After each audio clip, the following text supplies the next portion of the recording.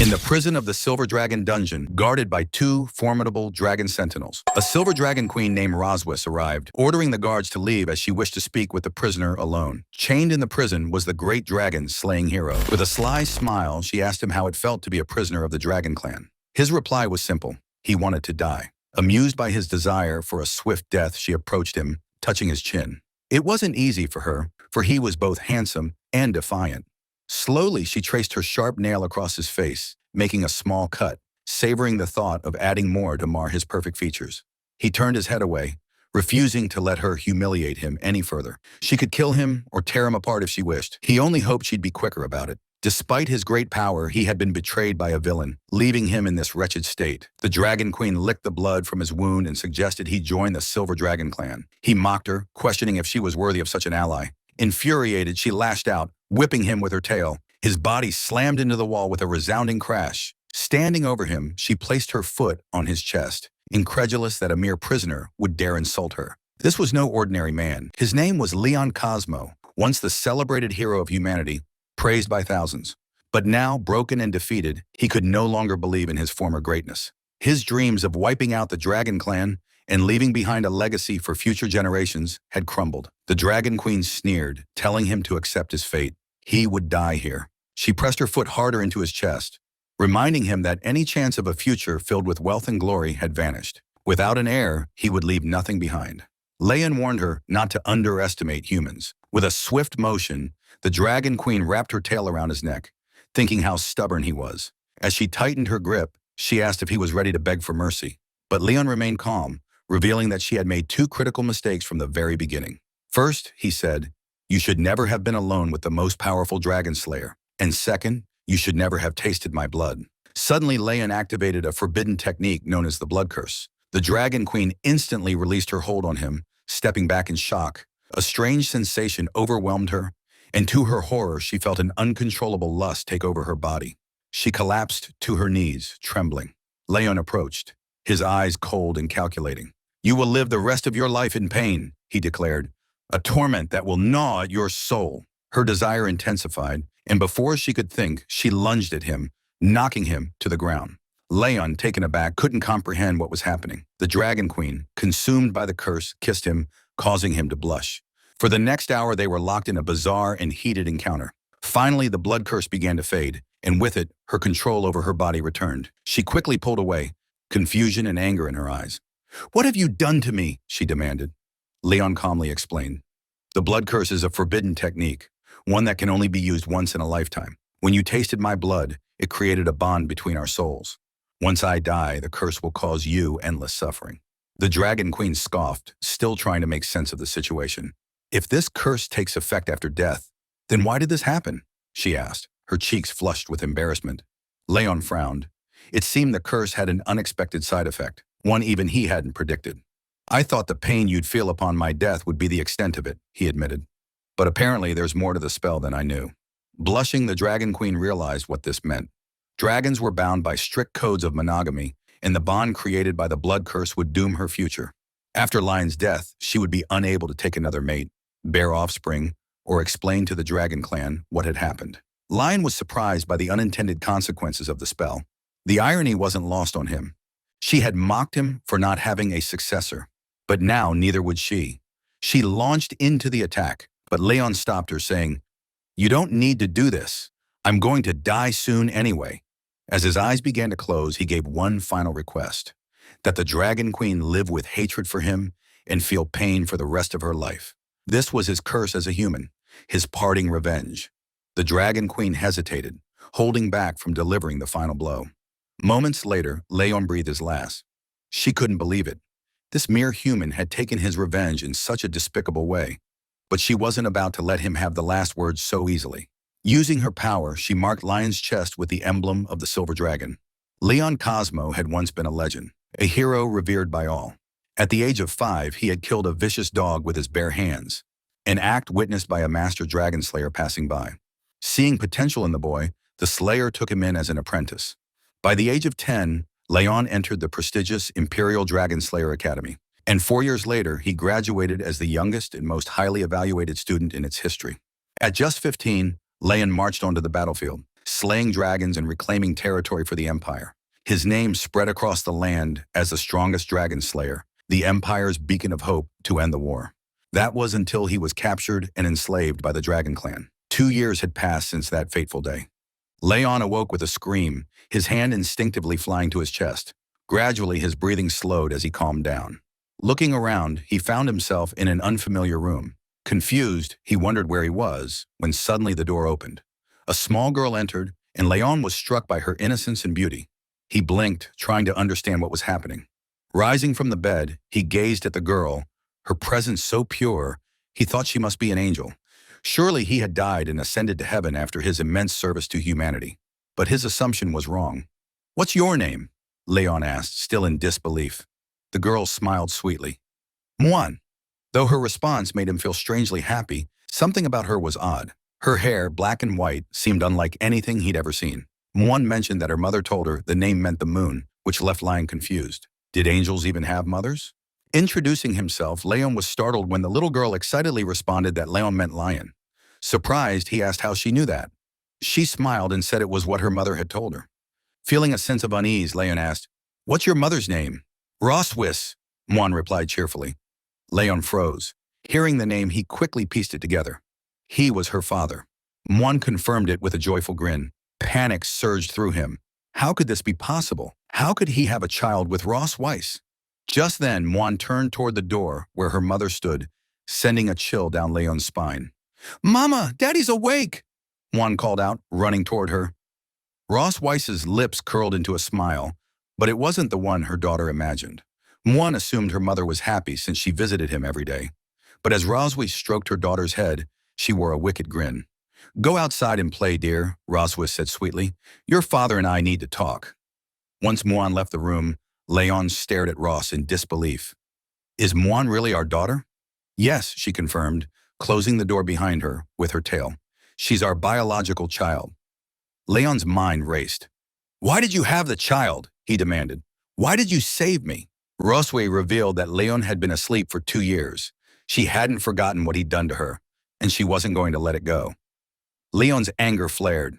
He hadn't meant for any of that to happen. "We're different," he growled. "We can't coexist. I would have never touched you if things had been different." Seeing the torment in his eyes, Rosis's expression darkened. "Oh, it was torture for you, was it?" She wrapped her tail around his leg, yanking him onto the bed. Climbing on top of him, she tore his shirt open, and with a cold gleam in her eyes, activated a spell. She was going to carve her own dragon mark into him, binding him to her forever. Even though Leon begged her not to, Roswise touched his chest, and a glowing magic circle appeared. This mark was to become his eternal shame. From this moment on, he would be her prisoner, bound to her forever, unable to leave. When his companions saw the dragon tattoo on his body, they would believe he had betrayed them and surrendered to the Dragon Clan. Leon still couldn't understand why she was doing this. Revenge among the dragon race was a mystery that had baffled human scientists for years. Their vengeance was not just extreme. It was an inhuman, paranoid obsession beyond human comprehension. For the Dragon Queen, it wasn't enough to defeat him. She wanted him to live in shame and suffer humiliation for the rest of his life. As the spell took hold, Leon began to feel an overwhelming desire he couldn't control. For the Silver Dragon Queen, it was a great honor to break Leon, the greatest dragon slayer in human history, and make him her slave, her closest companion. Now that he was fully under the spell, she climbed on top of him, deciding it was time to make him hers in every way. At the Silver Dragon Castle, even the maids noticed the queen was in an unusually good mood. Word spread quickly. The Dragon Queen's husband had finally awakened. Leon, overhearing this from a hidden corner, was shocked. She had publicly declared him her husband. No one knew just how terrifying she truly was. She had spent the entire day and night with him, and poor Leon's body was nearly broken. His waist felt as if it had been shattered. Furious, Leon swore he would not stay here to be her plaything. Stealthily, he slipped out of his room and made his way to the side door of the castle, but 4 dragon guards stood watch. Escape seemed impossible. The castle was eerily quiet with far fewer guards than there had been 2 years ago. Something was strange about all of this. While Leon was figuring out how to avoid the guards, he stumbled upon a hidden hole in the grass. Silently, he approached it and saw a faint light coming from the other side. Unsure if it was a trap, he decided not to dwell on it. He had to escape no matter what. Even if it was a trap, he would force his way through. Without hesitation, Lion began crawling through the narrow tunnel. He muttered a sarcastic farewell to the perverted Dragon Queen. And as for little Muan, though she was adorable, she would have to stay behind for now. Meanwhile, on the balcony, Muan ran to her mother, excitedly, announcing, "Father is digging a hole for the dog." The Dragon Queen, lounging in a bikini and sipping wine, chuckled at Leon's audacity. Muan eagerly asked, "When are you going to fish him back?" Roswise scolded her gently, saying that fish was too rude. "Say catch him back instead," she corrected with a smirk. Muan, a bit confused, nodded and agreed. As night fell, Leon finally managed to escape the castle and darted into the nearby forest. He knew if he could climb the mountains ahead, he'd be able to see the border of human territory. After running for hours, Leon felt confident that the Dragon Queen wouldn't be able to catch up to him. But to his dismay, the sky suddenly darkened, and the Dragon Queen, now in her true dragon form, appeared above him, praising him for being such a fast runner. Seeing her, Leon cursed his luck and bolted, but Roswise quickly landed in front of him, blocking his path. To his surprise, she wasn't angry. In fact, she seemed quite pleased. "Impressive, Leon," she said with a wicked smile. "I was the one who distracted the guards for you, and I left that little hole for you to find." Although Leon knew it was a trap, he had no other choice. He hadn't expected her to catch up with him so quickly. Returning to human territory now, marked with the Dragon Queen's seal on his chest. No one would recognize him as a dragon slayer. But Leon didn't care anymore. He was determined to start over as an ordinary man, believing it was far better than being tortured by her. Seeing his defiance, the Dragon Queen spread her wings, furious that he didn't appreciate her kindness. She grabbed him with her claw, and together they soared toward human territory.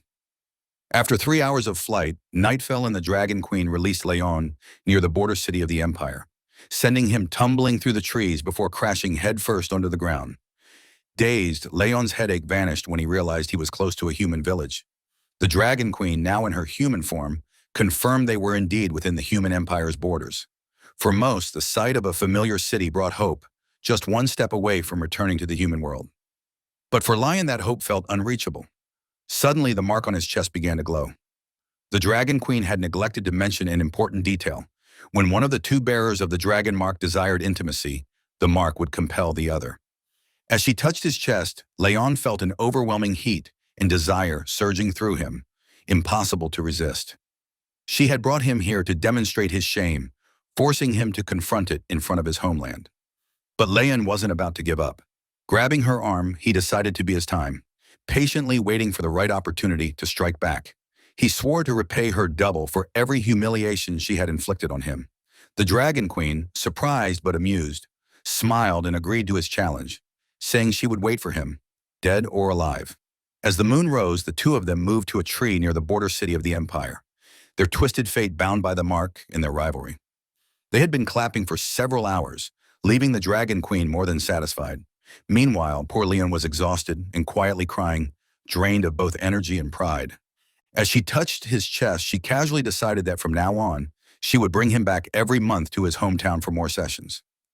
She was lost in her own thoughts, fantasizing about how to further wear down poor Leon. Satisfied for the moment, the Dragon Queen declared it was time to leave. After all, their daughter was waiting at home. But Leon, his spirit still somewhat intact, stopped her. He refused to be dragged back as her prey. As a dragon slayer, he would walk on his own with what little dignity he had left. She raised an eyebrow, explaining that it would take 3 hours to fly back to the Silver Dragon Castle at her speed, while it would take a human like Leon 10 days, maybe even half a month to walk. Despite this, Leon stubbornly insisted on going on foot, asking her not to underestimate human endurance. Amused, the Dragon Queen smiled, intrigued to see how long he could hold out. After a while, Leon's steps became slower, his exhaustion clear. She silently followed him, waiting for him to admit he was too tired so she could scoop him up and fly. But Leon, though on the verge of collapsing, refused to admit defeat. Mocking him, she teased, "The only tough thing about you is your mouth." Just then, they spotted several knights from the Dragon Slayer army patrolling nearby. Leon's heart leaped with hope. These men could help him escape her grasp. But the Dragon Queen quickly sensed his thoughts, her aura turning deadly. She warned him with her eyes. If he called for help, she wouldn't hesitate to kill him. One of the knights approached, noticing their presence. Are you lost? He asked politely. Leon quickly lied, saying they were simply out for a walk. Deep down, he couldn't bear to involve innocence in his twisted situation. The knight, dismounting from his horse, introduced himself as the captain of the 47th Squadron of the Imperial Dragon Slayers. He pointed out that this jungle wasn't the safest place for a casual stroll due to the dangerous wildlife and species that roamed it. He kindly offered to escort them. Leon panicked, his hands shaking as he quickly thanked the captain for his kindness, insisting that they had learned some self-defense techniques and could handle themselves. In truth, he didn't want the captain to come any closer. The captain seemed to recognize Lion's face, which put the Dragon Queen on high alert. Her eyes narrowed and she subtly began to channel her power, preparing to eliminate the captain if necessary. Realizing the situation was spiraling out of control, Leon acted fast. He grabbed the Dragon Queen's hand and pulled her close to his chest, telling the captain with a nervous smile that he had been mistaken for someone else. He joked that he had such a common face. Even his wife, the Dragon Queen herself, sometimes mistook him for someone else. Leaning in, Leon whispered desperately in her ear, begging her to play along. He promised that if she helped him get rid of the knights, he would obediently return with her. Amused, the Dragon Queen decided to humor him. Both began to put on a convincing display of affection, with Leon holding her close in a mock display of love. The captain, clearly uncomfortable with the sudden outpouring of affection, smiled awkwardly and excused himself, no longer interested in disturbing their romantic moment. As soon as the knights were out of sight, Leon released the Dragon Queen, who was visibly irritated. Realizing his mistake, he quickly stepped back. "You were smart not to ask for help," she remarked coldly, "but let's get one thing straight. Just because we have a child together, that doesn't make me your wife." Leon, still catching his breath, responded, "I never intended to be your husband." The Dragon Queen smirked, satisfied with his answer. She turned to leave, reminding him they had a long journey ahead.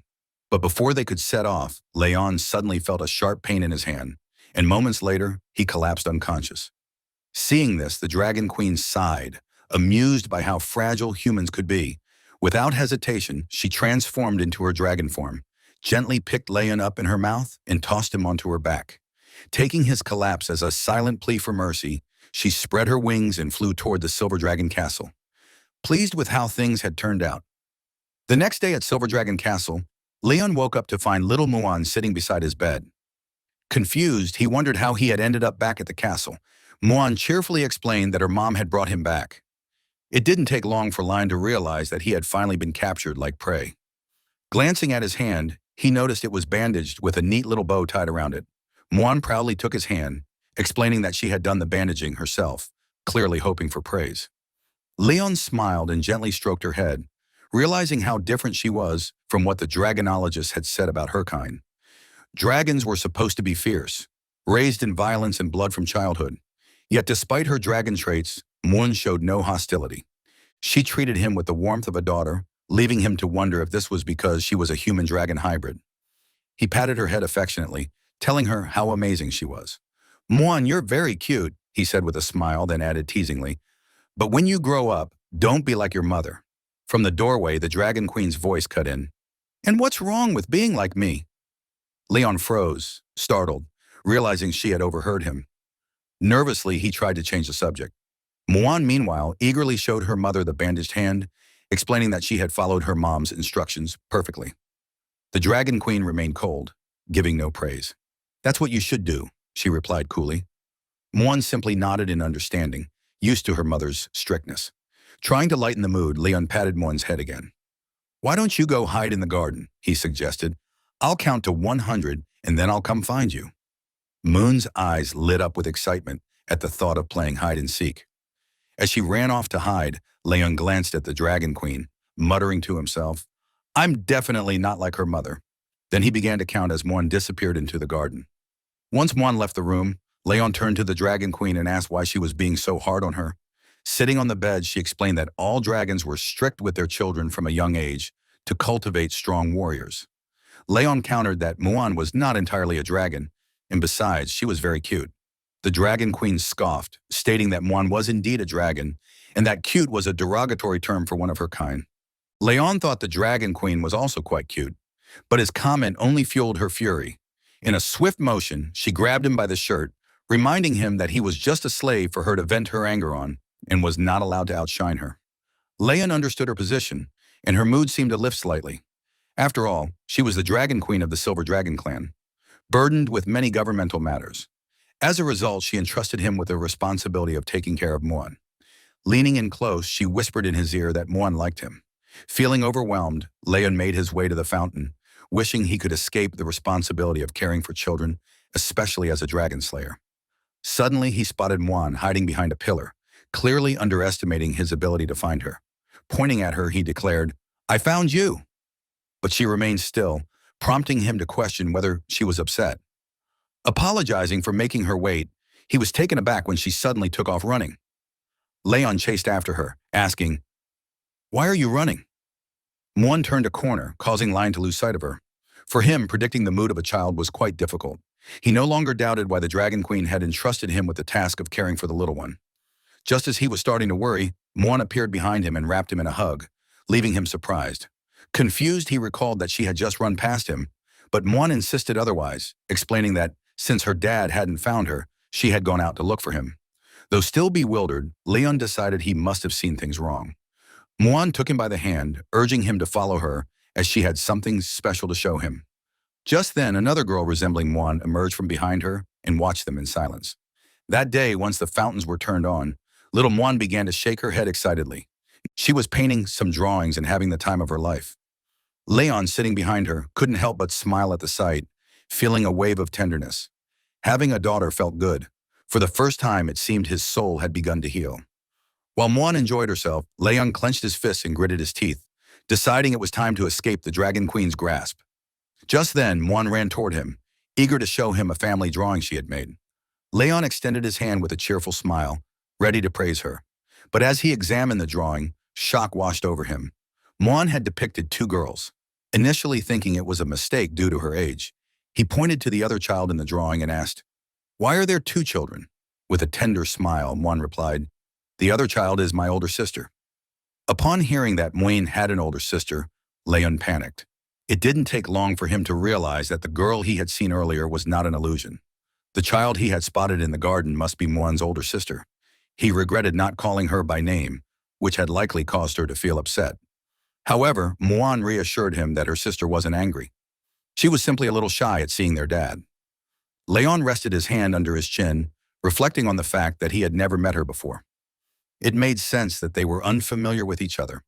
Today was a splendid day, and Leon couldn't shake the feeling that it was all the Dragon Queen's fault for hiding this information from him.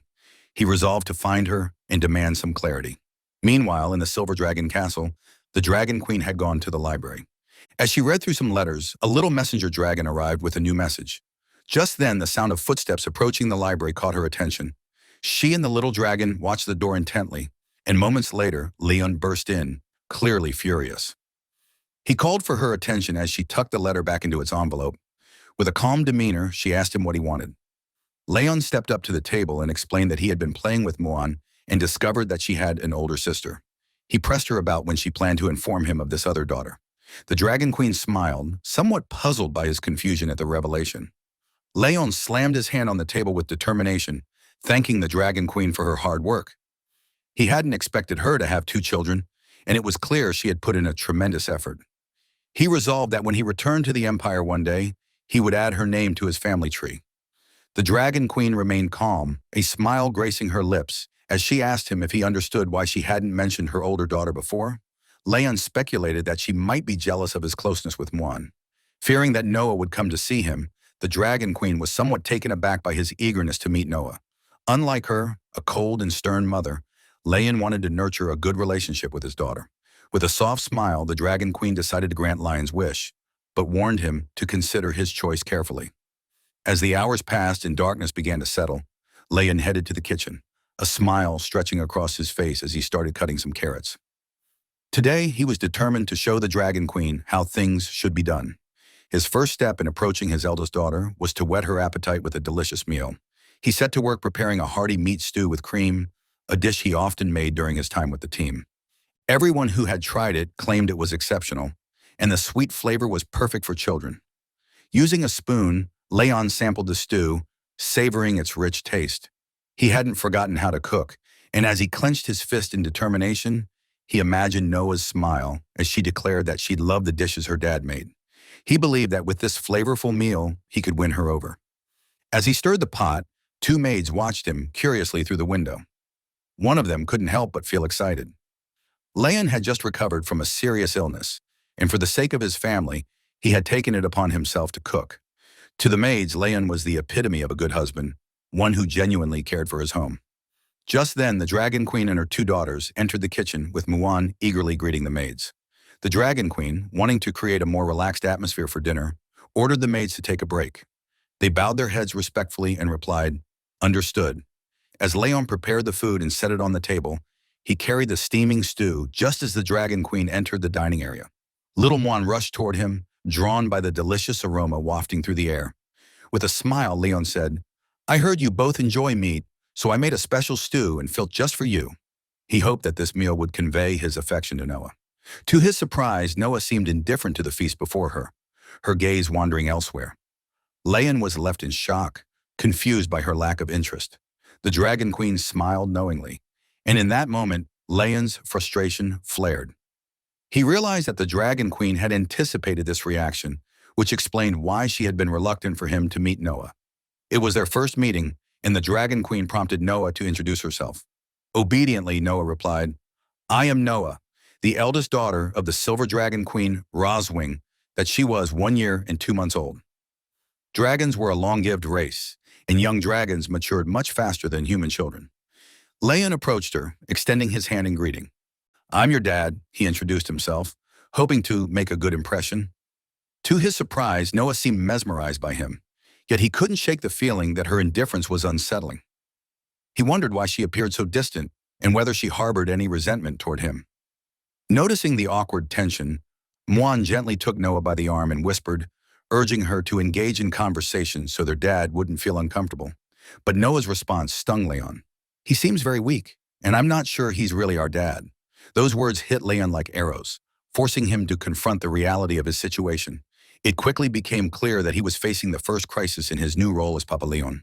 The family sits around a table in an elegant dining room. The atmosphere is tense as they exchange subtle glances with Miwan, quietly seeking help.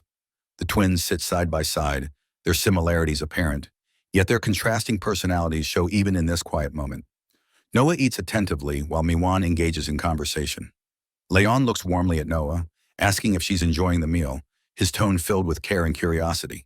Suddenly, the peaceful atmosphere is shattered as Noah cries out, and Leon sitting at the table reels in shock from the unexpected outburst. Watching the scene unfold, Rosés covers her mouth in amusement. Clearly entertained by the chaos, Miwan, noticing her mother's laughter and joy, curiously asked why she's so happy. Leon joins in, laughing along with the others, expressing how being surrounded by family fills him with joy. Muan excitedly asks if their father will join them for dinner every day, her face glowing with hope. But Noah, with a serious expression, quickly rejects the idea, making her stance clear. Puzzled, Muan asks why her sister doesn't want them to eat together daily. Struggling to understand her reasoning, their mother calmly questions the urgency of joining a prestigious academy designed for dragons, wondering why her daughter is in such a rush. With confidence, Noah declares her desire to defeat even more dragon subordinates, her determination shining through. Meanwhile, Leon, wiping his face in disbelief, begins to realize she might even be planning to surpass him someday. Gently, he warns her about the dangers of battling fierce dragons, worried for her safety given her young age. Annoyed, Noah crosses her arms and insists she's not a child, much to her father's exasperation. Rosways agrees with her daughter's eagerness to start learning early, believing it will better prepare her to face dragon subordinates in the future. Turning to Leon, she asks if he has a specific reason for wanting to prevent their daughter's education, subtly challenging his concerns. Leon contemplates in frustration, realizing that if he continues to oppose her ambitions, his daughter will only grow more determined to challenge him. Finally, with a resigned sigh, he dismisses his concerns and decides to remain silent for now. Reluctantly, Leon acknowledges that he understands the situation, though he's visibly frustrated. In his mind, he envisions Roswing as a psychological game, aiming to mentally overwhelm him. With a smirk, Rosways warns Leon to be cautious as decisions about their daughter's future are made swiftly, leaving him visibly stressed. Noah is informed that the Academy's entrance exam is in a month, and her father will help her prepare during this time, to which she enthusiastically agrees. As the family dinner concludes, They playfully talk about how full they are, teasing each other lightheartedly. Rosways turns, calling out in a serious tone, catching the attention of someone nearby. Leon gestures to the table, pointing out that the dishes haven't been cleared, expecting some action. Rosways calmly replies that such tasks are best left to others, subtly dismissing his concern. Leon suggests that a proper family dinner should end with both husband and wife cleaning up together. He hints at whether Rosways truly wants to uphold a harmonious family image for the children, or if it's merely for show. The child eagerly awaits the Elore's approval, her excitement unmistakable, as Rosways reluctantly agrees with a calm expression. The child, brimming with enthusiasm, declares her desire to help. Her energy contagious as she eagerly reaches out, determined to be part of the action. Suddenly, Noah finds herself being pulled along in confusion, struggling to keep up with her sister's quick pace, as the scene shifts to a quiet kitchen with dishes left in the sink. Rosways confronts Lion, asking pointedly when he plans to lend a hand. Leon crosses his arms and sternly reminds her of something he told her 2 years ago. Rosways, however, firmly asserts her refusal to deal with someone who has undergone rigorous training, her body radiating with power. Leon stands confidently, demanding to know Rosways' intentions with a sharp tone, reflecting on how he used to be easily manipulated. But things have changed. Rosways launches a powerful attack, warning him not to think he can escape so easily. Leon catches her strike with a firm grip, standing his ground and asking with a smirk, "Who said I was trying to escape?" Rosways groans in pain, struggling to maintain her strength, while Leon taunts her for being unable to fight back, mockingly, calling her a fallen queen. He smugly explains how the effects of the dragon's mark have weakened her, comparing her to a helpless kitten as he reveals newfound knowledge from her tribe's ancient texts. Sensing her shock, he taunts her thirst for control. Rosways stunned questions whether he has ever truly been conquered. Breathing heavily, her face flushed with emotion, she demands her tail be released, indicating that she's being restrained. Leon, holding her tail, speaks in a calm yet menacing tone, accusing her of disrespecting his dignity since the day he awoke. His smug expression contrasts sharply with her shocked, vulnerable state as she glares at him angrily. Rosways responds fiercely, refusing to submit and calling him a bastard. Her emotions boiling over as she challenges his dominance. She stares at him, clearly taken aback by his bold actions. Meanwhile, two maids gossip in the hallway, wondering if the queen and her family have finished their private time, their curiosity hinting at something unusual happening inside. Peeking into the kitchen, they're shocked to find it sparkling clean, as if someone had meticulously scrubbed every corner. The maids speculate whether the prince is responsible for the surprising tidiness. One of them, delighted by the spotless state of the kitchen, happily holds up a polished plate. Meanwhile, Leon stands silently, observing the situation with a calm yet focused expression. Holding Rosways tightly, he warns her to stay quiet to avoid discovery by the maids, mocking her fall from grace as she finds herself in a vulnerable position. The door to the room shuts firmly, and Rosways' eyes blaze with anger and determination, betraying her inner struggle against the humiliating circumstances. Leon smirks, tightening his grip on Rosways as he mockingly calls her his wife and suggests they get started. His expression shifts to a cold, determined gaze, showing his complete control over the moment. Rosways' eyes fill with helplessness and exhaustion, but she barely responds, seeming resigned to her fate. 3 days later, the scene shifts to a bright, majestic castle, standing tall under a clear blue sky. Two sisters stand by their father's bedside, worried as he hasn't woken up in 3 days.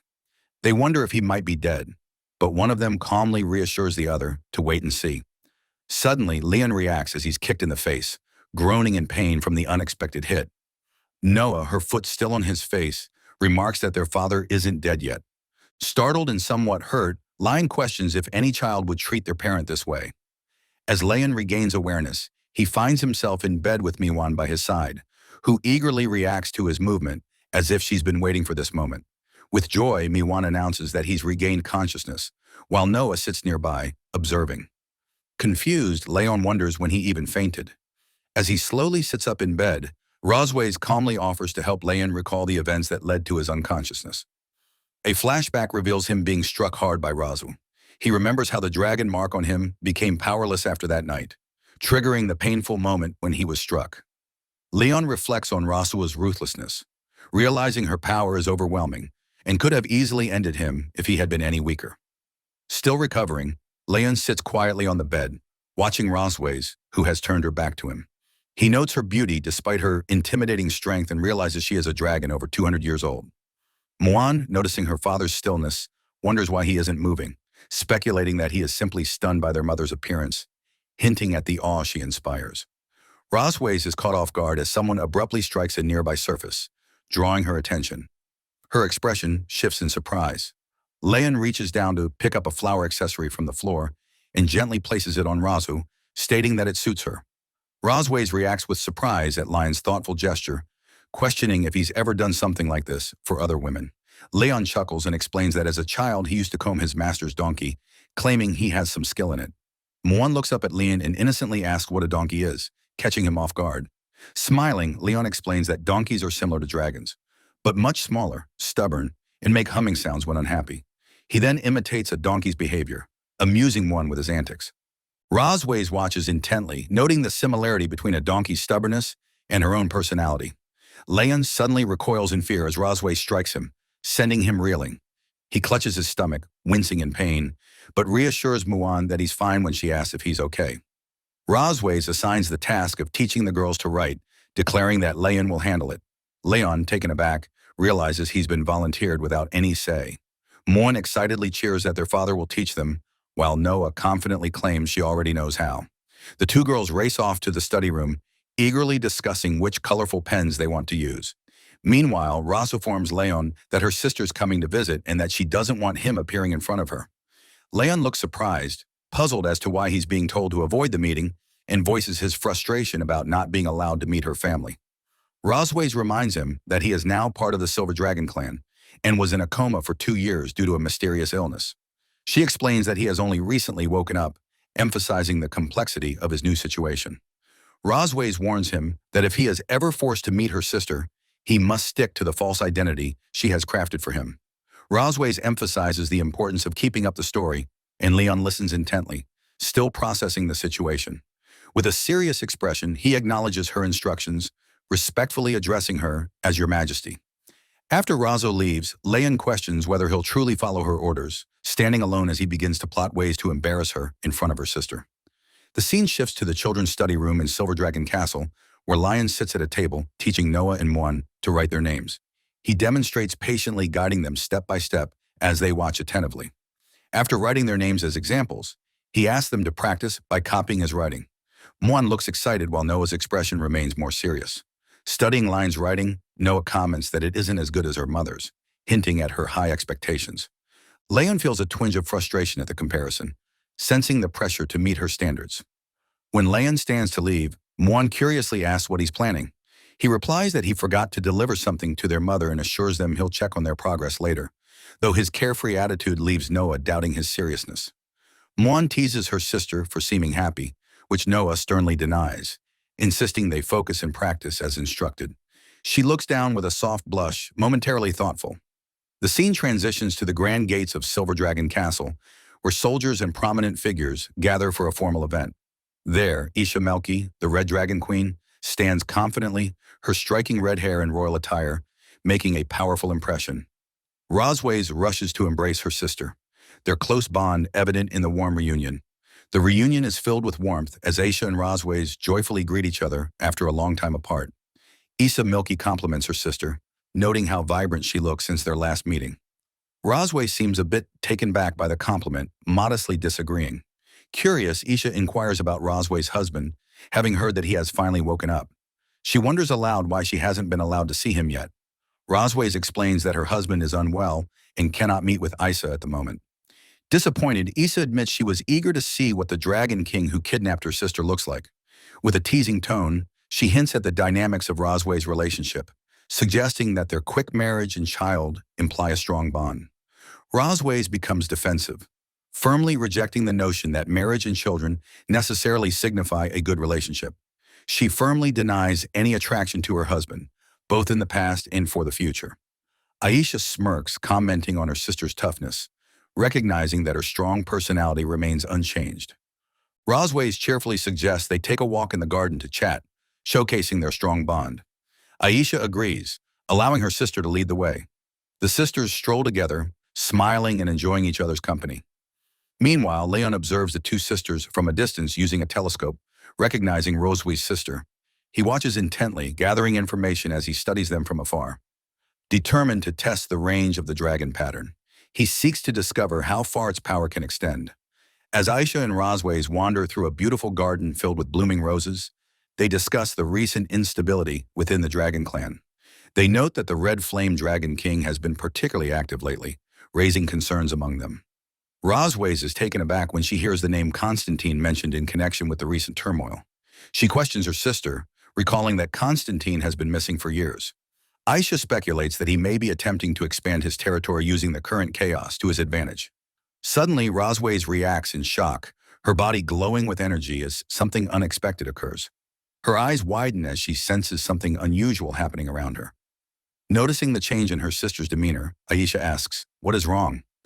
Rosways quickly brushes it off with a smile, assuring her sister that nothing is amiss and encouraging her to continue speaking.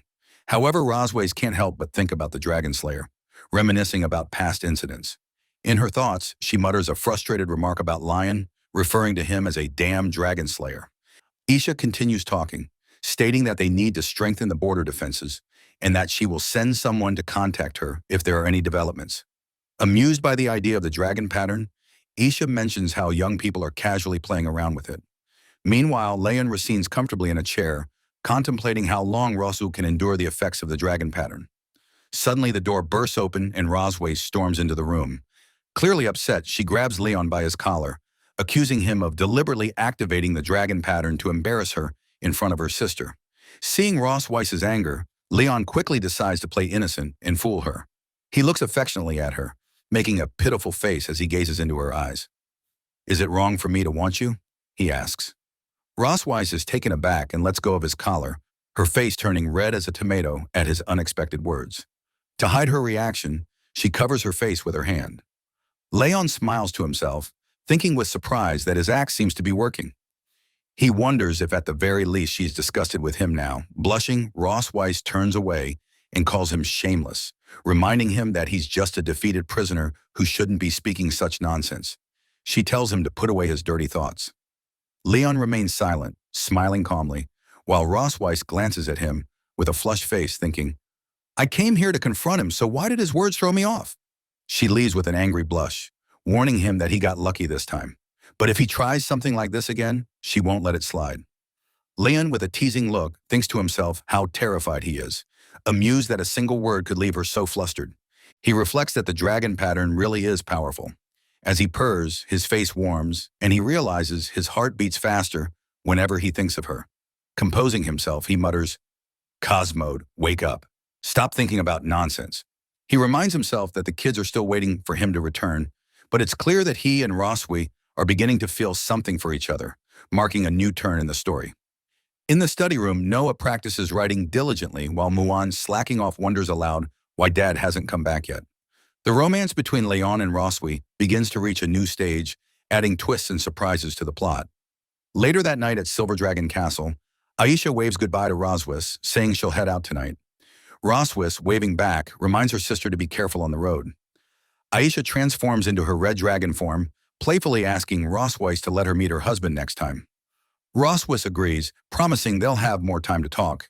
As Aisha, accompanied by her knights, flies back to her own castle, Roswi watches her sister's departure with a pensive look. "I thought there'd be some trouble in this chapter," she thinks. But it seems Aisha's departure wasn't quite what I expected. Who knows what the future holds for this family's mischief? With a serious expression, Roswise grits her teeth, staring ahead with determination. "Damn Dragon Slayer," she thinks. He still hasn't learned his lesson. She decides tonight will be different. Meanwhile, Leon on the other side of the castle sneezes repeatedly, wondering if someone's talking about him. He settles down to read the story of the young dragon as a bedtime story for Noah and Juan. As he reads, the girls drift off to sleep, looking absolutely adorable. Smiling, he quietly closes the book, gently tucking them in and whispering, "Don't catch a cold." Leon slowly exits the room, taking care not to disturb his sleeping daughters. Just as he shuts the door, Roswi suddenly slams her hand against it with a loud thud, startling him. Her serious expression catches him off guard as she asks, "Where are you planning to go?" With an awkward look, Leon glances at her. "Is your sister gone?" he asks. With a sly smile, Rosswise replies, "We still have things to settle tonight." She grabs his collar, dragging him forward with determination. Leon protests, but she pulls him along, ignoring his resistance. In the Silver Dragon Queen's bedroom, Lion places a tub of hot water down with a loud clatter in front of her. "The hot water's ready," he says, looking at her with a hint of exasperation. "What do you need it for?" Roseby stretches her legs out in front of Leon, looking at him with an air of superiority. "I'm exhausted from walking all day," she says. "Wash my feet." Leon stares at her, stunned. His expression shifts to serious disbelief as he takes in her request. Roswy, with a commanding look, adds, "Enough with the nonsense, just do it. This is your punishment for today." Sighing in frustration, Leon removes her heels, thinking to himself, "I'm a dragon slayer, and now I'm reduced to being a foot-washing servant for a dragon." As he looks down at her feet, he can't help but wonder just how many dragon slayers have fallen under them. Ross Weiss notices him staring and frowns. What is he thinking, she wonders. A blush creeps onto her face as she begins to suspect he might have a strange fascination. Before she can say anything, Leon grins mischievously and plunges her feet into the hot water. "Get down here," he says half playfully. The water is scalding, and Rosswise immediately recoils, her expression shocked. She kicks him under the chin, shouting, "It's too hot, you fool!" Her kick sends him flying back, and Leon hits the ground, coughing up blood. With a cold, piercing look, Rosswy steps onto his chest, pinning him down. "You did this on purpose, didn't you?" she asks icily, trying to get back at me. Leon, his defiance undiminished, gives her an arrogant smile. "Well, you're the one who demanded I wash your feet." Rosswise's cheeks flush as she looks down at him. "Seems you still haven't learned your lesson," she says slowly, dragging her foot down his chest. Her tone drops to a mocking whisper. "I bet you never thought you'd end up beneath a dragon." As Rosswise presses her foot down on his lower body, Leon feels a wave of conflicting emotions. His face flushes from her touch, and in a strained voice, he tells her to stop. He's torn between the humiliation of the situation and an odd sense of comfort. Rosswise, smirking with a touch of arrogance, leans in. "I'm curious," she says coolly. "Just how long can you endure this?" Leon, still flushed, glances up at her defiantly. "I won't give in to this dragon's games," he thinks, steadying himself. With a sudden move, he catches her leg, and as he stands, he grins confidently. "I've had pigs trotters, cows trotters, goats trotters, but dragons trotters. Now that's something new." Rosswhite's eyes widen, her face turning red as she asks, "What are you doing?" Without missing a beat, Leon playfully bites her leg, exclaiming, "Tonight's snack, raw dragon claws." As Leon bites her leg, Rosswy screams angrily, threatening to kill him. The next morning, Moon and Noah wake up. Noah is fully alert while Moon is still half asleep. When Rosswise enters the room, her leg wrapped in bandages. Moon notices and asks, "Mom, why are you limping?" Rosswise brushes it off, replying, "It's nothing." Meanwhile, Leon sports a bandage on his cheek. Noticing it, Moon turns to him asking, "Dad, why do you have bruises on your face?" Mirroring Rosswise's posture, Leon folds his arms and says, "It's nothing." Moon, puzzled and curious, places her hands on her hips, staring at both Leon and Rosswise with a questioning expression. Suddenly an idea pops into her head, and her face lights up with excitement. "You must have been playing some fun game without me," she exclaims, raising her hand. "I want to play too." Noah, arms folded, watches her sister with a blank expression, silently observing the scene. Later, Leon and Rosswy walk in the garden outside the Silver Dragon Castle. Both look away from each other, each lost in their own thoughts. One maid nudges another, pointing and saying, "Look, the queen and the prince are on a date." The blue-haired maid giggles, adding, "What a lovely couple they are." However, she then remarks that they seem a bit distant. The other maid watches them contentedly. Rosevis and Leon continue walking in silence, the quiet between them stretching. Leon, watching Rossweiss from behind, wonders how things ended up this way. He thinks back, recalling how she had earlier suggested they take a walk together. Shocked, he'd asked why he should walk with her. Rosswy had replied that it was his duty to keep up the appearance of family harmony for the sake of outsiders. In the garden, Leon glances at Rossweiss, sensing something unusual about her today. She's not typically this proactive, and he wonders what she might be planning. Meanwhile, Moon and Noah, hiding behind a nearby tree, observe their mom and dad. Moon mutters to herself that Dad is so clueless he can't even hold hands. Suddenly, an idea pops into her mind. With determination and bright eyes, she clenches her tiny fists and declares that she's going to help them. Noah, taken aback, tries to stop her. "Wait, Moon," she says, but Moon doesn't listen. She jumps up and runs toward them. Noah calls out again, telling her to leave them alone. But Moon, already in motion, ignores her words. As she nears, Moon calls out to her parents. Hearing her voice, Leon and Rosswise turn, surprised to see her racing toward them. Leon asks why Moon followed him, but before he can finish, Moon grabs both his and Rosswi's hands, quickly linking them together. Both Leon and Rosswi are startled by her sudden action. With a cheerful smile, Moon says, "When you take a walk, you're supposed to hold hands." Then with a quick spin, she runs back, saying she's going to play with her sister. Leon watches her leave, wondering where this child learned such things. Back at the tree, Noah pinches Moon's cheeks, scolding her for not listening. Moon, tearing up cutely, admits she was wrong, promises not to do it again, and asks her sister to let go. Leon and Rosswise stand in silence, still holding hands, wearing blank, confused expressions. Blushing, Leon looks away and says that this is a bit unexpected, asking what he should do. Rosswis, also blushing, replies softly that it's okay. They can just hold hands for now. While they chat and stroll, Moon and Noah watch them from behind a tree, curious and observant. Leon glances at Ross and reflects on how she has always presented herself as a dignified queen before others. Yet he didn't expect her to be so flustered by something as simple as holding hands. Leon then brings up the way Moon and Noah address her, noting that they always call her mother in front of others. He gently suggests that the usual way of addressing parents is mom and dad. He points out that while Moon calls him dad, she calls Rosswise mother and wonders if it makes her seem more distant to them. Rosswise looks away and after a pause asks if there's really that much of a difference between mother and mom. Leon, looking at Rosswi with a bright smile, suggests that there is a difference and encourages her to have the kids call her mom instead. He bets they'll feel closer to her that way. Rosswis's face flushes red, caught off guard by Leon's cheerfulness. After composing herself, she nods and says she'll try it next time. Leon, surprised by her sudden enthusiasm, asks why she's speeding up. As they continue walking in the garden, Rosswi suddenly asks if Leon feels homesick. He raises an eyebrow and questions why she's bringing it up, since she won't let him go back anyway. Leon, curious but silent, follows her until they arrive at the castle's large warehouse doors. As they stand before it, he wonders aloud what it might be. Rossweiss explains that it doesn't have an official name. He can call it a warehouse, utility room, or whatever he likes. She unlocks the door with a key and leads him inside. As Leon looks around, he exclaims, "The dragon's treasure trove." Picking up a bracelet, he comments that if it were in the Empire, it could easily be worth hundreds of thousands of gold coins. Rossweiss tells him that the bracelet was a gift from her grandmother when she was a child, and that besides the spoils of war, the room holds items with personal significance for her. Leon glances at her thoughtfully, remarking that he hasn't heard her speak much about her family, aside from her sister. Rosswi explains that she never met her parents and was raised along with her sister by their grandmother. Leon, surprised, shares that his own story is similar. He grew up in an orphanage, not knowing his parents until he was later adopted by his master and his wife. Leon looks at Rossweiss and asks why she brought him here.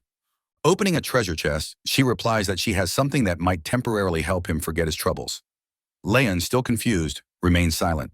When Rossweiss opens the chest, Leon's eyes widen with surprise and he exclaims, "It's the black gold armor!" Leon, in disbelief, asks if he's dreaming, and if she's truly going to give it back to him. With a cunning smile and a dark glint in her eyes, Rosswi confirms it. As Lion reaches out and touches the chest plate of the black armor, a blue light begins to glow.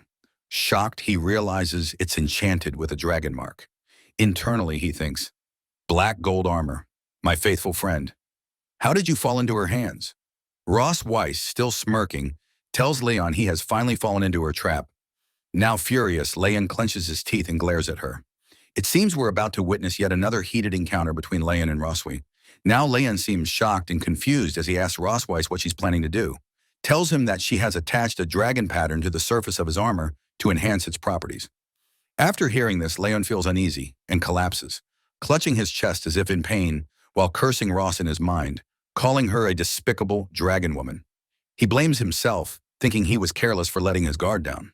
While Leon trembles, Rosisa laughs wickedly, telling him that the enhanced dragon pattern has doubled its effect. She touches his chain, addressing him as her dear dragon slayer, and tauntingly asks if he can endure it, clearly mocking him. Leon, rendered helpless by the effect, softly calls her name Rosweiss before suddenly collapsing. As he lies there unable to move, he realizes with growing frustration that he's been completely tricked by Rosweiss. Desperately, he thinks, "Damn it, my body won't move," while an undeniable urge surges through him, stronger than ever. Seeing him in this vulnerable state, Rosisa takes advantage of the situation, approaching him with both kindness and devilish intent. With a sly smile, she tells him, "Did you really think I wouldn't hold a grudge after what you did?" She goes on to say that she has been waiting for her chance to take revenge, and the past few days have only fueled her determination. Now, with his guard down, she has seized the perfect opportunity to fool him. Roswi, unable to hold back any longer, seduces him while teasingly asking if her performance has been convincing. Leon, angry and conflicted, shouts, demanding to know if everything she said and did up until now was a lie. Rosisa simply smiles, correcting him. His doubts are unfounded. She admits that she hasn't lied, that her feelings were real, and she too has begun to fall for him. Smiling warmly, she finally confesses her affection. Removing her clothes and all that covers her body. Laughing, she declares that she actually likes being conquered by him. And with a sense of finality, she officially addresses Leon as her husband. Leon lay there helpless, almost like a bedridden patient, feeling as though this might be the end. But this intensified moment soon transformed into a joyful one as the two began to admit their true feelings, finally acknowledging that they truly loved each other. After a while, Leon, our lucky protagonist, happily sighed, relieved that it was over. Dramatically, he looked up, while Ross watched him with a content expression. Seeing her look, Leon grew annoyed and demanded in his usual blunt manner to know why she was staring at him like that. In response, Roswi leaned in, grabbed his mouth, and whispered in his ear, "Compared to 2 years ago, the scars on your face have faded a little." Unmoved by her words, Leon snapped back, saying she was just trying to trick him again and that he wouldn't fall for it this time. Roswa simply smiled at him and remarked, "You've gotten smarter, Leon." Leon, instantly suspicious, looked at her with a questioning expression as she hesitated, stopping mid-sentence with a "but." Rosisa, blushing, then laughed and said that his health wasn't as good as it used to be. Hearing this, Leon's eyes widened in shock, feeling as though his whole world had shattered with just that one sentence. His face went pale, imagining that she was implying he was no longer as fit as he once was. His mind raced, and as his thoughts spiraled, his jaw dropped wider and wider at the implication that he wasn't as good as before. Finally, he let out a loud scream, overwhelmed by his own fears and wild imagination. The next day at Silver Dragon Castle, Leon appeared with dark circles and bags under his eyes. As he opened the door, he announced his arrival, saying, "I'm here." Entering the room, he found Ross, Weiss, and Noah waiting inside. Roswi folded her arms and greeted him with a "good morning," smirking and mockingly remarking, "It seems you didn't sleep well last night." Gritting his teeth in frustration, Leon replied that it was all because of what she had said. Laughing, Rosisa teasingly claimed, "I don't remember saying anything at all." From the sidelines, Noah watches the exchange between Leon and Roswi, thinking, "It's starting again." Rossweiser shifts the conversation, mentioning that the entrance exam for St. Heath Academy is very strict, and tells Leon he should begin tutoring Noah on dragon knowledge today. As she moves closer, leaning in and whispering in his ear, she taunts him, saying that for now he can only demonstrate his value in other areas. Hearing this, Leon, fueled by anger, snaps back that he just wasn't in the best shape yesterday. With a determined expression, he points a finger at Ross and loudly declares that he'll make sure Noah passes the test. However, he adds that in return, he wants something of equal value from her. Rosisa smirks, saying she's willing to agree to his request, but warns that his demand can't be too excessive. Leon firmly replies that a promise is a promise. Laughing, Rosisa walks away, telling him he should study hard. With a mocking tone, she calls him "dear" and warns him not to get too tired.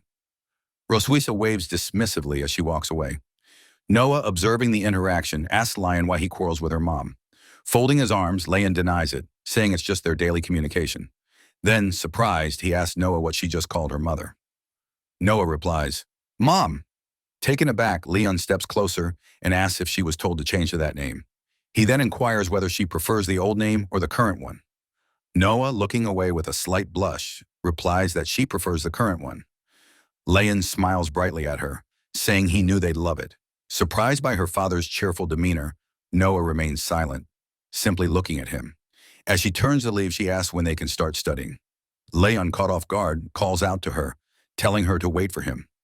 Now in the heart of Silver Dragon Castle, the night stretched out in eerie silence.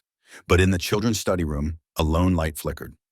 Leon sat hunched over his desk, eyes locked on a stack of ancient Dragon Clan tomes, his mind deep in thought. The rest of the castle had long succumbed to sleep, including his children. Yet in the midst of this quiet, Ross's wife swept into the room. She raised an eyebrow. She spotted Lion, still engrossed in his books. "Oh, you're still awake this late?" she asked. Leon didn't even look up, instead tapping his temple with his pen, as if working through some complex puzzle. "Noah is quick to grasp concepts," he muttered. "I need to design an entire curriculum. Key concepts, test questions. Looks like I'll be pulling an all-nighter."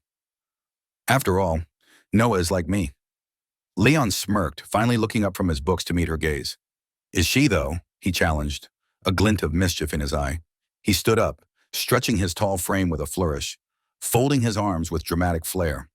"I was a top dragon-slaying genius every year, you know," he declared, sounding almost as proud as Ross. Leon boasted, tossing her a smirk over his shoulder, as if daring her to top that. He leaned forward, eyes gleaming with a playful taunt. "So, Your Majesty, what were your accomplishments?" For once, Ross Weiss looked stumped. Her dragon-slaying record spoke for itself, and there was no question about her military prowess.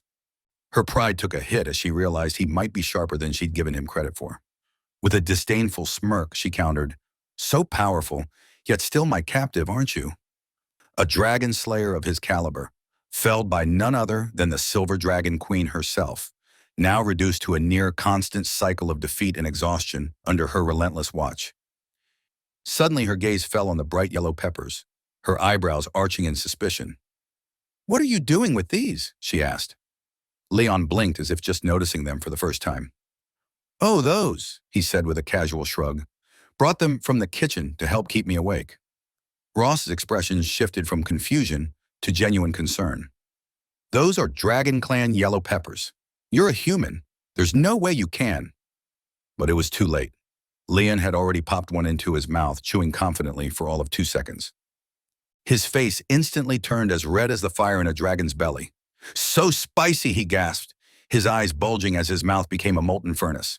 He began pacing, patting his face and darting around the room, frantically searching for water. Ross, torn between sympathy and amusement, shook her head. Watching Leon scramble about, she couldn't help herself.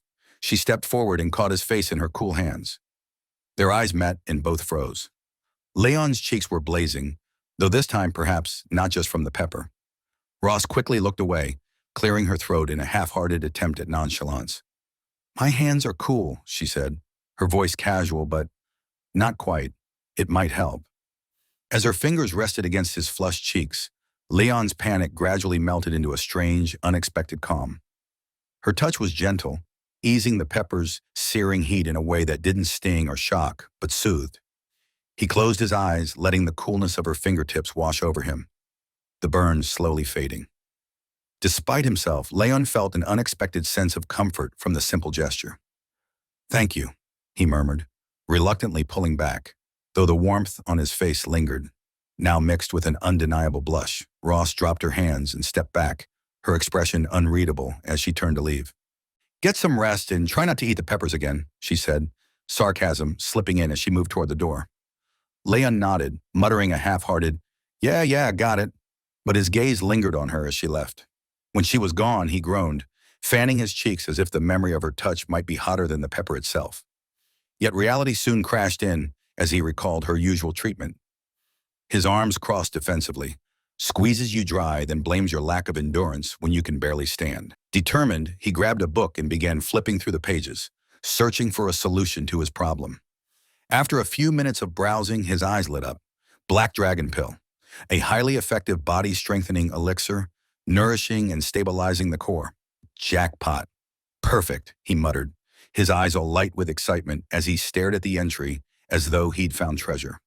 A broad grin spread across his face, and with renewed hope, Leon began preparing himself to work on his resilience. The next morning was unusually bright and sunny.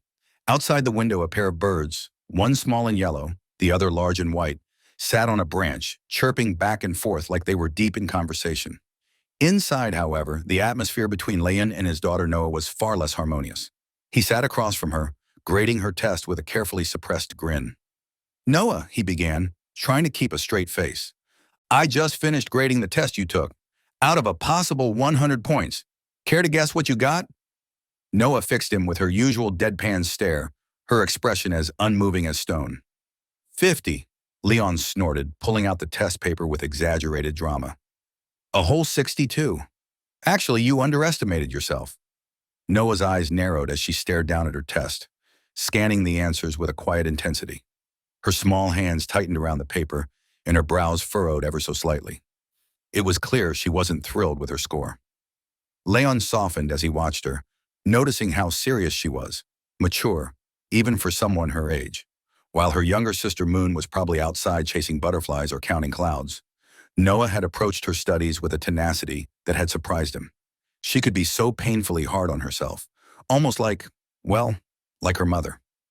Reaching out, Leon placed a hand on her head, musing her hair gently.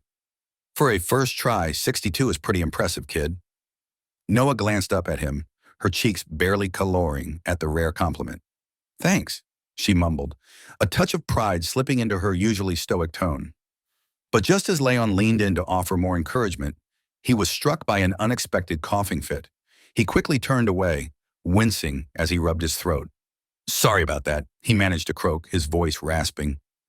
His eyes watered slightly as the irritation settled in, and he immediately remembered the pile of yellow Dragon Clan peppers he had munched on the night before. Just then, Noah's expression shifted as though something had dawned on her. She reached into her pocket, rummaged around, and produced a small round tin with dragon throat lozines, elegantly scrolled across it. She held it out to him, her usual reserve still intact. Leon blinked, surprised. "Is this for me?" Noah's face didn't change, but there was a barely perceptible flicker of embarrassment in her eyes. A grin spread across Leon's face as he popped one of the lozines into his mouth. The soothing mint cut through the scratchiness in his throat almost immediately. "Well, tell your mom thanks from me," he said, giving Noah a meaningful look. The lozenge melted away in his mouth, bringing welcome relief to his pepper-ravaged throat. Leon turned back to Noah, feeling his energy restored. "Now, where were we?" "In the Silver Dragon Castle kitchen. Leon is up to something intriguing. Let's find out what it is." The maids dutifully bring the items he requested, their movements precise and efficient. One of them, addressing him as Lord Prince, politely informs him that all the herbs he asked for have been delivered. Acknowledging her words with a nod, Leon gestures toward a specific spot on the table. "Place everything there," he instructs. The maids comply, and after arranging the ingredients as directed, quietly exit the room. Leon examines them closely. He notes that the medicinal materials needed to prepare Dragon Great Force are fairly common, and at first glance, the refining process seems straightforward. Undeterred, Leon sets to work. He meticulously recites the steps from memory. First, grind and mix the required herbs. Then add them to the pot in a precise sequence and bring the mixture to a boil. His movements are methodical, his focus unwavering as he works tirelessly for several hours. But as time passes, frustration begins to mount. Finally, Leon throws his head back and lets out a loud, anguished scream. "It failed again!" he exclaims, his voice echoing through the kitchen. Staring at the ruined concoction before him, his shoulders sag. "I followed the instructions from the book perfectly," he mutters under his breath, his gaze fixed on the charred remnants of his latest attempt. Leon presses on, refusing to let frustration take hold. He mutters to himself that the high-temperature separation method described in the book is a delicate balancing act. Too high a temperature destroys the drug, while too low a temperature fails to purify it. Shaking the drug jar in his hand, he grumbles that achieving the precise separation effect manually is nearly impossible without professional instruments. As he continues, Leon remembers his master's words. Suddenly, the sky outside roars with thunder, a reminder of the storm brewing overhead. Glancing up, Leon notices the dark, turbulent clouds and comments, "Looks like it's going to rain soon." Rising to close the windows, he pauses, captivated by the echo of thunder rumbling through the air. The sound stirs something in his memory. As Leon ponders the concepts of lightning and thunder, his thoughts take a sharp turn. His eyes widen as a memory surfaces. His teacher once mentioned during an alchemy lesson that electrolysis of impurities could sometimes yield better results than fire-based methods. Energized by this revelation, Leon feels a spark of inspiration ignite within him. He wonders if the thunder element could be harnessed for separation, a method that isn't mentioned in the manual. With his mind racing, he resolves to test this unconventional theory. He believes the small portion he has regained will suffice for the precision required. Setting aside the traditional method, he decides to use his lightning magic to refine the dragon great force. Carefully, Leon channels the faint but steady flow of lightning energy within him, guiding it to interact with the concoction. Sparks crackle faintly in the air as he meticulously manipulates the separation process. His concentration is absolute, his movements calculated and precise. Half an hour later, Leon steps back, his breath catching as he gazes at the result. A triumphant smile breaks across his face. It worked. He succeeded. The storm outside rages on. But within the castle kitchen, Leon has found a breakthrough. Holding the finished dragon force in his hand, Leon finally feels a wave of accomplishment wash over him. Smiling to himself, he places the medicine in a small box and remarks quietly, "The Dragon Clan's medicine is surprisingly simple to make."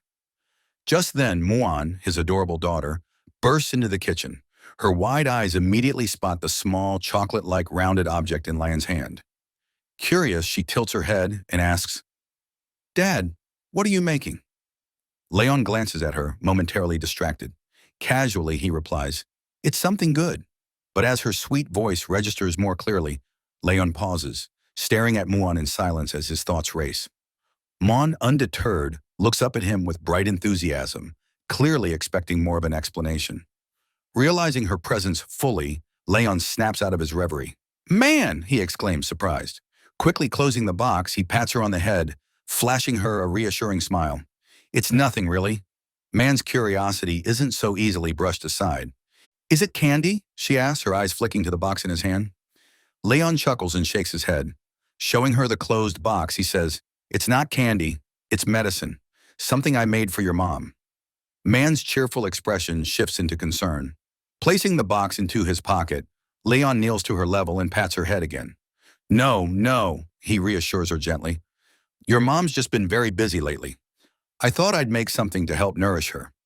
Man seems satisfied for the moment, but still looks at him earnestly. "Dad, you have to take good care of Mom." "Okay." Leon smiles warmly at her. "Of course," he replies. "That's what a dad should do." But inwardly, his thoughts take a mischievous turn, his dark expression concealed behind his calm demeanor. Stormy night with heavy rain and loud thunderstorms. Leon sits in his bedroom, absently tossing the medicine box in his hand. Though he successfully cultivated the Dragon Great Force, he can't help but question whether the Dragon Clan's nutritional supplements might have adverse effects on humans. Catching the box midair, Leon frowns and mutters to himself that he'll have to set it aside for now. Roswi is surprised, almost incredulous, that Leon managed to create medicine in such a simple environment. Looking at him with her usual air of superiority, she extends her hand and in an arrogant tone demands, "What did you refine? Let me see it." Leon hesitates, his grip tightening on the medicine box. Meeting her gaze, he sighs and reluctantly hands it over. "Even if I refused, you just resort to violence and take it anyway," he mutters, a trace of exasperation in his voice. Roseweiss takes the box, examining its contents. A faint smile graces her lips as she looks at the Dragon Great Force. "Impressive," she says. "You've managed to refine such a perfect Dragon Great Force under these conditions." "Truly remarkable, Leon." "What's that saying?" "The man of letters and the man of arms." Leon blinks, surprised. Internally, he marvels. She didn't mock me this time, closing the box with a click. Rosweiss hands it back to him. "You can keep this," she says firmly, "but you can't take it." Leon catches the box, confusion etched across his face. "Why not?" he asks. Rosweiss locks eyes with him, her gaze steady. "As a tonic for the dragon race, the medicine is far too potent for a human body," she explains. Her serious tone doesn't waver. "Yes, it is. As a human, you cannot withstand its effects," she reminds him, her voice softening slightly. But Lion's pride flares, pulling the dragon great force from the box. He smirks arrogantly. "I've defeated countless dragon kings without the power of a dragon," he boasts. "Why would I fear a single pill?" Rosewace's eyes widen in alarm as Leon forcefully swallows the pill. With a defiant grin, he declares, "Courage is the hymn of mankind." Leon Roswise shouts, her voice laced with concern. But the effects of the pill are immediate and devastating. A surge of power floods Leon's body, his senses heightening to dangerous levels. He clenches his chest, agony twisting his features as he collapses to his knees. "You reckless idiot!" Roswis yells, anger and worry blending in her voice. "Do you know how rarely I use healing magic?" She rushes to him, casting a spell to stabilize him. "Let me try to break down the pill's effects," she says urgently. Leon, however, shakes his head, his darkened expression filled with determination.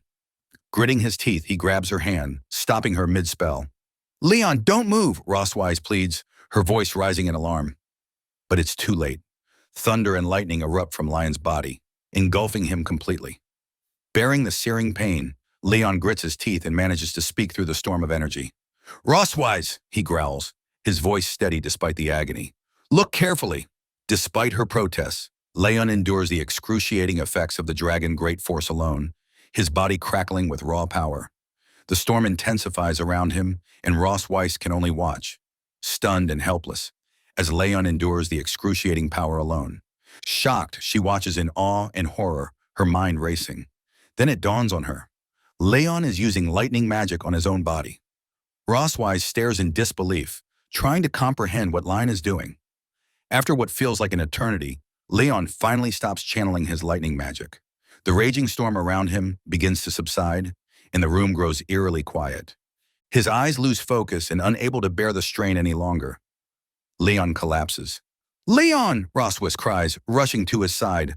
Her voice is filled with genuine worry as she catches him just before he hits the ground. Gently, she lowers him into a sleeping position, brushing stray strands of hair from his face. Looking at his unconscious form, Roswise mutters under her breath, "You really are a madman." Despite her exasperation, there's a softness in her voice that betrays her concern. Standing, she glances at him once more and says firmly, "Wait here, I'll get the court physician." She turns to leave but freezes mid-step as she hears a faint sound behind her. "Roswise!" Leon's hoarse voice calls out weakly. She spins around in shock. Leon's eyes flutter open, his face flushed to deep red, and a strange, dazed expression settles on his features. Just as she's about to ask him how he's feeling, he raises his hand toward her, startling her. Still holding her tail, Leon smiles, a goofy, childlike grin. Roswise stares at him, utterly baffled. "How on earth are you even awake?" she demands, her voice filled with both confusion and embarrassment. She attempts to pull away, but Leon's grip on her tail tightens. "Let go of my tail, you idiot," she demands, her voice cracking under the mix of frustration and embarrassment. Leon, however, refuses to comply. Leon happily presses his cheek to Roswise's tail, his grip firm and unyielding. Despite her earlier struggles, it becomes clear she can't overpower him in his current state. Still, she reassures herself that despite his bizarre behavior, he doesn't seem to be in any immediate danger. Leon continues his antics, unabated, cheerfully singing his wife-wife song. Roswis sighed deeply, realizing there's no reasoning with him in this state. Resigning herself to the situation, she looks down at him and says, "All right, I'm here. What's wrong? Just tell me already." Leon stops singing and looks up at her with a bright, flushed expression. His eyes shine with childlike excitement, and he boldly calls her wife again. Then, without hesitation, Leon smiles mischievously and declares, "I want a second child." Roswise's face flushes a deep red, and she stumbles over her thoughts, the shock of Lion's sudden declaration sending a chill down her spine. Struggling to keep her composure, she glares at him, her blush intensifying. "You haven't even properly taken care of the 2 children from my first pregnancy." But Leon is undeterred. Still gripping her tail like a stubborn child, he rolls around on the bed. Roswise groans, pinching the bridge of her nose in frustration. What did I do to deserve this, she wonders, weighing her options. Reluctantly, she realizes that trying to reason with him might only make the situation worse. Finally, she exhales a long sigh and mutters, "Fine, not just a second child. We'll have a third and a fourth too, if it'll shut you up." Leon's eyes light up like a child being promised candy. With a triumphant grin, he exclaims, "Really? Then you have to come back to my hometown with me." Yeah, Roswe replies, waving him off with a tired look. We'll go back once everything is settled here. Finally releasing her tail, Leon jumps to his feet and cheers, shouting, That's amazing! You're the best, Roswise. Watching him, Roswe shakes her head in disbelief, a mix of exasperation and amusement playing on her face. Leon suddenly leans in close, his grin widening as he declares, My wife is the best. Before Roswise can react, he leans forward, clearly intending to plant a kiss on her cheek. Startled, Roswe's eyes widen. With lightning reflexes, she presses a hand to his face and firmly pushes him away, no taking advantage of the situation. Internally, Roswise wrestles with her thoughts, trying to figure out how to handle the absurd situation. As Leon stubbornly continues his antics, Roswe's patience snaps, and she punches him squarely in the face, calling him an idiot. Leon lets out a small yelp, stumbling slightly from the blow. Rosweiss crosses her arms, glaring at him, but internally admits she couldn't hold back any longer. Leon clutches his chest dramatically after taking the hit, and Roswei's frustration quickly turns to panic.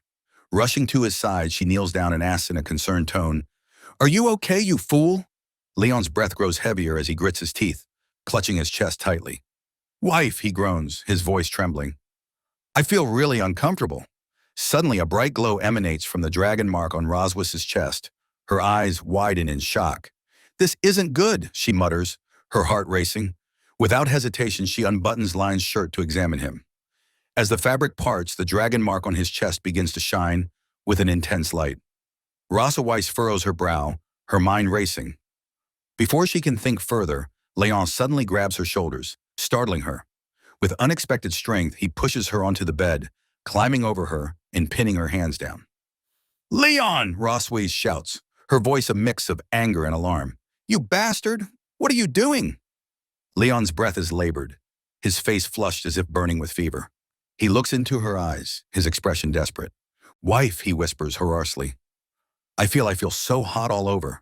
My chest, it itches. Rosaweiss's face flushes crimson at their proximity, her heart pounding as she glares at him. Gritting her teeth, she thinks furiously. The dragon pattern combined with the lightning element has heightened his instincts. It's fueling his desire to reproduce. Before she can say or do anything, Leon's gaze shifts. His eyes lock onto her tail, and with a sudden movement, he grabs it. Rosweiss freezes in shock as Leon brings the tail closer, sniffing it with a dazed expression. Determined to put an end to his antics, she pushes against his face, attempting to stop him from sniffing her tail any further. Leon, stop it, she commands firmly, her tone sharper now. He resists her efforts, his hands clinging tightly to her.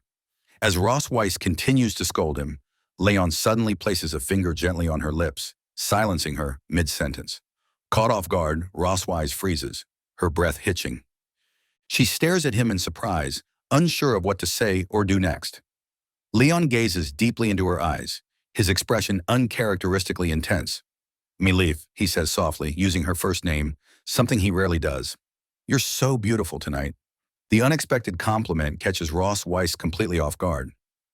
A wave of heat rushes to her face, her cheeks turning crimson. Looking away to avoid his piercing gaze, she stammers. This man, his attitude is completely different. There's something wild and intense about him tonight, something I can't seem to reject. Despite her resistance, Rosweiss feels her resolve wavering. She steals a glance at him, only to find him still staring at her with a burning intensity. Against her better judgment, a small part of her begins to feel anticipation. At the Silver Dragon Castle the next morning, Leon slowly opens his eyes, the lingering effects of the dragon force finally subsiding. As his vision clears, he notices Roswit lying beside him in bed, her smirking expression aimed directly at him. Awake, are we? She asks with a teasing tone, her piercing gaze locked onto his. Hearing her voice so close, Leon bolts upright, his eyes wide with panic. What? Roswi! He shouts, staring at her in shock. Why are you in my bed as the sudden movement sends a wave of pain through his body? Leon winces, clutching his aching muscles. Everything hurts, he groans, then mutters. My memory is fragmented. What the hell happened last night? Roswi stretches casually before sliding out of bed. With a smirk, she turns to face him. You don't remember anything? She asks innocently, though the glint in her eyes says otherwise. Pointing to the visible bruises and marks on her arms and neck, Leon's eyes widen further as he spots the marks on her skin. Hickeys? So many? His mind races as a cold sweat breaks out on his forehead. Did I really do that? Suddenly, fragments of his memory from the previous night begin to surface. One by one, the missing pieces click into place, each recollection more vivid than the last. He grips his head as the memories come flooding back. And when the full picture finally forms, Leon lets out a horrified scream. Rosswise, still smirking, leans against the bed frame and folds her arms. "So you do remember," she says, her tone dripping with amusement. "You begged me last night." Leon said things like, "Honey, just one more time." "Okay, wife. I feel so bad. Please help me. Just this once and the last time." Leon's face burns with embarrassment as she mimics his pleading voice. "Stop it!" he shouts, covering his ears in a desperate attempt to block her teasing. Meanwhile, Leon pulls on his shirt, sneaking a sideways glance at her. Internally, he laments, "All I wanted was to refine the dragon force for my health, and maybe teach her a small lesson." Looking at her briefly, he admits under his breath, "Maybe I went a little too far last night." Leon hesitantly asks Rosswise, "Did I hurt you?" Rosswise shakes her head with a calm demeanor. Leon looks at her and comments, "Well, now you should know whether I'm in good health or not. Next time, don't go doubting my abilities." Rosswise's eyes narrow as she fixes an intense gaze on Leon. Her serious expression makes him shift uncomfortably. "What? What's with that look?" Leon stammers, stepping back slightly. Without a word, Rosswise closes the distance between them, her gaze unrelenting. Before Leon can react, she grabs his chin, leans in close, and in a commanding tone declares, "Dragon Slayer, I must say, I'm very satisfied with your performance last night. I hope you can keep it up in the future." Leon freezes, his face burning red as her words sink in. Internally, he screams, "What is happening? Have I somehow become her personal servant now?" Rosswise steps back, her usual smirk returning, and changes the subject. "Now about that bet," she says casually. The mention of the bet snaps Leon back to reality. A faint blush creeps onto Rosswise's cheeks as she glances away. "Yes, the one where you insisted that the children should call me Mom. You said it would improve their affection for me. And well, you won." Leon raises an eyebrow, a hint of pride flickering across his face. Rosswise continues, her tone softer now. "So, have you thought about the request you'd like to make?" Scratching the back of his head, Leon hesitates before responding. With a rare, genuine expression, he says, "Actually, I have. I'd like you to send someone to the Empire to check on my master and his wife. I need to know if they're doing okay." Rosswise's playful demeanor shifts as she considers his words, her expression growing thoughtful. Silver dragons aren't exactly known for stealth. His face lights up as he enthusiastically asks, "You're really okay with it?" In his excitement, he almost blurts out a casual, "Thank you," but catches himself quickly, straightening his posture. Clearing his throat, he coughs awkwardly to compose himself before speaking in a formal tone. Later, in the garden of the Silver Dragon Castle, Leon sits on a bench, his face pale and weary. Little Moana, noticing his restless expression, approaches him with a curious look. "Dad, are you sick?" she asks innocently. Startled by her sudden question, Leon jumps up nervously. Waving his hands in denial, he says, "What? No, of course not. Why would you say that?" Moana giggles, her laughter light and sweet. "Mom told me," she replies confidently. "She said you took medicine yesterday." And she said, "Men can never admit when they're sick." Hearing her words, Leon's expression darkens. Gritting his teeth, he fumes internally. That meddling female dragon? How could she say that to a child? Do I even have any dignity left? Man tilts her head, looking at him with genuine concern. "But you still don't look well, Dad. Is it because the medicine didn't work? Or maybe you didn't take enough of it?" "Dad, your mouth is bleeding." Clinging to him with wide, teary eyes, she pleads, "Dad, I can't live without you. Please don't die." Leon, his heart melting at her words, gives her a warm smile. Patting her head gently, he reassures her. "Daddy's really fine. I promise he's doing just fine. At least that's what he tells himself." He kneels down and asks, "How about Daddy makes you a new toy today?" The word toy immediately lights up Moana's eyes. She jumps up and down with excitement, clapping her hands. "Yes, I love toys the most, Daddy." Seeing her joy, Leon can't help but smile. "All right then," he says, "I'll make you something special." Sitting down with determination, Leon gets to work. Using his alchemical skills and a bit of mechanical ingenuity, he carefully crafts the cube. Once it's assembled, he takes his time painting each face with bright, vibrant colors. When the paint finally dries, Leon holds up the finished cube, his face glowing with pride. "Here you go, man," he says, showing it to her. "This little toy is called a Rubik's Cube. You can twist it however you like. Want to give it a try?" Moan's eyes widen with amazement as she eagerly takes the cube into her hands. Turning it over, she examines it curiously before starting to twist the sides. Her face lights up with delight as she figures out how it works. As this thought amuses him, a sudden flash of unease passes through him. Leon's smile fades and his expression grows serious. He quickly turns, scanning his surroundings with sharp eyes. Noticing his sudden shift, Moon tilts her head curiously. "Daddy, what's wrong?" she asks, still holding the Rubik's Cube. Leon hesitates for a moment, his eyes lingering on the distance. Then shaking off the tension, he replies with a calm smile. "It's nothing, sweetheart. Just thought I saw something." Leon returns to his thoughts, his brow furrowing in contemplation. Just moments ago, he felt something, a faint but unmistakable sensation of the dragon's gaze. His instincts tell him it's coming from the direction where Noah does her physical training. He wonders if Noah, as stubborn as she is, will ever choose to join them. Deciding to extend a gesture of connection, Leon resolves to make a Rubik's Cube for Noah as well. That night, as Moana sleeps peacefully in her room, the silver dragon castle is enveloped in silence. Meanwhile, Noah quietly opens the door to her own room, stepping inside with her usual composure. Her sharp eyes immediately catch sight of the Rubik's Cube and the note resting on top of it, left behind by Leon. Curious, Noah picks up the note and reads it. In Leon's familiar handwriting, it says, "This is a toy for you, Noah. Your task is to figure out how to solve it. Think of it as a little challenge." Scoffing, Noah takes the Rubik's Cube into her hands and mutters, "What an idiot. I don't have time for children's toys." Yet, despite her words, she can't resist the urge to twist the sides of the cube experimentally, her fingers moving deftly. As she continues to toy with it, a faint blush creeps onto her cheeks. Holding the cube tightly, she whispers softly, "Thank you, Dad." Unbeknownst to Noah, her younger sister, Moana, has been watching her secretly from the doorway. With her usual curiosity, Moana thinks to herself, "Sister's been acting a little strange lately, always hiding things in that box under her bed. What could it be?" When Noah steps out of the room later, Moana seizes her chance. "Detective Moana is on the case," she whispers, with a mischievous giggle. Crawling under Noah's bed, she carefully retrieves the hidden wooden box. Excitedly, Moana opens the box and examines its contents. Fragments of their father's black and gold armor, the Rubik's Cube, and a nameplate with the engraving, Noah K. Malfa, written in Leon's hand. Moana's eyes widen in surprise.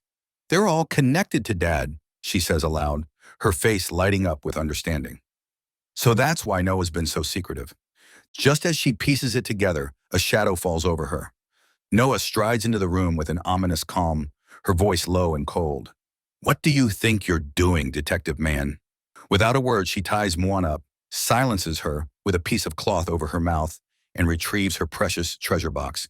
Meanwhile, at St. Heath Academy, an elite institution among the Dragon Clan, the standards for student admission are famously rigorous. The Academy evaluates not only individual potential, but also the family's harmony and adherence to dragon ideals.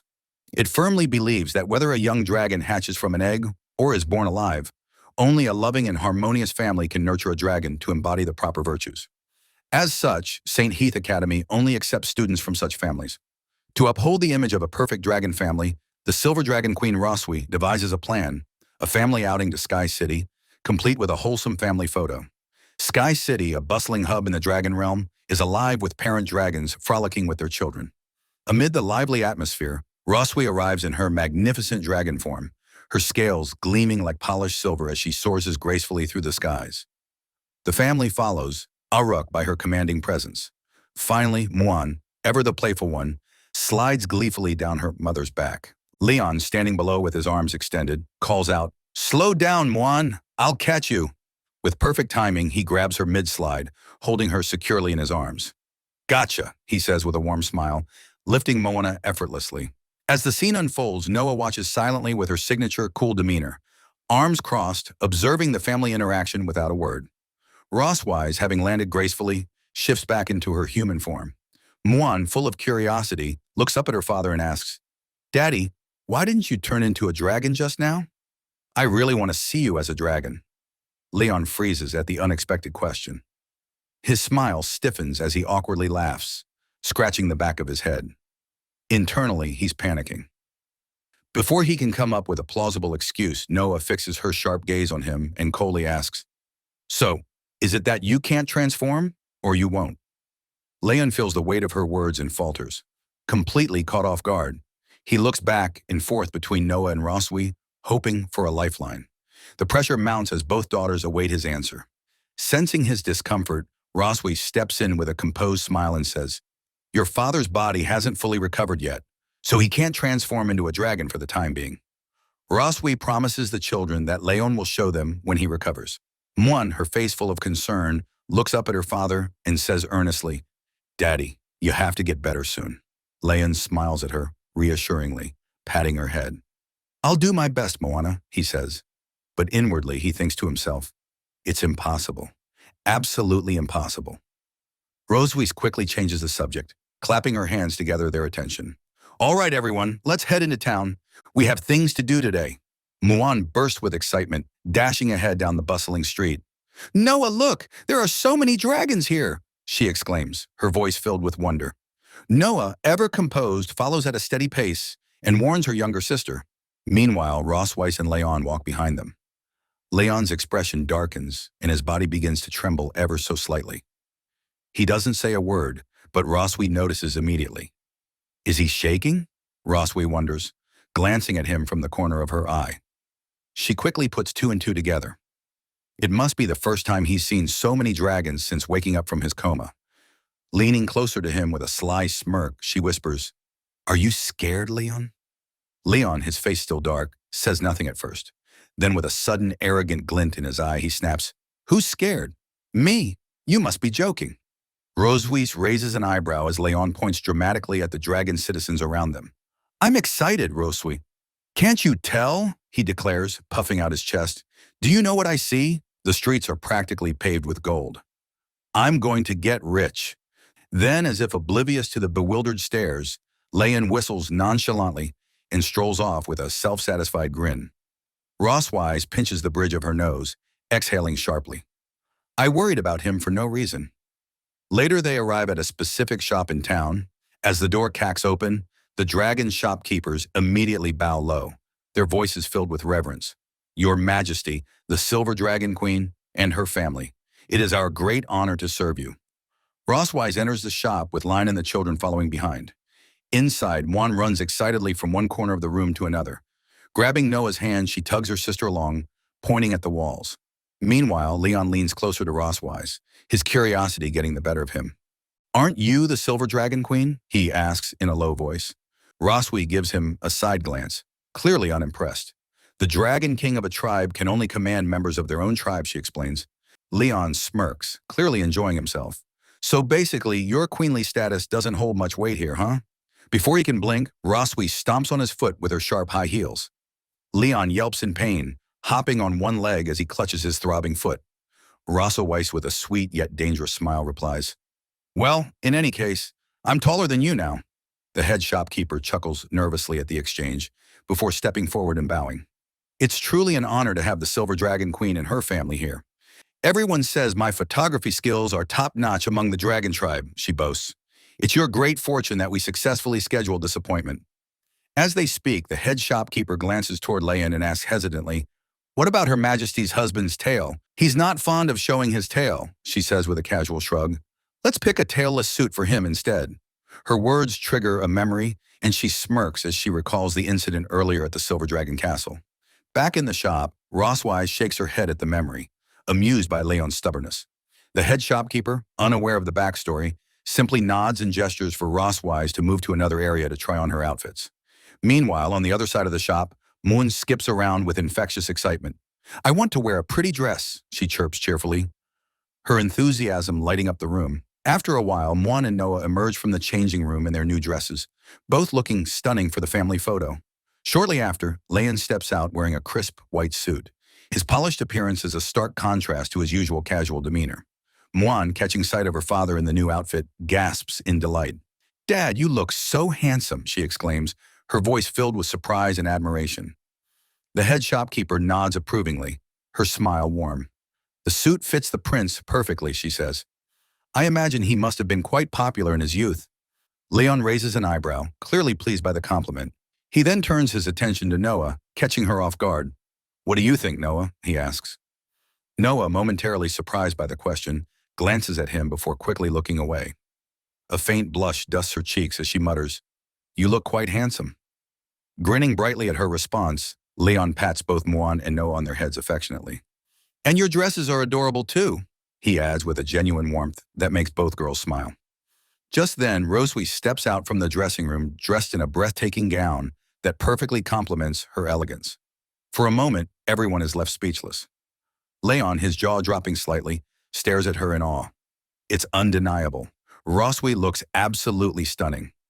Roswi, noticing his dumbfounded gaze, smirks and tilts her head. What's wrong, Leon? She asks with playful curiosity. Leon quickly snaps out of his trance, looking away and scratching the back of his head awkwardly. Nothing.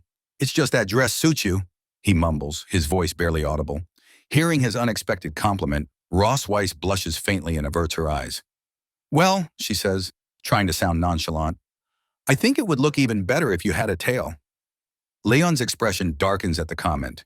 The head shopkeeper steps in, her cheerful voice cutting through the tension. All right, everyone, let's get ready for the family photo, she says, positioning the camera. Muan, waving her little hands, calls out, Mom, Dad, come here. As Rossweiss and Leon take their places, the shopkeeper encourages them. Your Majesty, Prince Leon, step a little closer, please. Let's capture the love and harmony of this beautiful family. Rosweiss and Leon glance at each other, both stubbornly looking away, neither wanting to admit their hesitation. Leon thinks to himself, no way am I getting closer to her, while Ross likely has a similar thought. All right, everyone, smile. The shopkeeper announces, starting the countdown. Muan beams with uncontainable enthusiasm, her cheerful energy lighting up the scene. Meanwhile, Noah maintains her cool, aloof demeanor, and Leon and Rossweiss look as though they're barely tolerating the moment. With a click, the family photo is taken. For the final shot, the shopkeeper suggests something unique. Roswi and Leon, creating a love-shaped symbol. Rossweiss coils her tail into half a heart, and Leon reluctantly completes the other half with his hand. Let's revisit Leon's graduation ceremony. On the day of Leon's graduation, a crowd of his female juniors surround him. Leon, caught in the middle of the overwhelming attention, looks flustered and unsure of how to extricate himself. Finally composing himself, Leon adopts a stern expression and declares, I'm sorry, but I can't. I have to head back and nail hooves for my master's donkey. Maybe next time. His abrupt excuse leaves the girls stunned, their hopeful expressions quickly turning to disappointment.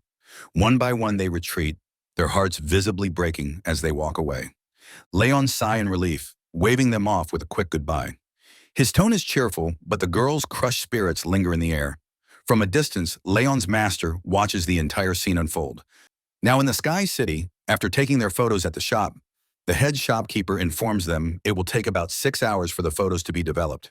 During this time, she suggests Her Majesty take a leisurely stroll around the city.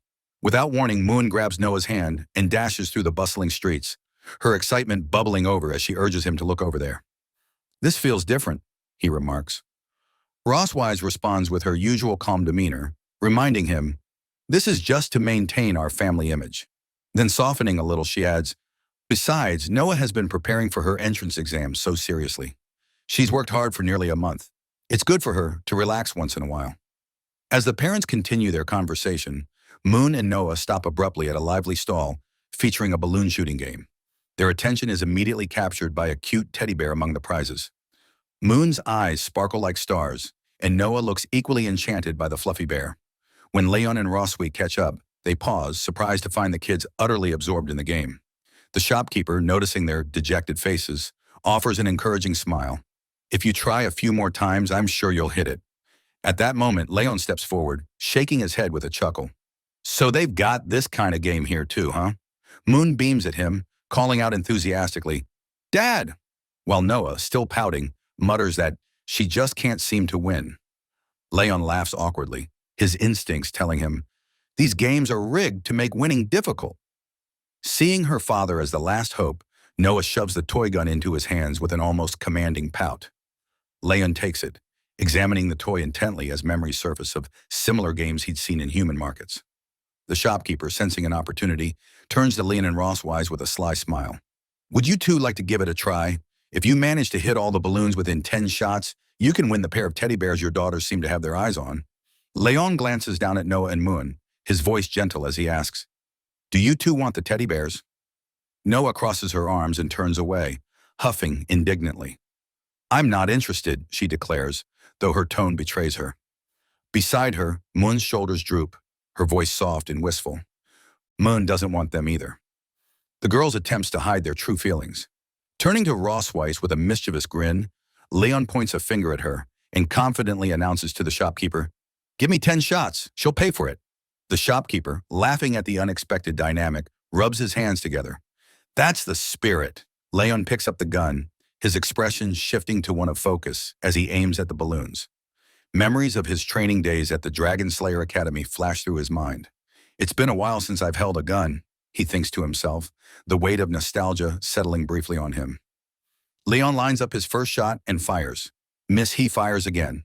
Another miss. Shot after shot. The results are the same. He fails to hit a single balloon. The shopkeeper smirks, satisfaction blooming in his chest. He had tampered with the gun's settings, making it nearly impossible for anyone, regardless of their skill, to succeed. Sliding his left hand casually into his pocket, he takes a deep breath and aims again. This time, his movements are smooth and calculated. One by one, the balloons burst with each shot. The shopkeeper's smirk vanishes, his jaw drops, and his eyes widen in disbelief as Leon flawlessly hits all 10 targets. Spinning the gun nonchalantly in his hand, Leon shrugs and remarks with a smirk, "Guess I just needed to test the sights first. Didn't expect to hit them all after that." The shopkeeper stands frozen, his mind racing as he silently wonders how anyone could pull off such a feat.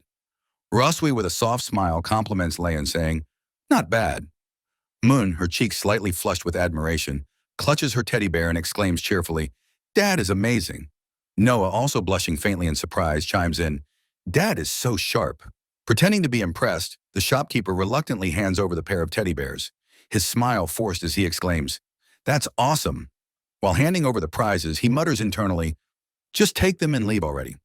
Then turning to his daughters, he kneels and hands one bear to Moon and the other to Noah, saying with a gentle tone, "These are for you." Moon, overjoyed, hugs her teddy bear tightly and beams up at him. "Thank you, Dad," she says, her voice brimming with happiness. Ross Weiss watches the scene unfold from the side, a hint of surprise in her expression. The rare harmony and affection in the moment catch her off guard. As she observes Leon, a thought crosses her mind. Although this guy is usually a little off-key, every time he gets serious, he has a special charm. Leon, noticing Ross Weiss lost in thought, keeps his gaze on her. Something in her expression stirs a decision in his mind. Roswi, sensing his eyes on her, glances at him and wonders why he's staring. Later, after some time, Ross Weiss and the family continue strolling through the bustling streets. As they walk, a little dragon girl points her finger toward Ross Weiss and tugs at her mother's sleeve, saying, "I want that too." The little dragon girl's mother, startled by the comment, looks at Ross Weiss with a hint of surprise, but says nothing, choosing to remain silent. Meanwhile, Leon recalls a plan he had been mulling over. He had decided earlier to get his big baby girl a teddy bear as well. True to his thoughts, Leon manages to procure a large teddy bear and hands it to Roswi. Roswi, now holding the oversized teddy bear, walks alongside the family in silence, her expression calm and unreadable. She doesn't react to the little dragon girl's remark. After all, the girl was speaking to her mother, not Ross Weiss. Leon, walking with his hands folded behind his head, chuckles and breaks the silence. "Did you notice the miserable expression on that unscrupulous businessman's face at the end?" he asks. Ross Weiss, her voice cool and detached, responds, "If it had been me, I'd have simply advised you not to waste your time on such a childish game." Leon glances at her, grinning. "Come on," he says. "We're out here together, and it's good that we're having some fun." Turning his gaze toward her, he tilts his head slightly and asks, "Unless you didn't enjoy it." Roswi, with a straight face, replies curtly, "I didn't say that." Ross Weiss, holding on to the large teddy bear, blushes faintly as a thought crosses her mind. Bears are just unpalatable food, not even good enough to fill one's stomach. But when they're made into toys, they're surprisingly cute. Without waiting for Lion's response, she quickly strides past him, her cheeks still flushed. With a playful pout, she tosses over her shoulder, "Come find me after dinner tonight." Leon freezes mid-step, her words catching him off guard. He stares after her, wide-eyed as a wave of surprise washes over him. Leon recalls Ross Weiss's cryptic invitation as he walks down a dimly lit corridor after dinner. Her words replay in his mind. Come find me after dinner. It's late at night and I'm heading to her room alone. Leon mutters to himself, a mix of anticipation and apprehension tightening his chest. If I go, I'll feel awkward the entire night. If I don't go, I'll be restless for a week. Clenching his fists in frustration, Leon makes up his mind. Fine, I'll go see her. Whatever happens, happens. He storms down the hall, his footsteps echoing in determination. When Leon reaches Roswis's door, he stops and takes a deep breath, readying himself to knock. But before his knuckles meet the wood, he notices the door is slightly ajar. Curious, he pushes it open and steps inside, his gaze sweeping across the room in search of her. The sound of running water reaches his ears, and realization dawns on him. She's still in the shower. Leon's eyes wander toward the bathroom where the faint outline of Ross Weiss is visible through the glass shower door. He frowns, noting the transparency. What kind of poor quality glass is this, he thinks, averting his gaze in embarrassment. As the moments tick by, Leon's mind races, shocked and uneasy. He begins to wonder, do I really have to deal with this tonight?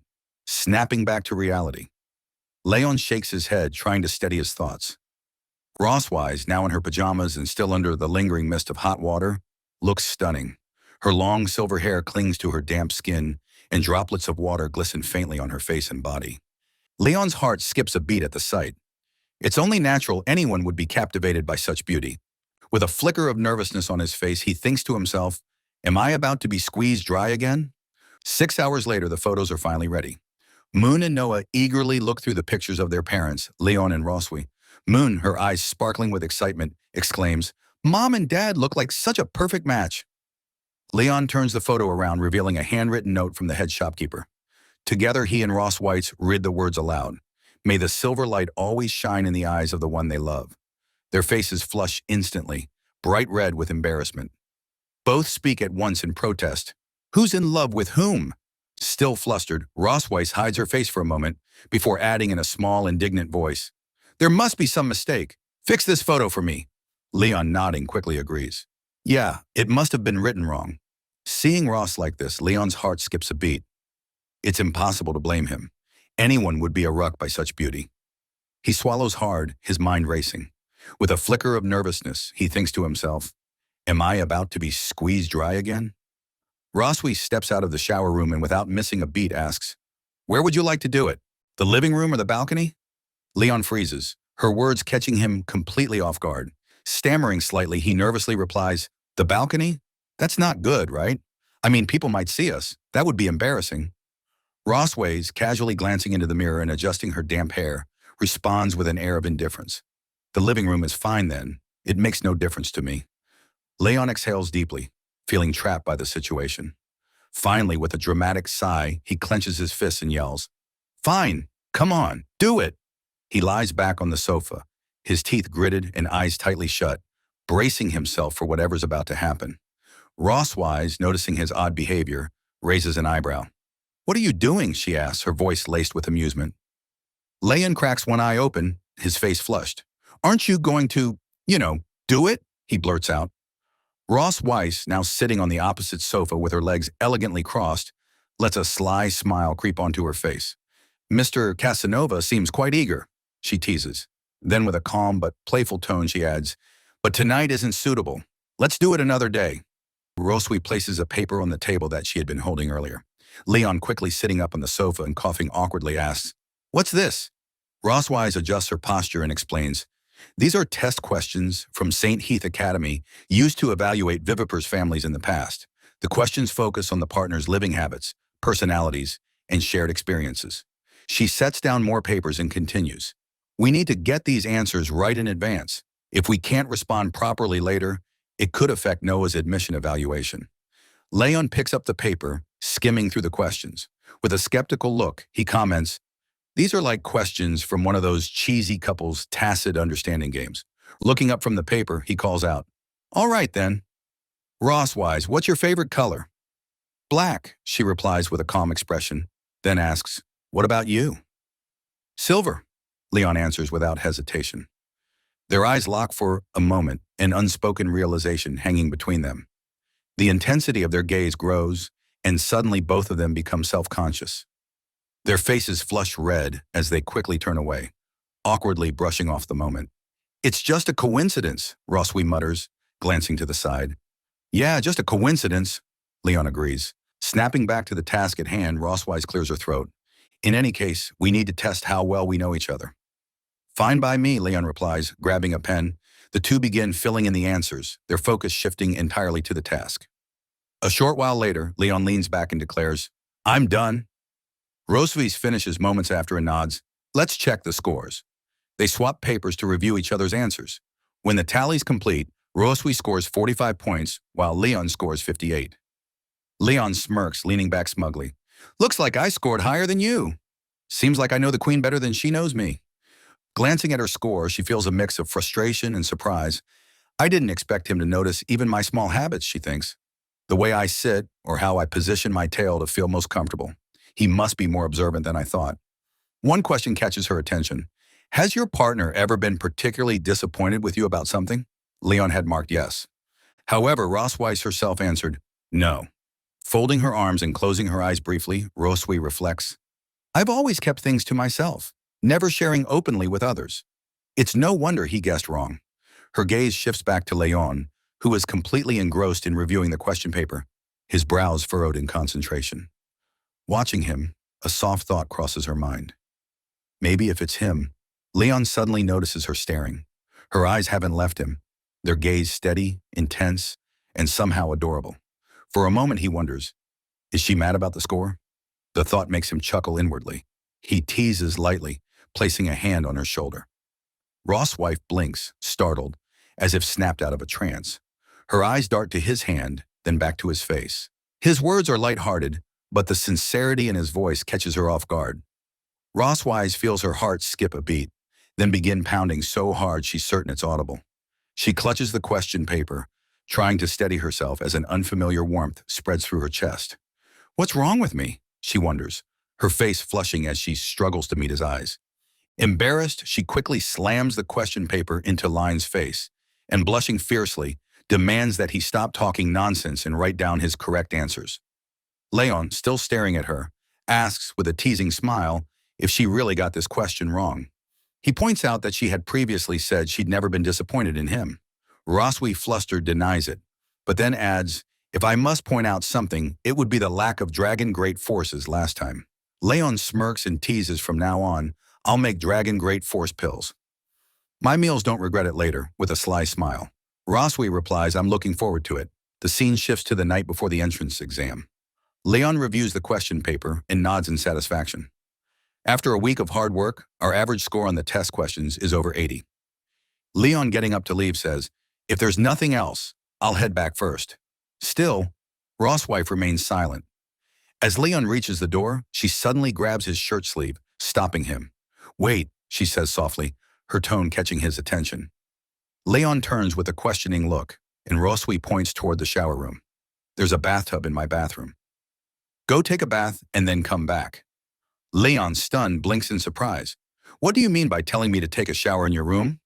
Rosswise, without hesitation, starts pushing him toward the shower room. Just go and wash when I tell you to. Hurry up.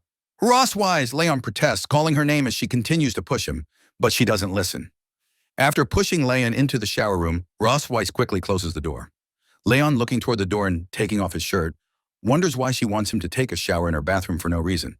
Leon, sighing, reasons that she's probably just been very nervous these days because of the entrance exam, so it should be fine. Deciding to stop worrying, Leon steps into the bathtub and resolves to enjoy it regardless of the reason. Immersed in the hot water, Leon relaxes and says to himself that it feels so good. As Leon is enjoying the bath, Roswi slowly opens the bathroom door wrapped in a towel. Noticing her, Leon is taken aback and loudly calls out Roswi's name. Roswi, with a smirking smile, looks at him, flicking her hair behind her ear, and the dragon mark on her chest activating, starts to glow. Looking at Leon, Roswi says that she has been feeling a lot of pressure these days and that she wants to do it now. The dragon mark on Roswis's chest now resonates with the dragon mark on his chest. Leon, alarmed, stands up and loudly asks why. If she's under pressure, she's putting pressure on him. Roswi, smiling and winking at him, says that by transferring the pressure to him, she can feel relieved, and asks if she isn't right. Roswis removes the towel wrapped around her, and standing in front of him, naked, asks if he didn't come here with this mentality a few days ago. Leon, unable to deny the truth, looks away and thinks in silence, realizing he can't refuse her. Roswise then steps into the bathtub nakedly with Lion, leaning on his chest and looking into his eyes. She tells Lion that he can't run away and urges him to just surrender. Leon doesn't resist and complies with her. We all know what's about to unfold. On the day of the admission test at St. Heath Academy, Leon and Roswise arrive with Noah. Leon looks around in awe, remarking that this is St. Heath Academy. He turns to Roswise, who remains silent, her face serious. Concerned, Leon leans closer and asks her what's wrong, mentioning that he'd just done the decompression last night. But the effect wore off quickly. Roswise's face flushes with embarrassment, and she hits his back, muttering for him to go to hell under her breath. Leon laughs and tells her to let go. Together they enter the academy. During registration, they submit Noah's details. The receptionist reads aloud, Noah K. Melvey, Silver Dragon Clan, age 1 year and 3 months. Seeing the receptionist's skeptical expression, Leon asks if there's a problem. The receptionist replies, there's no issue, just a little surprise. She explains that while the academy's minimum age for young dragons to enroll is 1 year, most of the young dragons are around 4 to 6 years old. Then with a slight smirk, she asks if Noah is the princess, suggesting she might be a bit too young.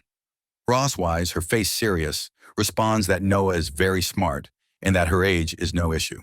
They respect her decision. The receptionist nods and tells them to proceed. She informs them that a special staff member will escort Noah to the written test, while the accompanying parents will need to go to the 4th floor for a home assessment. On the 4th floor in the meeting room, Leon and Roswise sit with the academy staff. Roswy, holding Lion's hand and leaning close with a smile, whispers and asks based on his experience if he thinks the 3 people there are easy to deal with. Leon, looking at them with a straight, uninterested face, whispers back that they look easy to kill. He reflects that the person he was before being captured by her would have easily taken their heads in 50 rounds. Leon, his face twisted in anger and radiating killing intent, grits his teeth and tightens his fist, whispering to Roswy that if they dare prevent Noah from attending the academy, he will meet them with a sword. One of them, an older man, introduces himself as Walter Wilson, the vice principal of St. Heath Academy, and explains that he will be responsible for their assessment today.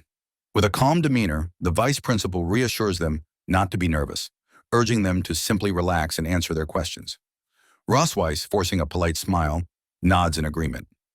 The vice principal then asks if they remember when their wedding anniversary is. Roswy and Leon exchange a glance, realizing that this question was anticipated. Back in the Silver Dragon Castle bedroom, Roswise had once told Leon that if anyone ever asked about their wedding anniversary, they needed to have a prepared response. After all, they hadn't officially married yet, and she had become pregnant before they could tie the knot. Roswy, understanding his train of thought, completes his statement by saying it was the year 1733 of the creation calendar. Back in the interview, both Roswise and Leon confidently state that it was May 25th. Leon, however, silently reflects that this was the day he and Roswy had bonded in the dungeon. The vice principal, glancing at the submitted papers with a hint of suspicion, remarks that their child is already over 1 year old despite being married for less than 2 years.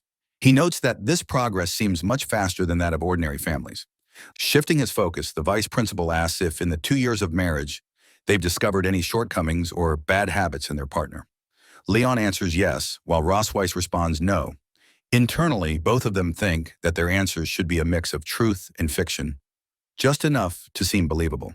When asked to elaborate, Leon begins to act, putting on a sad face, with an Oscar-worthy performance. He claims that sometimes he feels like he doesn't exist. Then blushing and dramatically placing his hand on his chest, he says his wife is so capable, managing family affairs and housework with exceptional order, making him feel insignificant. Blushing now, Leon looks at Roswis and gently takes her hands. Roswise, playing along with his act and blushing as well, looks into his eyes. With a soft voice, Leon tells her that she easily accumulates stress, so he wants to take this opportunity to tell her something important. He says he wants to do more for their family and asks her to rely on him. An older woman suddenly interjects, commenting on how considerate and good a husband he is. She then turns to Roswy and asks what she thinks is the most attractive thing about her husband. Surprised, Roswy looks at the older woman for a moment before responding. With a flushed face, Roswy says that her husband is handsome, has a great figure, is focused, serious, smart, responsible, likes children, and never loses his temper. She adds that he's not greasy, which makes him even more attractive. Rosswise further explains that, although her health hasn't been as good as it was before marriage, it's not a major issue because her husband is skilled at making medicine. Leon, hearing her words, forces a smile but laughs awkwardly internally. Suddenly, Rosswise, still holding Lion's hands, looks into his eyes with a concerned expression. Leon, caught off guard, awkwardly glances back at her, unsure of how to respond. Rosswise then says that she would also like to take this opportunity to tell her husband not to push himself too much. As she speaks, she tightens her grip on Lion's hand, applying enough pressure that he screams internally in pain. The three old geysers, completely fooled by their act, internally think what a loving couple they make. Later, the three assessors ask Ross, Weiss, and Leon a series of questions, and the couple answers each one with poise and grace, leaving a strong impression. As the interview nears its conclusion, the old man asks if they have any questions for the other party. He explains that this is an additional question, and the person being asked must answer truthfully. Rosswise, shaking her head with a light smile, says she has no questions for her husband because she already knows everything about him. The old man then turns to Leon and asks if he has a question for Rosswise. Leon, appearing deep in thought, pauses for a moment. Leon, suddenly looking at Rosswise, asks if she likes the teddy bear he gave her. Rosswise, hearing his words, is taken aback, her face flushing red. Internally, she thinks it's surprising that he would ask such a question, one completely unrelated to identity, position, or grudges. She finds that his thoughts always manage to surprise her. Flicking her hair behind her ear, still blushing slightly, she says that she likes it very much. Leon, hearing her response, smiles with satisfaction, saying that he understands and is fine with her answer. The vice principal, shaking hands with Leon, announces that the interview is now over. He informs them that the results of the assessment will be sent to Silver Dragon Castle via dragon letter in a few days, and thanks them once again for their cooperation. With the interview and Noah's test completed, they return to Silver Dragon Castle. A few days later, a little red dragon arrives with news from the academy. Moon, seeing the dragon enthusiastically calling out to Noah, exclaims that the dragon letter has arrived. Leon picks up the letter from the dragon and opens it, saying, "Let's have a look."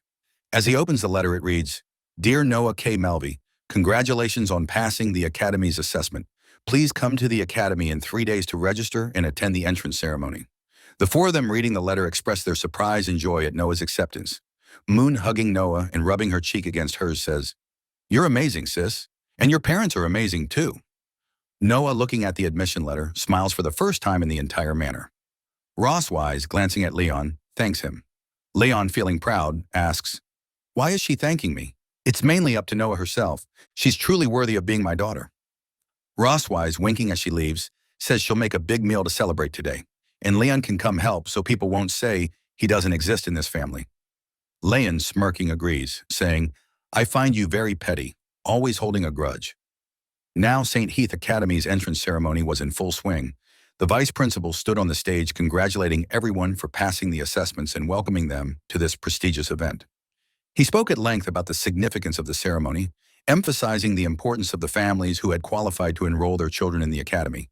He highlighted that many new students had shown exceptional academic performance and stated that such excellence could only be cultivated by harmonious families. Taking this opportunity, he invited some of these families to share their experiences with everyone.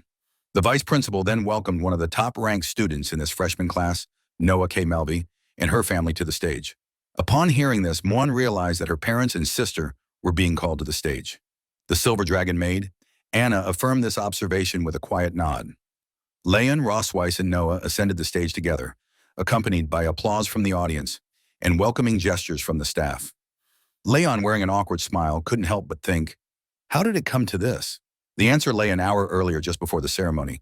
Now standing on the stage with a forced smile, Leon felt there was no way out. The speech had come as a surprise, leaving him no choice but to face the situation head-on. Noah stepped forward to the microphone. The vice principal praised her as the youngest candidate to achieve the highest score and asked her to share her experiences with the audience. All eyes turned toward her in anticipation. Noah stood confidently on the stage, addressing the audience with a composed demeanor. She began by expressing her admiration for her mother, describing her as a powerful dragon who had always been her role model. Noah continued, shifting her attention to her sister Muan. She shared how her sister had always been there for her, a constant source of encouragement and love. Muan, listening from the audience, looked at Noah with enthusiastic and hopeful eyes. deeply touched by her sister's gratitude. After a brief pause, Noah let out a small sigh. On stage, Leon's thoughts wandered as he wondered whether she would mention him. Then Noah continued, her voice softening as she approached the topic closest to her heart. She declared that the person she wanted to thank the most was her father. It was his dedication and effort that enabled her to stand where she was today. Hearing these heartfelt words, Leon was overwhelmed with emotion. Tears of joy welled up in his eyes as he softly called out Noah's name. Touched beyond words, Noah concluded her speech with a polite thanks to the audience before stepping back from the microphone. The vice principal, visibly moved by her words, remarked that Leon must truly be an exceptional father for his daughter to hold him in such high regard. Seizing the moment, he suggested that Leon give Noah a kiss to show his fatherly love. The suggestion left Leon momentarily stunned. His thoughts raced as he looked at the vice principal, wondering what could possibly have prompted such an idea. A sense of dread crept in as he considered the potential chaos that could unfold if he followed through. His gaze shifted to Noah, recalling how just a month ago, she hadn't even allowed him to touch her without complaint. The idea of her permitting a public kiss seemed far-fetched.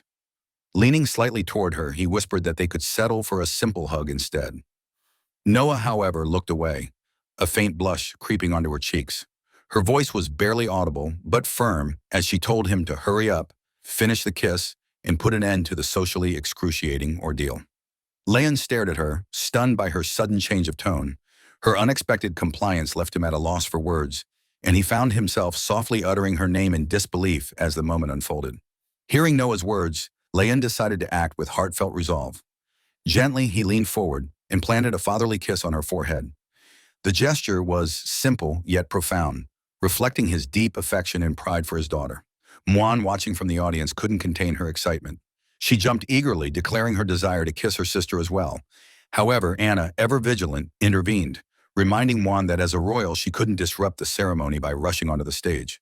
Meanwhile, Ross Weiss exhaled in relief, thankful that the spotlight hadn't turned to her. Noah's face turned a deep shade of red at the unexpected display of affection. Leon noticed her reaction and offered her a soft smile, his expression radiating warmth. The vice principal, visibly moved by the scene, remarked on the strength of their family bond. He noted that truly excellent dragons never forget to show gratitude to their loved ones. The Milky family, he added, exemplified what a real family should be like. The vice principal, with an air of cheerful oblivion, dropped an unexpected remark, revealing that he had kissed his own daughter in similar moments of pride.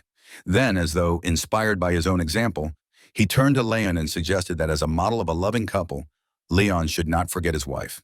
Leon and Roswis were both taken back, their expressions frozen in shock. Leon's teeth clenched and his fist tightened as he stared at the vice principal, his anger barely contained. I should have dealt with him during the assessment.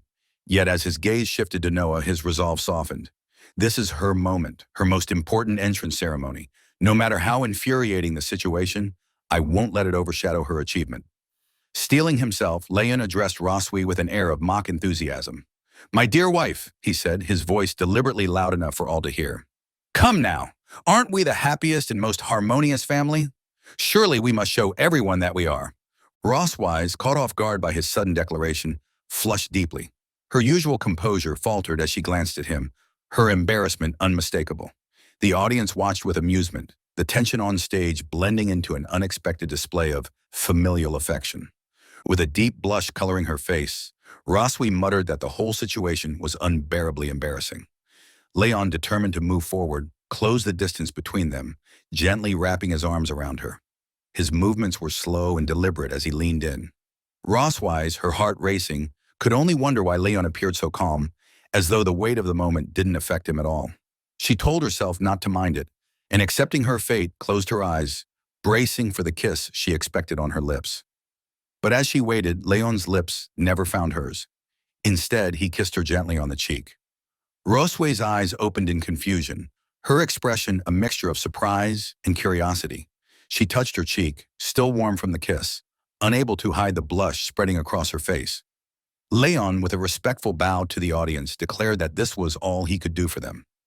A voice from the crowd asked why he hadn't kissed her on the lips, and others quickly chimed in, chanting for one more kiss. As the whispers filled the air, Leon leaned toward Roswi, his smirk evident as he whispered to her. His voice was low but teasing, stating that the kiss had been a good way to relieve some stress. Roswi, her anger rising, gritted her teeth and clenched her fists. She glared at him, her mind seething with frustration. How dare he use me to relieve his stress? She almost wished they weren't in front of so many people where she could have pinned him to the ground and exacted her revenge in private. The vice principal, grateful for the laughter and joy the Milky family had brought to the ceremony, thanked them warmly. He then invited Leon's family to step down from the stage to take a rest. As they exited the academy grounds, Roswise turned to Noah, her voice soft but firm. She told her that they were ready to leave and would pick her up the following weekend. She reminded her daughter to take care of herself. Noah nodded in response, assuring her mother that she would. Man, hugging Noah tightly, whispered that she wanted to be with her sister. Noah, smiling gently, told her that she would miss her too. Leon, ever the practical one, added his own reminders. He told Noah to eat on time, not to be picky with her food, to study hard, and if anything confused her, she could always ask him when she came home during the holidays. Leon grinned and pointed his thumb toward Ruswi, teasing, "Those are actually your mother's words when she was drunk. She was too embarrassed to say them herself, so I'm just doing it for her." Roswi, folding her arms and wearing a straight face, denied it, calling Leon's statement nonsense. Leon, not missing a beat, turned serious. He warned Noah that if she met classmates with bad personalities, she should stay away from them. But if anyone dared to bully her, she had his full support to fight back. Noah raised an eyebrow and asked if he had ever done that when he was in school. With a playful wink, Leon nodded. He shared that every time he got into a fight at school, his teacher, who by the way was her grandfather, would bring him home and give him a good beating. Leon reassured Noah that there was no need to worry. He would never punish her for something so small. Muan, clinging to her father's legs, listened intently to the exchange between them. Now, within the study room of the Silver Dragon Castle, Roswi sat in quiet contemplation, her attention focused on an ancient tome. The book detailed a forbidden magic known as the Blood Curse, a spell that could only be cast once in a lifetime. It demanded blood as its medium and exacted the caster's life as payment for its devastating power. As Roseweiss read, a smirk played on her lips. The concept intrigued her, and she mused that with refinement, it might become a fascinating tool for her own purposes. The silence of the room was disrupted by the subtle movement of a shadow slipping inside. Without looking up, Roswi acknowledged the presence and inquired about the person's return. The figure was Shirley, her trusted maid and a member of the Silver Dragon clan. Shirley confirmed her arrival and approached with a report. Roseweiss inquired about the progress of the investigation, and Shirley regretfully admitted that there had been no success. Tiger Lawrence and his wife had vanished without a trace within the empire. Their disappearance was marked by a meticulous eraser of information, leaving her subordinates unable to uncover any leads. This revelation drew Rosweiss's attention. She questioned what Shirley meant by missing, and Shirley elaborated that all traces of the couple had been wiped clean, suggesting the work of someone highly skilled. Reflecting on Leon's earlier description of his master as a simple old farmer, Roseweiss recognized the inconsistency. She concluded that there was far more to this man than met the eye. Before dismissing her maid, she instructed Shirley to prioritize her safety while continuing the investigation and to notify her immediately of any developments. Shirley acknowledged the command with unwavering loyalty. The scene shifts to the Silver Dragon Castle Garden, where Leon is seen swinging a branch with all his strength, channeling his full power into each motion. After demonstrating, he turns his attention to Muan and instructs her to come over and swing the stick down hard, just as he had done.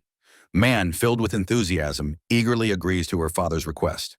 She grabs the stick and begins swinging it aimlessly, her movements lacking coordination or focus.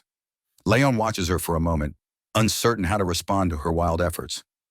Deciding to intervene, he steps forward and begins teaching Muan the proper way to hold the stick. He carefully adjusts her grip, demonstrates how to swing correctly, and even guides her into the right posture. As Leon continues his lesson, Roswi appears in the garden. Upon seeing her, Muan's expression brightens, and she cheerfully acknowledges her mother's presence. Leon, noticing Rosweiss as well, remarks on her return from her rounds. Roswi does not respond with words, instead offering only a smirking smile as her gaze meets lines. Muan runs to Roswi and clings to her, wrapping her arms around her mother in a tight hug. Rosweiss gently pats her daughter's head and asks if she had listened to her father today. Muan eagerly confirms that she has been obedient, proudly stating that her father even taught her how to hold a sword. Rosweiss responds with a warm, affectionate smile and acknowledges that it isn't bad. She then informs Man that dinner will be ready soon, mentioning that she had requested the chef to prepare steak. She instructs Man to go and change her clothes before dinner. The mention of steak causes Moana's eyes to sparkle with excitement. She exclaims her love for steak and skips away joyfully, singing a song about steak. As she leaves, Anna, who had been nearby, follows her little highness and guides her toward the castle. Leon and Roswy stand together, watching Moon until she disappears from view. As the moment passes, Roswy turns to Leon, about to speak. But before she can say anything, Leon swings the wooden stick at her with sudden speed. The motion takes Roswy completely by surprise. She's caught off guard, freezing as the stick comes to an abrupt halt just near her throat. Roswy, with a cold expression and a smirking smile, questions Leon's intentions, asking if he has finally decided to attack her. She states that in the Silver Dragon Castle, pointing a weapon at her is an act of treason punishable by death. Leon, hearing her words, calmly responds, pointing out that it is merely a branch and questioning if the queen truly considers a branch a weapon.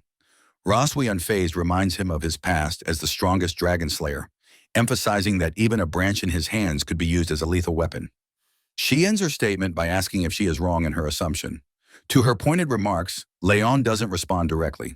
Instead, he sighs and withdraws the branch. Leaning closer to Roswy, he remarks that if she wanted to praise someone, she should do so properly, and questions why she chooses to be so sarcastic. Roswy, folding her arms, retorts that she hasn't praised him at all. Leon walks toward a nearby bench, placing his hands behind his head as he moves. He mentions that he wanted to scare her, but admits it would be pointless if she wasn't afraid. Roswy, watching him, calmly counters, stating that she doesn't believe he could harm her with a twig in his current state. Shifting the conversation, Roswy mentions that Noah had written to her the previous day, saying she was doing fine and asking them not to worry. As Roswy and Lion sit on the bench, Leon looks at her in surprise and asks if that was all Noah had written. Roswy denies this, explaining that it was rare for Noah to take the initiative to write back, but she had done so to reassure them of her safety. Leon agrees, commenting that in this regard, Noah is very similar to Roswy. Looking at the sky, Leon reflects on Noah's nature. He mentions that she always maintains a stern demeanor, making it difficult to discern her thoughts. However, he adds that if one finds the right approach, it is still very pleasant to get along with her. Turning her gaze to Leon with a faint smile, Roswy continues, saying that in Noah's eyes, he has become a top student, someone to look up to. She even mentioned that she plans to win many first places at the academy because she never wants to lose to him. Leon, slightly embarrassed, responds with an awkward smile, commenting that he thought Noah considered him just a weak nerd. Roswy, removing her heels, shifts the conversation and brings up the time when Leon first woke up. She recalls how Noah avoided him and asks if she was right about that. Roswy, now looking upward, recalls their childhood. She shares how as little ones, Noah and Moana would cry inconsolably, but the moment they were placed next to Leon, they would instantly calm down. She reflects that perhaps, even before anyone realized it, the bond of blood had already tied them together. Leon lowers his gaze, looking at his hands with a tinge of sadness in his expression. Quietly, he murmurs about the strangeness of blood relationships. His thoughts drift to his past. He remembers his childhood as an orphan, a time when he never experienced the love of parents. Family affection was an unknown concept to him. It wasn't until he was 5 years old that his master and his wife adopted him. Though they weren't connected by blood, they treated him as their own son, introducing him to the concept of home for the first time. Yet even amidst this warmth, he occasionally felt a sense of loss, a quiet void lingering in his heart. Leon, sitting in silence, reflects on his past with a sad expression, longing for a time when his master and his wife had been his real parents. His mother, sensing his sorrow, gently patted his head and reassured him, telling him that one day he would become a father to someone else. Leon, uncertain and with a hint of doubt, asked if he would truly become a father. His mother smiled warmly and confirmed, saying that his future children would be his blood, the family he would love, protect, and give everything for. Pulled back to the present, Leon clenched his fist, the words his mother had spoken echoing in his mind. He affirmed to himself that they were indeed his most cherished family members. Now, as Leon pondered, Roswy watched him closely and asked what he was daydreaming about. She then suggested they should head back. Leon snapped out of his thoughts, quickly stood, and nervously reassured her that it was nothing. Thanking her for her words, he invited her to return together. Instead of slipping her heels back on, Roswis suddenly slid toward Leon. Noticing her movement, Leon asked in confusion what she was doing now. With a smirking smile, Rosway replied that since Lion wanted to thank her, he should help her put on her shoes. Leon, staring at her with a long, resigned expression, hesitated, clearly unsure, but also a little exasperated.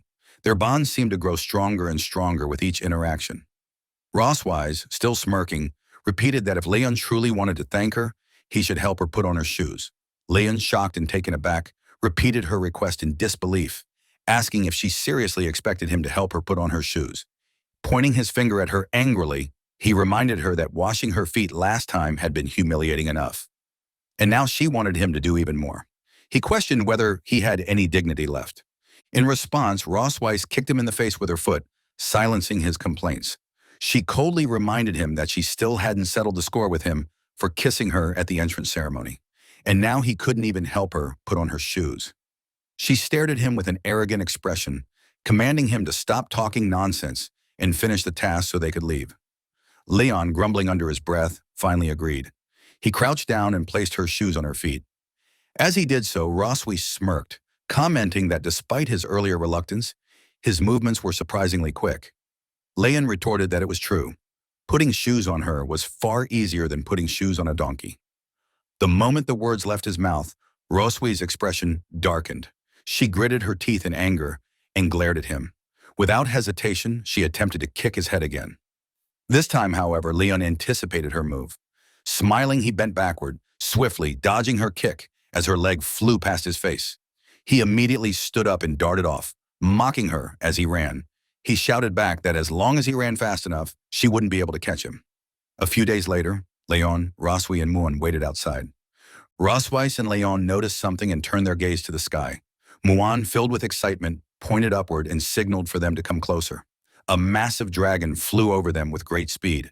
Its immense size caught Lion's attention, and he observed it in surprise, noting that it was several times larger than Rosweiss's transformed form. The dragon approaching them was the Leviathan, a giant dragon renowned for its size and endurance. Roswi, watching the Leviathan, remarked that despite its massive size, it was not particularly powerful.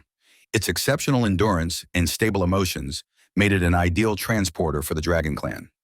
Leon then asked what she meant by emotionally stable. Roswise explained that a Leviathan, due to its calm temperament, would never lose its temper, even once throughout its thousands of years of life. For this reason, the Academy often employed them to transport baby dragons. As they continued observing, the Leviathan released Noah onto the ground. She landed gracefully and turned to Roswise to announce her return. Roswise welcomed Noah warmly, her gaze softening at the sight of her daughter. Muon quickly rushed to Noah and hugged her tightly, expressing how much she had missed her. Noah, with a slight blush on her face, looked at Lion and tried to speak to him, but her words faltered, breaking mid-sentence. Leon noticed her hesitation and thought to himself that she still wasn't accustomed to calling him Dad. Leon and Roswise, holding their daughter's hands, walked inside together. On the way, Leon expressed his happiness at Noah's return, mentioning that he and her mother had prepared many of her favorite dishes to celebrate her homecoming. After heading inside the Silver Dragon Castle, Noah presented her test papers to Leon and Roswi. She began listing her achievements one by one. As she detailed her results, Roswi smiled proudly while looking over the papers, her admiration evident. Beside her, Muon observed with bright, curious eyes, captivated by her sister's accomplishments. However, when Noah hesitated slightly, her voice grew softer as she mentioned the last subject. For all-round physical fitness, she had only scored 95 points and didn't get first place. She apologized for the shortcoming, looking slightly dejected. Rosweiss, still feeling immensely proud, reassured her daughter in a soft and gentle tone, saying there was no need to apologize because her performance was already incredibly impressive. Muon, agreeing with her mother, wholeheartedly held Noah's hand and expressed her support. As he looked at his two daughters, a smile of mixed emotions crossed his face. He thought about how Noah wasn't very good at expressing her feelings, while Moana expressed hers perhaps too openly. As their father, he felt it was his role to balance things out. After reviewing the all-round physical fitness test paper, Leon commented on the results. He noted that activities like running, bench pressing, and pull-ups were all basic physical training. Then showing the paper to Noah, Leon pointed out that she had won 9 out of 10 actual combat matches, giving her the highest winning rate in the class. This, he explained, demonstrated her superior strategy and fighting skills. Hearing her father's words, Noah nodded in understanding. She then mentioned that her mother had told her that father had been the top student in every subject when he was in school. Leon then explained that when he first entered school, he wasn't at the top of the class. However, he gradually rose to first place through sheer hard work and perseverance. With a reassuring smile, Leon told Noah that she still had plenty of time and shouldn't let one mistake get her down. He believed she could do better. Determined, Noah clenched her tiny fists and nodded, understanding his words. Muan, full of enthusiasm and curiosity, asked her parents who would win if Dad fought Mom, given how powerful Dad is. In response, Leon and Roswi placed their hands on their chests, each confident in their own answer. Leon with certainty said it would be him, while Roswi declared it would be her. The two of them exchanged glares, the tension between them rising as their rivalry sparked. Leon, chuckling, recalled his combat training, boasting that no one could match him in hand-to-hand weapon or magic combat. He insisted, of course, that he was the better fighter. Roswis, folding her arms and narrowing her eyes, responded with a smirk. While she hadn't won as many honors in the academy as Lion, she focused on winning the key games. The rivalry between Leon and Roswisa ignited further as they stared at each other, their competitive spirits fully engaged. Suddenly, Leon and Roswis dash out of the room. Roswi, not missing a beat, suggests they go outside and have a fight. Leon, eager to demonstrate his strength, agrees, saying he's been wanting to show it for a long time. Noah grabs Muan's hand and runs to catch up with them. Man, unsure, asks if they're really going to fight. Noah responds, saying they should follow and see. Outside the Silver Dragon Castle, Leon and Ross Weiss begin warming up, preparing for their match. Meanwhile, Moana and Noah sit on a bench to observe. Moana says that she's also very curious about who is stronger, Dad or Mom, asking if her guess is right. With a mocking tone, Roswi looks at Leon and suggests that his body probably hasn't fully recovered enough to fight her yet. She asks if she's right. Leon, still warming up with a smirk, responds confidently, asking what would happen if he wasn't fully recovered. He adds that there aren't many chances to fight the Silver Dragon Queen, so he must seize this opportunity. Roswi, with a light smile, suggests making the fight more interesting by placing a bet.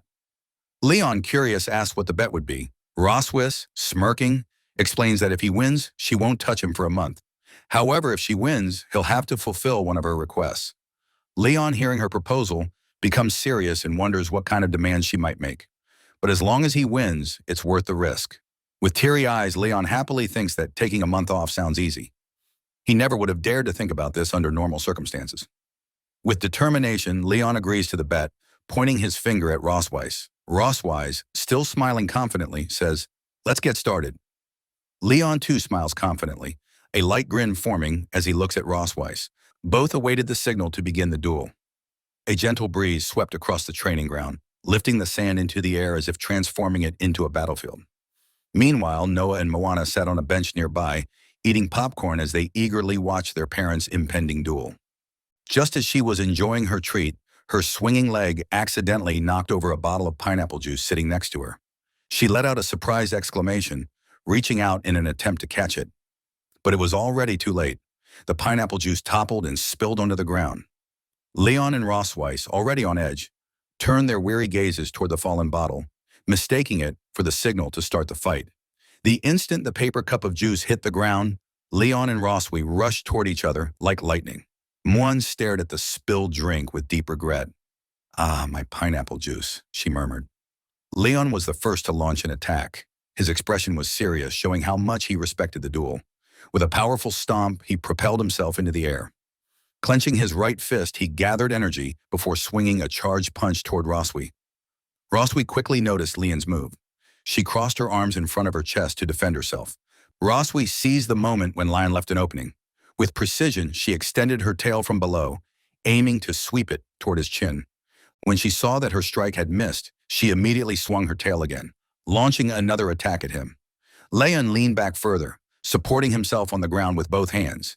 With a swift motion, he performed a backflip once again, evading her attack. As Rosweiss's assault ended, and before she could react, Leon shifted his position. He transitioned from supporting himself with both hands to balancing on one hand and quickly changed his direction. In one fluid motion, he extended his left foot, channeling magic into it, and kicked Rosweiss with all his might. Roswi reacted quickly, raising her arms to block his attack. However, this strike was much more forceful than Leon's initial assault. Although she managed to block it, the sheer force of the kick sent her flying backward. Her feet left deep marks in the sand as she skidded across the ground.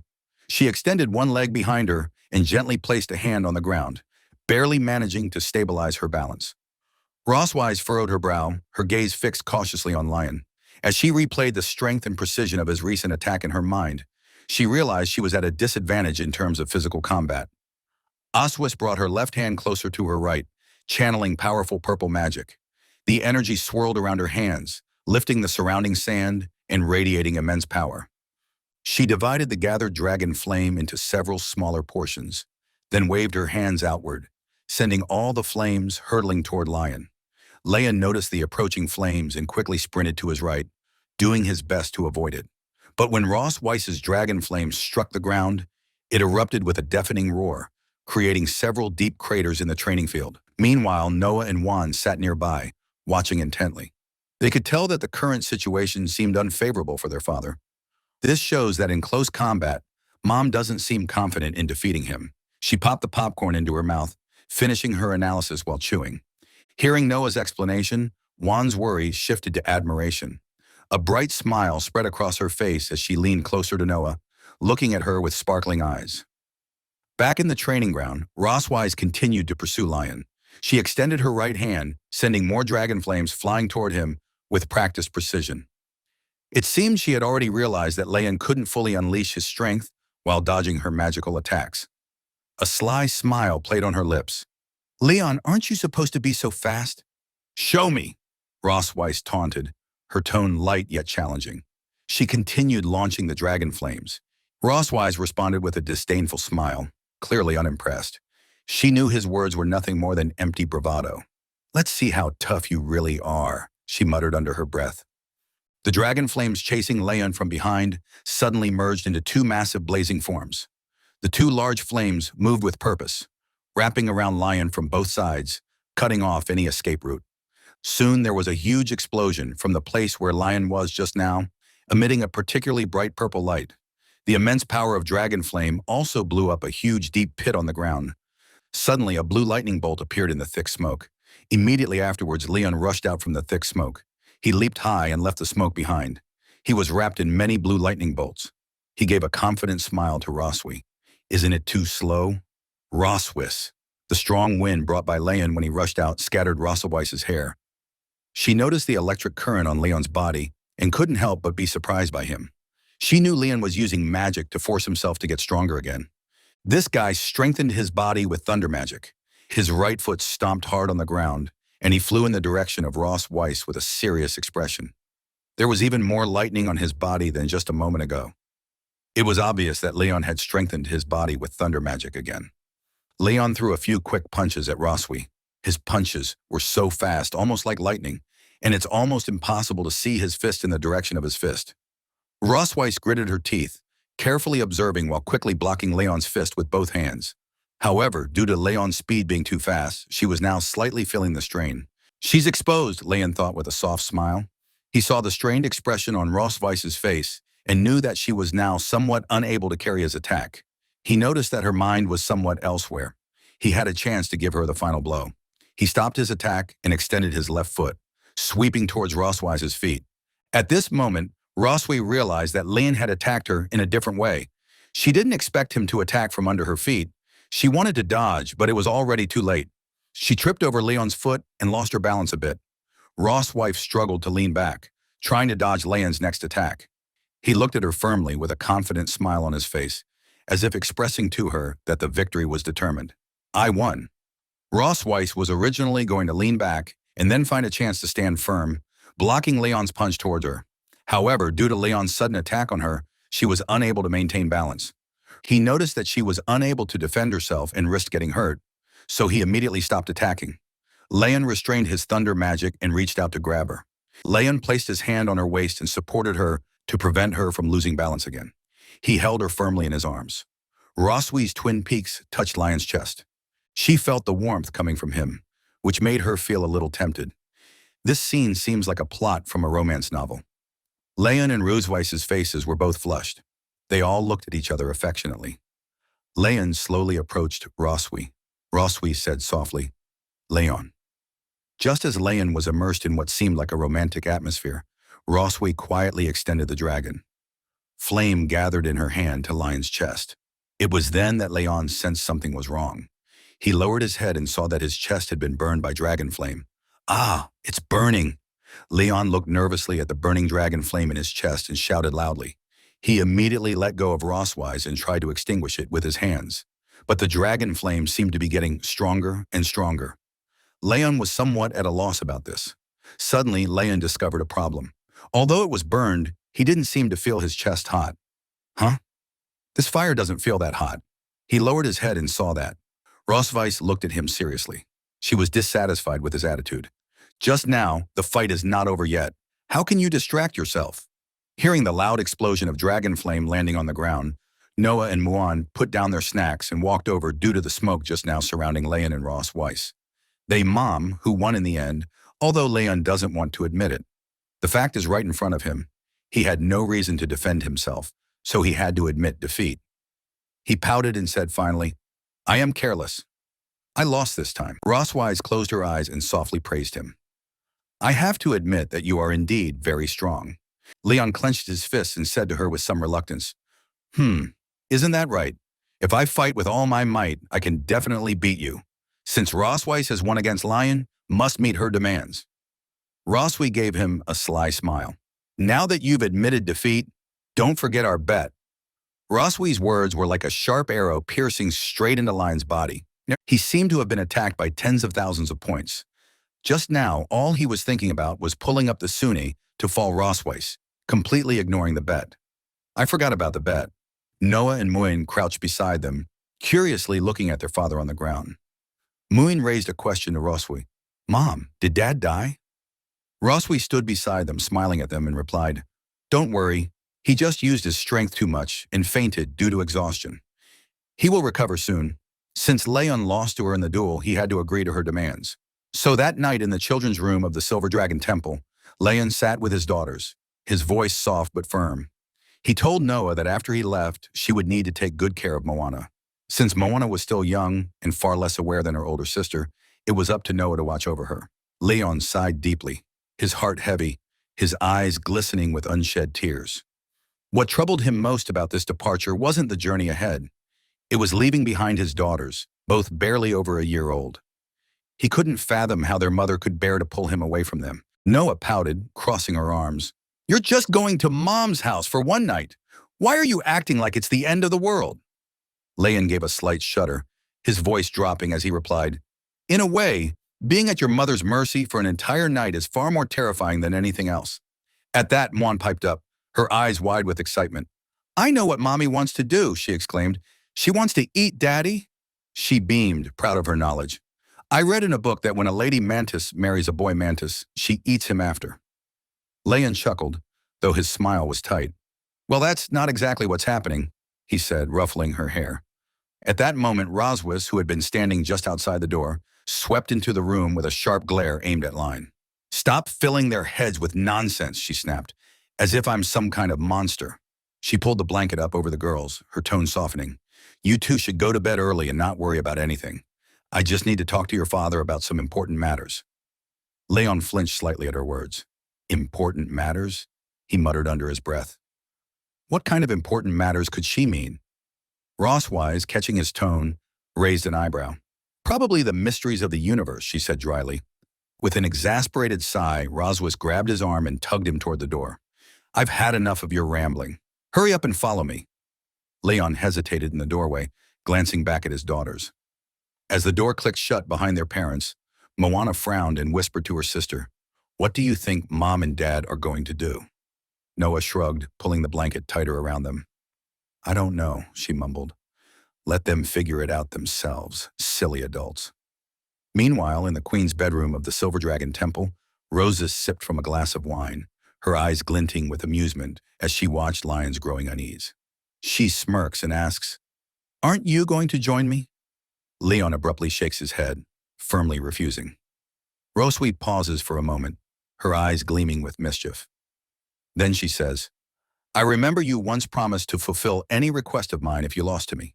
Her voice is smooth, almost teasing.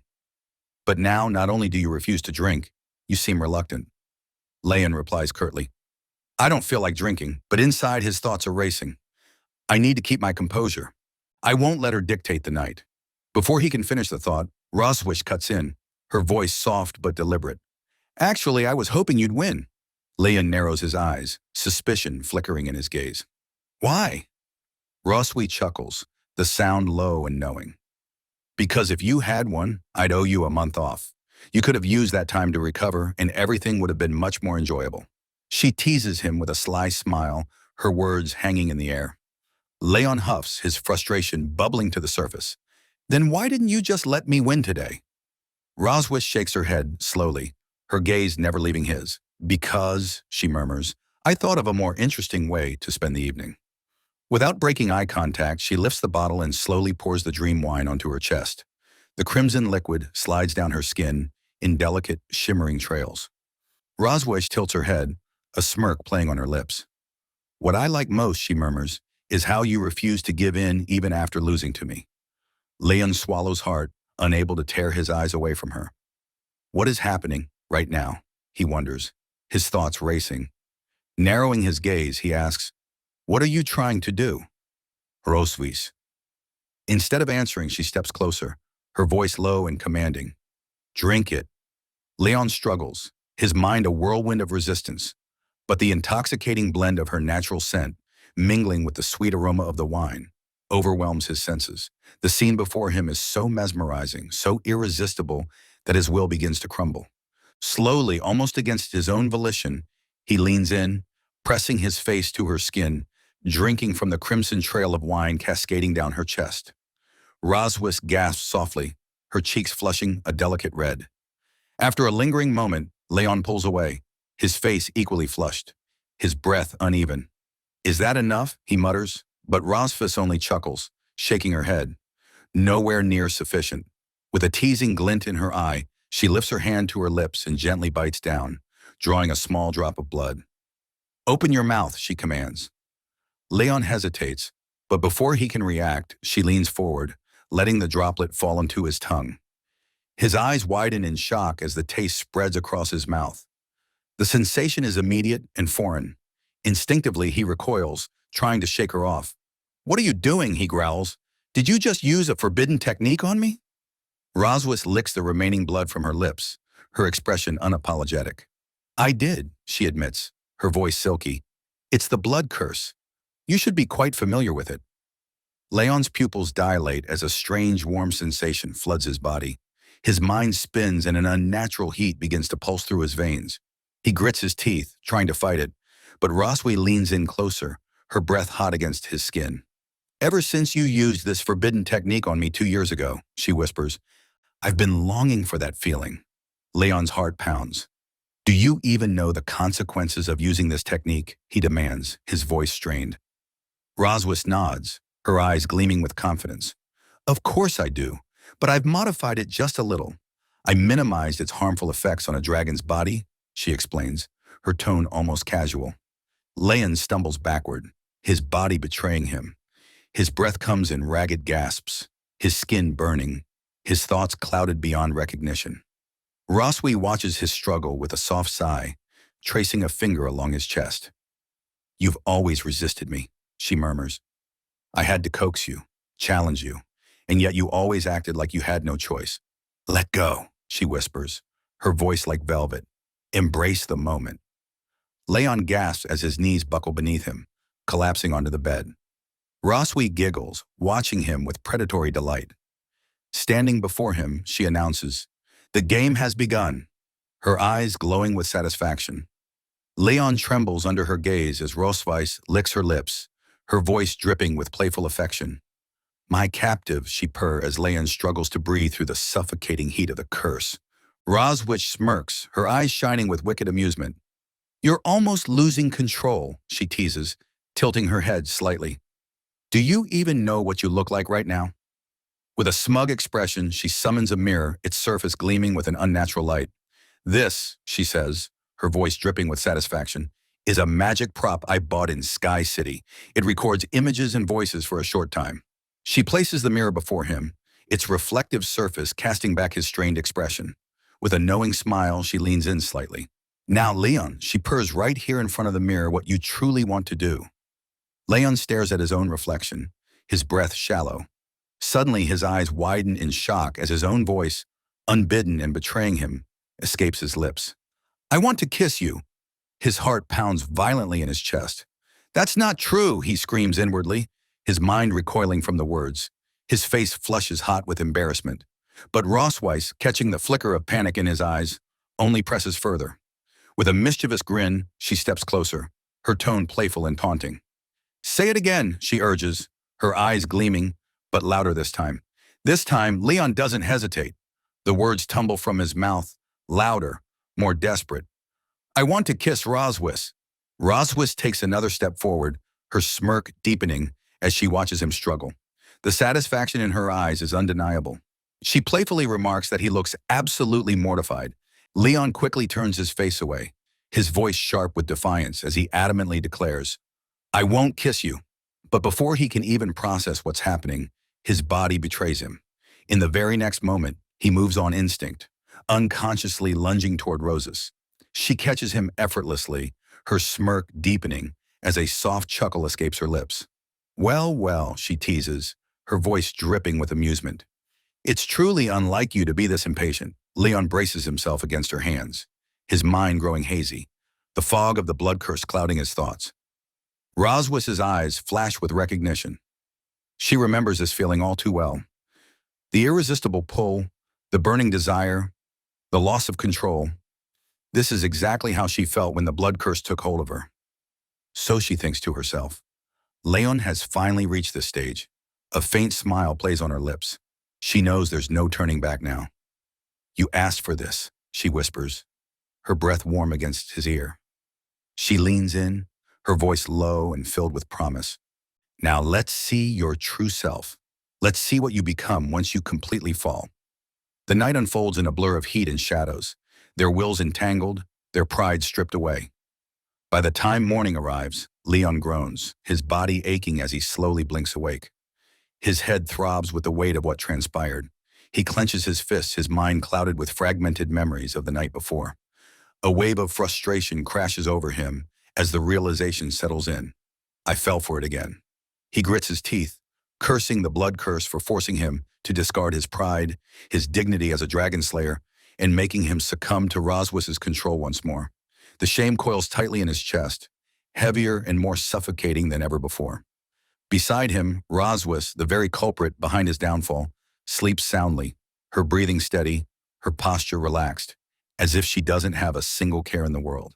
She looks completely defenseless, a stark contrast to the chaos she left in her wake. Leon's hand moves unconsciously toward her face, his fingertips brushing against her cheek. But the moment his skin meets hers, he snaps back to reality, jerking his hand away. What am I doing? He questions, his heart pounding. Why did I touch her? He convinces himself. I only wanted to wake her up, nothing more. But even as he repeats the thought, doubt gnaws at the edges of his mind. Then he pauses. Why hasn't she reacted? Narrowing his eyes, he mutters, Don't tell me you're pretending to be asleep. Leaning in, he pokes her forehead gently. Hey, he says, his voice a mixture of irritation and lingering confusion. Stop pretending. He shakes her gently, his voice firm as he orders, Wake up. His brow furrows in frustration. She's usually so self-disciplined, he thinks. Why is she still asleep? A flicker of concern creeps into his mind. Could she be under the influence of the blood curse? He knows all too well that the curse's effects vary depending on the victim's physical resilience. When he'd first fallen prey to it, he'd been on the brink of death. The curse had nearly claimed him, dragging him into a coma that lasted 2 agonizing years. Even now, he doesn't fully understand how he managed to survive. But Roswiss, she's not just anyone. She's the Dragon Queen, strong, healthy, and nearly indomitable. Even so, Leon muses, she'll probably be unconscious for about a week. As the realization sinks in, a smug smile curls at the corners of his lips. This is perfect. A week might not be enough time for an ordinary human to escape her reach. But Leon isn't ordinary, not when he's equipped with the black gold armor. Leon quickly gets dressed, gathers his belongings, and decides that with the help of stamina, recovery potions, and pills, running at full speed should be enough to get him back to the human realm. He grins, confident in his plan. By the time Roswissa wakes up and realizes he is missing, it will already be too late. He laughs loudly, but as the thought settles in, reality hits him. It has been 2 years since he left the Empire. He has no idea what the situation is like over there now. Setting the potion back down, Leon frowns, realizing there are still too many unanswered questions about his capture back then. Returning rashly would be too risky. He decides it's better to be cautious. Besides, he has already asked Roswis to investigate the Master's current situation. Maybe I should wait for her news. More importantly, he has to think about his daughters. As he glances out the window watching them play, Leon's thoughts soften. He reminds himself that he cannot abandon them now. A small smile creeps onto his face as he realizes the truth. Despite everything, he still has to stay in the Silver Dragon Castle. After all, he hasn't taken his revenge on Roswis yet. That evening, as Noah and Juan enter the room, they grow increasingly worried that their mother is still not waking up. Man calls out to her, asking if she's okay since she has been asleep all night. Noah turns the line suspiciously, narrowing her eyes before questioning him about what he did last night. Under Noah's intense gaze, Leon starts to feel nervous. Quickly, he tries to excuse himself, saying that they were simply chatting on the balcony. He hurriedly adds that the cold wind must have made her sick, attempting to shift the blame onto the weather rather than raising any suspicions. Turning to Anna, he asks, "It's not that big of a deal, is it?" Hoping for reassurance, Anna responds calmly, telling them not to worry. She explains that the temple physician has just examined Her Majesty and confirmed that aside from being slightly weak, everything else appears normal. She then states that she will handle the clan's affairs in Her Majesty's for the time being. If His Majesty has nothing else to address, she continues, I will take my leave and begin my work. Leon, seemingly relieved by her words, nods and tells her to proceed. After Anna exits the room, Moon approaches Roswis, gently placing her hand on her mother. With a soft voice, she pleads for her to get better soon, promising that she will never make her angry again. Meanwhile, Leon stands quietly by Rosvis's bedside, his eyes scanning her body. He notices the sheen of sweat glistening on her skin and realizes he'll need to wipe it off later. As this thought crosses his mind, Noah, who has been silently observing him, frowns. She catches the strange flicker in his expression and immediately feels something is off. Are you trying to do something to Mom while she's unconscious? Leon straightens slightly, his lips twitching into an uneasy smile. You're overthinking it, he replies calmly.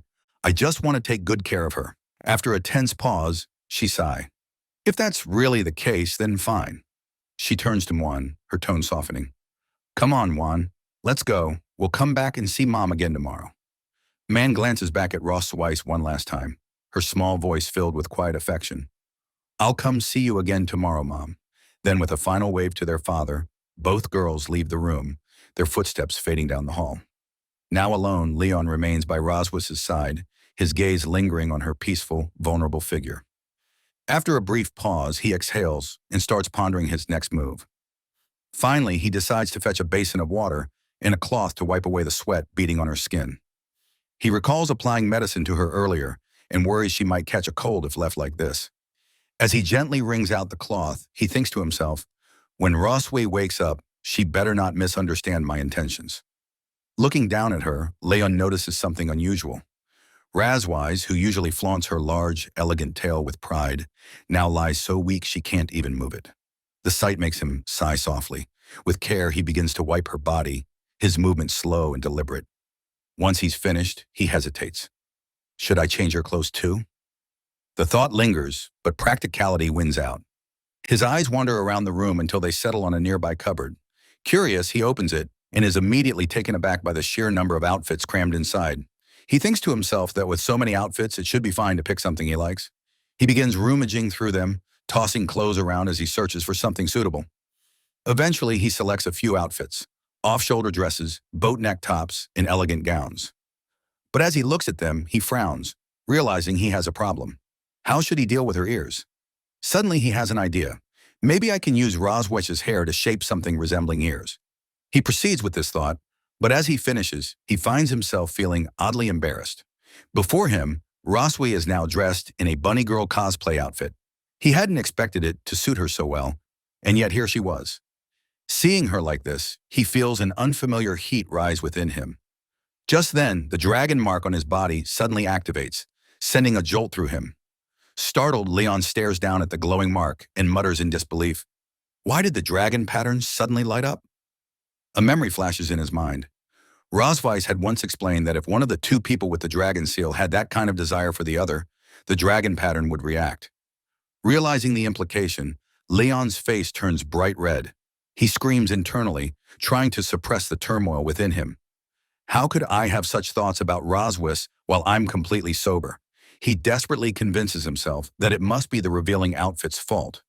In an attempt to calm down, he decides to recite the 3 honors and 3 shames of a dragon slayer in his mind. However, as he reflects on what just happened, he sighs, realizing something dangerous almost occurred. Yet, as he glances at Roswiss's current appearance, he hesitates. It would be a shame not to document this rare sight. A sly grin crosses his face as he suddenly remembers that Rosweiss owns a home camera. With newfound excitement, he rummages through her belongings until he finds it. He then begins taking photos from various angles, chuckling mischievously as he goes. Looking at the captured images, he mutters, "Even she has days like this." As he continues, he gently moves her lips into a slight smile to take a picture of her smiling face. Seeing this, he instinctively takes another picture. Thinking to himself that this moment is truly priceless, he decides he will make sure to preserve these historic photos properly. Suddenly, Rosweiss lets out a small noise. Hearing this, Leon nearly jumps out of his skin, screaming internally, "Is she going to wake up so soon?" His heartbeat quickens as he waits in silence.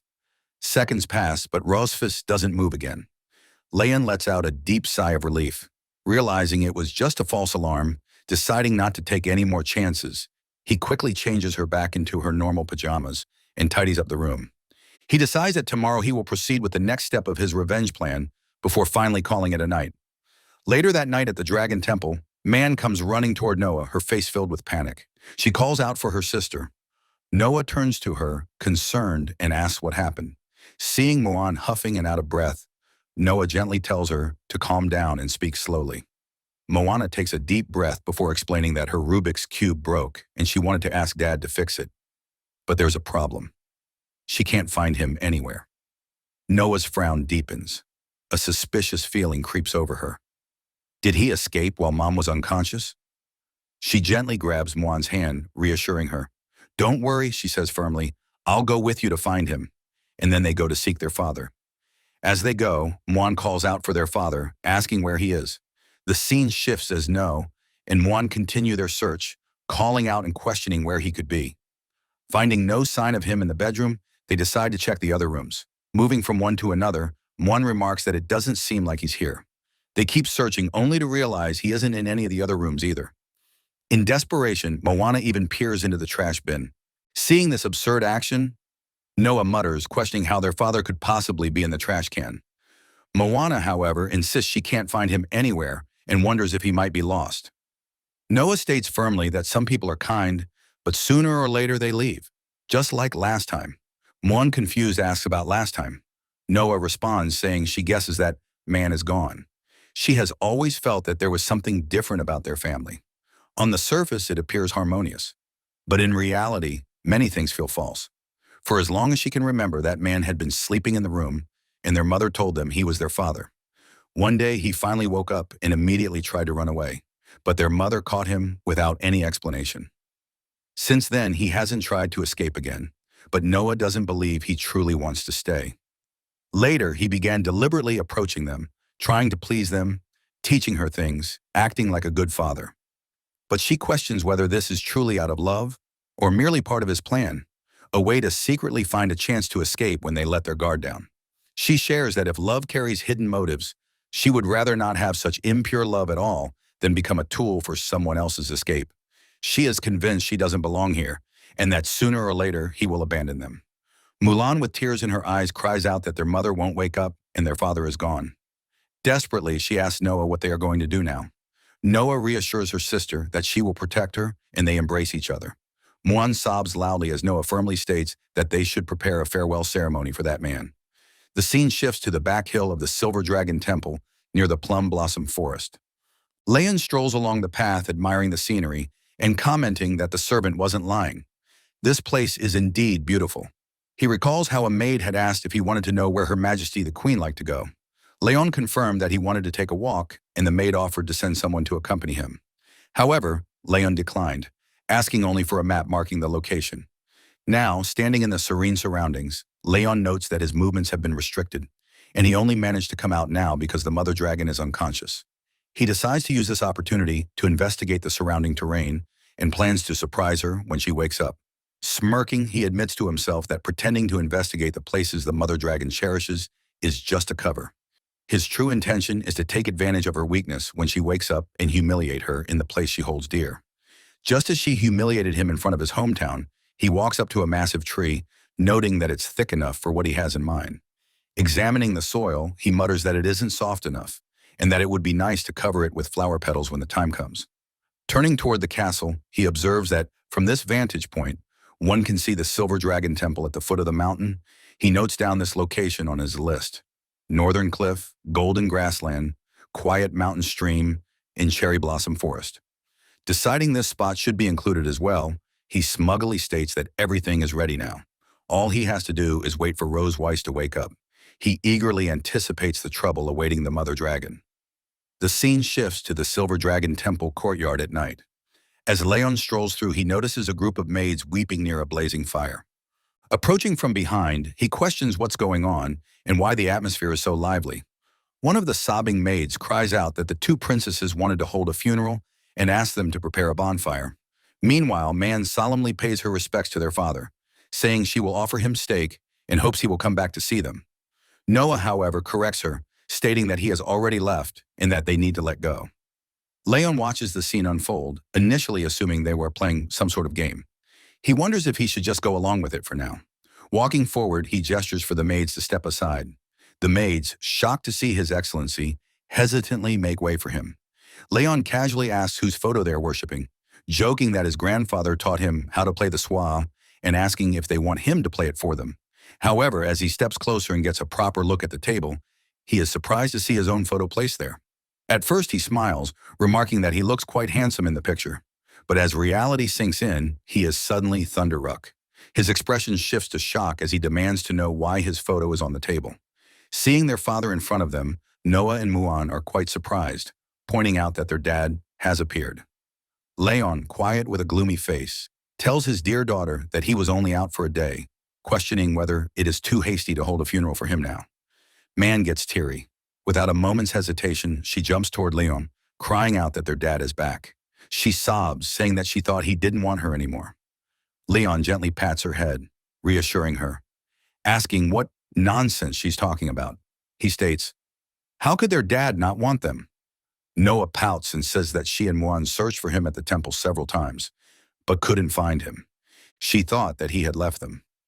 Leon laughs it off, questioning why he would ever leave. He explains that he just went for a walk in the back mountain today, making Noah realize that she had misunderstood the situation. Leon picks up Muan and turns to the maids, telling them that everything is fine now and asking everyone to go home. Man excitedly asks if she can eat his tribute meal now that he is back. Leon chuckles and assures her that of course she can. Muan dashes toward the tribute, exclaiming how great it is, making Leon think to himself that she is definitely not like him because she is so greedy. Meanwhile, Noah calls out to Lion, reminding him that next time he goes out alone, he should at least inform them. She then pouts in embarrassment, admitting that Muan was very worried about him. Leon laughs it off and apologizes for making them worry. He realizes that Noah clearly cares for him, but is too embarrassed to say it outright. Noah then lowers her head and admits that this entire situation is her fault for not trusting him. She bows and sincerely apologizes. Leon, quite surprised, thinks inwardly whether his entire farewell ceremony was due to her misunderstanding. He notes that no one would have known if she hadn't said anything. He realizes that special children will always take their share of responsibility for mistakes, even when they aren't entirely at fault. However, he acknowledges that this misunderstanding ultimately stems from his failure to provide Noah with a sense of security. He understands that Noah longs for affection and love, but won't take the initiative to seek it. Even if he promises her something now, she probably won't believe him easily. As her father, the best he can do is prove his love and presence through consistent actions. Leon sits down beside Noah, gently patting her head, telling her it's okay. He warmly states that they should go have dinner together. The scene shifts to the queen's bedroom the next day. Man is sitting beside Roswish as she slowly wakes up. Muan immediately calls out to her mother, exclaiming that she is awake. Her eyes well up with tears as she exclaims that she was sleeping all the time and that she was so worried about her. Roswi, still feeling weak, reaches out and gently wipes Muan's tears. She says that she is sorry for making her worry. She notices that her body lacks strength and her magic power isn't responding. Rosways thinks to herself that ordinarily with her Dragon King's body, she should have been able to withstand the side effects of the blood curse backlash. However, she suspects that her current condition is a result of using her power to save that man before. Thinking about Leon, she assumes that given his personality, he must have escaped by now. Forcing a smile, Roswi asks how long she has been asleep. Muan answers immediately that it has been 2 days. Roswi thinks to herself that he couldn't have gotten far in 2 days, so she should still be able to send someone to capture him. Just as she contemplates her next move, Leon enters, holding a large fish. He asks Muan about having fish for dinner, stating that he just caught a big one in the back mountain. Roswi freezes in shock while Muan lights up with excitement. Muan exclaims that he is so amazing. Leon grins, enjoying her admiration, saying that of course her dad is awesome. Seeing Roswitch awake, he greets her, questioning if she is awake. Roswitch, still trying to process the situation, questions why he is here. Leon smirks and shrugs, questioning where else he would be. He explains that he just went to the back mountain to get some fresh air and catch a fish to nourish his dear wife's body. Roswi, suddenly flustered, turns away and mutters, questioning who his dear wife is. Muan giggles and teases her mom not to be shy. Leon kneels beside Muan and hands her the fish. He tells Muan that he has a very important mission for her. Questioning if she can deliver the fish to the kitchen, Muan salutes playfully, reassuring him to leave it to her. With that, she grabs the fish and dashes out of the room. As she leaves, Lion calls after her, telling her that her mom and dad have some things to talk about so they can eat dinner first. Muan waves without looking back. Once they are alone, Rosewise narrows her eyes at Leon. She tells Lion that she thought he would abandon his daughter and run away while she was unconscious. Leon chuckles, saying that there are still many things between them that they haven't settled yet. So why would he run away? Roswis, quite puzzled, questions what's going on between them. Leon's smile turns mischievous, questioning if she remembers what she did to him when he woke up more than a month ago. Roswi, caught off guard, blinks in confusion, asking what she did before. Suddenly, realization dawns on her, and she gasps in shock, asking if he is thinking about that. Leon's smirk widens into an evil grin. He reveals it's exactly that. As Roswise furiously warned Leon not to assume he could do anything to her just because she was weak, she advised him not to act rashly. However, instead of being intimidated, Leon smirked at her, amusement dancing in his eyes. Smiling, he questioned whether he had truly been the weak one back then. He continued, pointing out that when he had first woken up, he hadn't even taken a sip of water before she had cast the dragon pattern on him and pushed him down. Rosas's expression darkened as she warned him to understand what would happen once she fully recovered. There was a clear threat in her tone, making it evident that he would regret his actions if he did not stop now. She did not hold back, ensuring he understood the consequences. Yet instead of backing down, Leon only taunted her further. Dismissing her warning, he mockingly addressed her as his dear wife. Without hesitation, he picked her up, holding her firmly in his grasp. Then, with unwavering confidence, he declared that this was the best decision he had ever made in his life. He added that this time the tables had turned. She was now the prisoner of war. His words struck a nerve, but Roswich was in no position to argue against him. Later, in the cherry blossom forest in the back hills, Roswich continued to struggle against him, trying to push him away. She demanded that he release her, frustration growing with each passing second. However, Leon remained composed, merely warning her not to move. He cautioned that if she struggled too much, she would fall. Grinding her teeth in frustration, Roswis couldn't help but think about her situation. If only she had regained her strength, she would have beaten him long ago. Without warning, Leon pushed Roswis down, causing her to lose her balance. He then asked how it felt to be humiliated by a defeated dragon slayer. His voice was laced with mockery as he leaned closer, licking her back in a taunting manner. The action made Roswis huff in embarrassment, and she instinctively tried to resist. However, her body reacted involuntarily, making it difficult for her to fight back. A sudden idea crossed her mind, and she quickly coiled her tail around Lion's arm, attempting to catch him off guard. Leon was momentarily surprised, realizing she still had enough strength to fight back. However, his amusement remained as he observed her reaction. Rosie's gritted her teeth and warned him that while he was in control now, he should enjoy it while it lasted. She made it clear that once she had the opportunity, she would take even more brutal revenge on him. However, Leon simply laughed in response, dismissing her words. He told her not to speak to him about the future, as he always lived in the present. He then stated that the night was still long and that the carnival of revenge had only just begun. The scene shifted to the next morning in the Silver Dragon Queen's bedroom. Leon laid Roswi down gently before lying beside her with a sigh of relief. He thought to himself that he had finally returned. Exhausted from tossing her around to different places all night, he reflected on the events that had transpired. As he observed how soundly she slept, he mused that she seemed quite satisfied with the evening. However, the thought made him flinch. Hadn't he come here for revenge? He groaned, shaking his head, trying to push away any conflicting thoughts. He reminded himself that she had fully experienced the humiliation of being pinned down by the dragon slayer she despised the most. With that in mind, he reassured himself that his revenge had been successfully carried out. Determined to leave before the maids awoke, Leon decided to return to his room. He acknowledged that their relationship was not one where they could sleep in the same bed until dawn. However, just as he was about to move, Roswi unconsciously reached out and held on to him, taking him by surprise. Trying to clear his thoughts, Leon reasoned that when people slept, they instinctively sought warmth.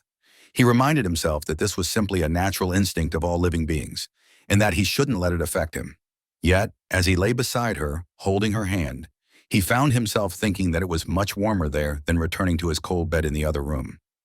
A small smile formed on his lips as he decided to stay where he was, at least for a little while longer. The next morning, as birds chirped outside, Muan entered the room attempting to wake her mother. She questioned whether her mother was still asleep, jumping toward her in an effort to rouse her, urging her to get up. She pointed out that the sun was already shining. Still drowsy, Rosis, half asleep, asked Man to go play with her father instead. Complying, Muan moved toward her father, shaking him in an attempt to wake him. She stated that the sun was shining on his back. Leon, still immersed in sleep, responded drowsily, commenting on the warmth and requesting to rest a little longer. Observing them, Muan frowned, voicing her frustration. She pointed out that the two of them were hugging so tightly that she had no idea whom she could play with. As she pondered, she realized it was the first time she had seen her parents being so affectionate. However, something seemed strange to her. She questioned why there were so many red spots scattered across their bodies. An idea struck her. It had to be bug bites. Rushing to the desk, she rummaged through it, recalling how her mother had taught her about different kinds of bites. She reasoned that if someone had been bitten by an insect, there was always a cream available for treatment. Triumphant, she assured herself that there was no need to worry. Since her sister was away, she would be the one to take care of them. With enthusiasm, she applied the ointment to both Roswis and her father, doing so quite cheerfully. After some time, Roswis finally called out to wake her husband. As Leon stirred, he immediately sensed something odd. Feeling a strange sensation on his face, he noticed that his entire body was covered in unusual markings. Dazed, he turned to look at Roswich's face, and upon seeing her condition, he burst into laughter. Roswis, puzzled by his reaction, questioned what was wrong with him. At that moment, Muan excitedly admitted that she was responsible. She explained that after seeing the numerous red marks on both of them, she had assumed they had been bitten by bugs, prompting her to apply medicine. Both Rosis and her husband were left speechless, feeling a mix of embarrassment and disbelief. He reflected on the situation, concluding that some things were indeed better left unknown. However, Man remained cheerful, proudly claiming that she had done an excellent job. Her father, playing along, praised her efforts, agreeing that she had done well. Man, feeling even more confident, promised that next time she would help apply the medicine again. At that realization, both Roswi and her husband exchanged a glance silently. Sometime later, as Roswis was resting, Leon attempted to feed her. Startled, she pulled away, questioning his intentions. However, he simply pushed the spoon into her mouth, explaining that since she had not eaten for several days, she needed to regain her strength. Reminding her that dragons could go without food or water during their dormant state, he insisted that she must be hungry. Roswe, reluctant, argued that she was fully capable of eating on her own. However, after tasting the food, she hesitantly admitted that it wasn't bad. Observing her reaction, Leon smiled and took a bite himself. He proudly stated that it was fried rice made with love. Roswis, confused, pointed out that the meal had been made for her, questioning why he was eating it as well. In response, he reached for the bowl, claiming that he was merely assisting her since he doubted she could finish it all. With determination, she declared that she would finish the entire portion and that he would not get another bite. After consuming the entire bowl, Leon found himself reflecting on recent events. He had been taking care of her, helping her bathe, cooking for her, and even feeding her. Though she recognized his efforts, she couldn't help but feel conflicted. Sarcastically, she questioned whether he had done all of it just to torment her. In response, he feigned innocence, asking how any of his actions could be considered torture. Instead, he insisted that it was all loving care from a devoted husband. His words, however, only fueled her frustration. As he exited the room laughing, he called out, reminding her to see him in the morning. Roswis, clenching her fists, cursed under her breath. She muttered that he truly lived up to his reputation as a damn dragon slayer, always finding ways to irritate her. In frustration, she slammed her fist down beside the bed with all her strength. However, as her hand collided with the surface, an unexpected force surged through her body. Startled, she noticed something strange. As she examined her surroundings, realization dawned upon her. Her strength had returned. Meanwhile, in the kitchen, her husband hummed to himself, feeling content.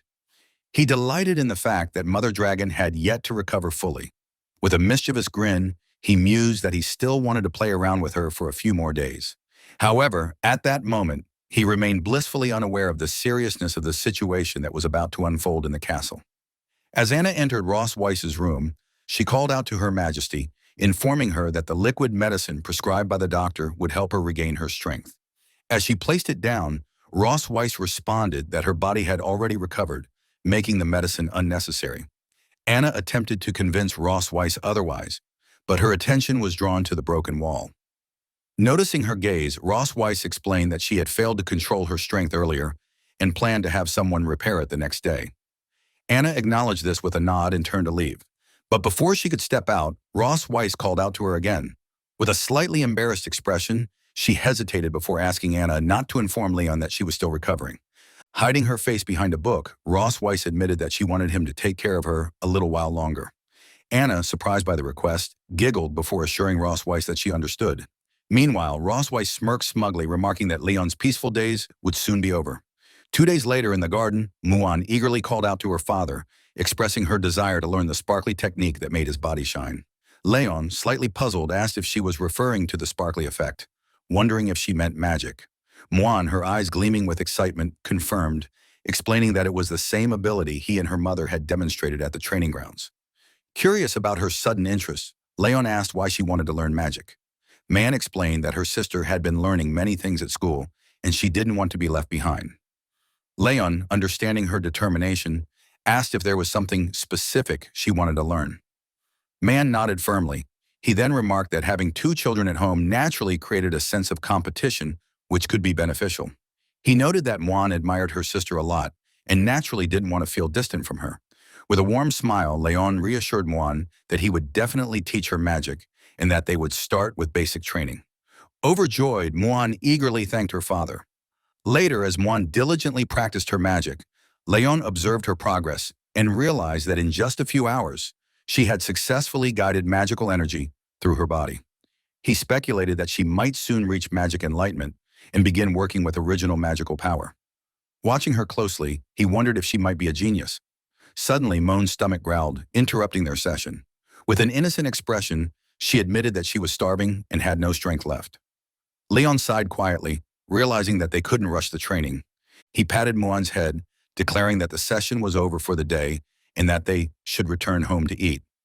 Muan, delighted by his words, cheered and declared that her father was the best. That night, as Anna entered the room, she presented an item to Her Majesty, stating that it was what she had requested. Rosways accepted it and instructed Anna to set it aside. Just then, Leon entered enthusiastically, greeting his wife with excitement. Rosways thanked Anna for her hard work and told her she could leave. Leon recalled that according to Anna's earlier statement, Rosways would need 5 days to fully recover. With a mischievous glint in his eyes, he thought to himself that he still had time to torture her. Smirking playfully, he wiggled his fingers and teasingly offered Rosways a massage if she felt any discomfort. Rosways, wearing a taunting expression, questioned why he didn't simply prove the might of the Empire's strongest dragon slayer that very night. She mockingly pointed out that only 2 days had passed, yet he already seemed exhausted, wondering if that was all he could manage. Annoyed by her remarks, Leon demanded clarification on what she had just said. Without hesitation, he grabbed Roswy, commenting on how exhausted she looked and stating that he had intended to let her rest for the night. However, seeing her arrogance, he decided otherwise. Holding on to her, he remarked that if her words were so bold, then her body must be just as tough. As he removed his upper garments, he warned her that she would regret her taunts. However, to his surprise, Roswell smirked confidently and stated that she had never once regretted anything. In an instant, she wrapped her tail around Lion's body, catching him off guard. Leon let out a startled cry as he was suddenly slammed onto the bed, left completely vulnerable. As Ross climbed on top of him, he was stunned by her overwhelming strength. Bewildered, he asked if she had already recovered. With an amused tone, Rosway silenced him, playfully calling him her dear dragon slayer. She then retrieved the item Anna had brought, a pair of handcuffs and a whip. Realizing the situation fully, Leon's expression grew visibly nervous. He hesitated before questioning when she had prepared such things, but before he could react, his wrists were bound and a blindfold was placed over his eyes. Muttering to himself, he wondered if he had just walked straight into a trap. With a mischievous smile, Roseways warned him not to even think about struggling. Still in disbelief, Leon demanded to know what exactly she was planning. Still in disbelief, Leon asked if she intended to torture him to extract a confession. As he called out to Roswy, addressing her as Mother Dragon, he boldly warned her that he had undergone professional anti-interrogation training and would never yield to her. Roseway scoffed at his claim, questioning whether that was truly the case. In response, she activated an orb, revealing an event from Lion's past, one where he had desperately called out for Roswy, pleading with her and expressing his desire to kiss her. Upon seeing this, Leon could hardly believe his own eyes. He simply stared at the screen, questioning what he was witnessing as the voices played out. Unfazed, Roses asked him to consider who the person was that had begged her so desperately. Overwhelmed with embarrassment, Leon struggled to process the situation.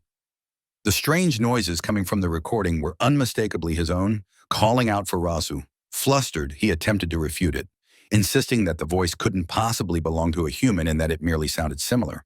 However, Rasu dismissed his claim and brought the orb closer, forcing him to see the truth more clearly. Leon had no choice but to listen as his own embarrassing words played back. Pleas for Rosways, expressing his desire to kiss her and embrace her as one. Stunned, he was left speechless. Rosway's smirking taunted him, suggesting that he might recall it all now. Faced with undeniable evidence, he apologized. But Roswayas was far from ready to let it go. She took out the whip and ordered him to repeat what he had just said several times. Then, with a dangerous glint in her eyes, she warned him that if he couldn't remember it clearly, she would gladly replay it for him again. Without hesitation, she whipped him repeatedly and furiously throughout the entire night. The relentless punishment left Lion writhing in pain, unable to move properly. As he lay there enduring the agony, he turned his face just in time to see a dragon entering the room, reporting to Ross Weiss about a letter. Still struggling from the ordeal, Leon questioned whether the letter was from the academy. He noted that it had arrived so late at night, making him wonder what could have happened. Roswy explained that the academy had summoned them for the next day, mentioning that Noah had gotten into a fight with someone. This revelation startled Lion, who sat up in shock and demanded to know what she meant. The scene then shifted to the following day in the office of Vice Principal Wilson, where Noah was brought in alongside 3 visibly injured students. The vice principal addressed Leon and Rosies, stating that the reason for summoning them was to resolve a conflict that had arisen between Noah and some of her classmates. With a furious expression, Rosies questioned what he meant, her tone carrying both anger and an implicit threat. She then turned her gaze toward the 3 injured students and accused them of teaming up to bully her daughter. Her words immediately caused the 3 young dragons to recoil in fear. Meanwhile, Leon took a quick glance at Noah, checking for any signs of injury. However, Noah reassured him that she was fine. It was then that Principal Wilson revealed the truth. Noah had actually been the one to beat up the 3 students. This revelation left Roswis momentarily surprised while the injured students cried out in frustration. Leon turned to Noah, staring at her, before ultimately praising her, acknowledging that she was indeed his daughter. Principal Wilson, however, remained focused on the broader issue. While the fight itself had been a minor incident between young dragons, it also reflected an underlying conflict between cocoon-born and viviparous-born dragons. He knew the 2 distinct methods of dragon reproduction. Cocoon-born dragons directly inherited their mother's strength, giving them natural advantages in physical fitness and talent, while vaporous-born dragons required time to grow and learn before mastering their strength. As a result, within the same age group, Cocoon-born dragonlets generally possess superior physical strength compared to their viviparous counterparts. Despite this difference, Noah, a viviparous-born dragon, had single-handedly defeated 3 cocoon-born dragons, all of whom were a few years older than her. Recognizing her exceptional abilities at such a young age, just as the discussion continued, the door burst open. A red dragon entered the room, scoffing as he declared that he had heard his son had been involved in a fight. He dismissed the matter as trivial, stating that he was willing to cover the medical expenses. However, his nonchalant attitude quickly changed when he turned to his companions and saw their children injured. The red dragon then called out for his son, demanding an explanation for how he had been beaten so badly. The 3 injured students rushed toward their fathers, crying out pitifully. Meanwhile, Roses whispered to Leon, identifying the red dragon as a member of the Red Flame Dragon King's faction, Constantine's clan. She explained that everyone from the Red Flame Dragon clan was known for being arrogant and domineering, making it difficult to communicate with them. The Red Flame Dragon parent, unfazed by the situation, turned his gaze toward Roses and questioned who she thought she was. He scoffed at the notion of her being the queen of the Silver Dragon clan. Hearing this, Rosfus's expression darkened. She glared at him and demanded that he repeat himself. However, the Red Flame Dragons showed no fear, even going so far as to threaten that if Rosfus and Leon did not apologize to his son that day, they would not be allowed to leave through the doors. At that moment, Leon smirked and remarked that the real question was, who should be afraid of whom? Just before the situation could escalate further, Vice Principal Wilson quickly intervened. He addressed the parents in a firm tone, urging them to remain patient and listen to his recounting of the events. Wilson then proceeded to explain what had happened the previous night. According to his account, in the cafeteria, Lel and 2 other classmates had an argument with Noah. During the altercation, Noah's plate had accidentally collided with Lel, staining his clothes. Later that night, on the way back to the dormitory, the 3 students had cornered Noah in the backyard and engaged in a physical conflict. Upon hearing this, Wilson turned to the injured students and gave them a chance to add any details. However, intimidated by the situation, they hesitated and ultimately remained silent. Just then, Noah stepped forward. With a confident expression, she addressed the vice principal and stated that she had something to add. As Principal Wilson asked her to continue, Noah explained that first of all, it was Lel who had deliberately provoked her in the cafeteria, and the incident of knocking over the plate had been purely accidental. She further clarified that the second incident had occurred in the backyard of the dormitory, where she encountered them again. Lel and his group had rushed toward her first, startling her, which led to her unintentionally breaking his arm in self-defense. Glaring at Lel, she demanded that he confirm her version of events. Startled, Lel instinctively retreated behind his father, ultimately affirming the truth of her words. His father, noticing his reaction, questions why he appears so frightened of her. Leon intervenes, directing his words toward Noah. He remarks that despite her justification, he believes she handled the situation incorrectly. As Noah glances at him, he continues, advising that if she ever encounters a similar situation again, she should aim for the knee instead. Noah, confused, inquires about the reasoning behind such advice. With a full flex, Leon explains that on the battlefield, if a member of the Red Flame Dragon clan were injured in the knee, they would be easily subdued. As expected, she acknowledges the advice and assures him she will take it into account in the future. The Red Flame Dragon, growing increasingly frustrated, turns to Principal Wilson and demands if he has just heard what transpired. He expresses outrage that Leon would openly teach his daughter to bully his children. He insists that for students with violent tendencies like this, mere apologies are insufficient and that expulsion is the only appropriate response. Principal Wilson, maintaining his composure, urges patience, explaining that the decision regarding Noah's expulsion lies with St. Heath's College. Furthermore, he points out that multiple students have reported Lyle's behavior, stating that he frequently bullies the viviparous dragons. Additionally, witnesses from the cafeteria the previous night confirmed that Lyle had been the one who deliberately instigated the confrontation. The Red Flame Dragon, unable to contain his anger, exclaims in disbelief. He reiterates that his daughter physically assaulted his son, yet the Academy not only refrains from punishing her, but instead accuses his son of provocation. Leon interrupts him, questioning whether he has any shame. He asks why the Red Flame Dragon is making such a fuss when his son was beaten, especially since he had been overpowered by a 1-year and 2-month-old child. Meanwhile, Leon shifts his gaze toward Lyle, who, caught off guard, blurts out that he is 7 years and 10 months old. Suppressing a laugh, Leon mockingly states that if he were in such an embarrassing position, he would dig a hole 1,000 feet deep and bury himself. ensuring that this incident remained a secret for eternity. Flinching in both annoyance and humiliation, the red flame dragon's frustration intensifies. He directs his anger toward Leon, labeling him a coward who does not even have the courage to reveal his tale. He then questions what right Leon has to comment on his son.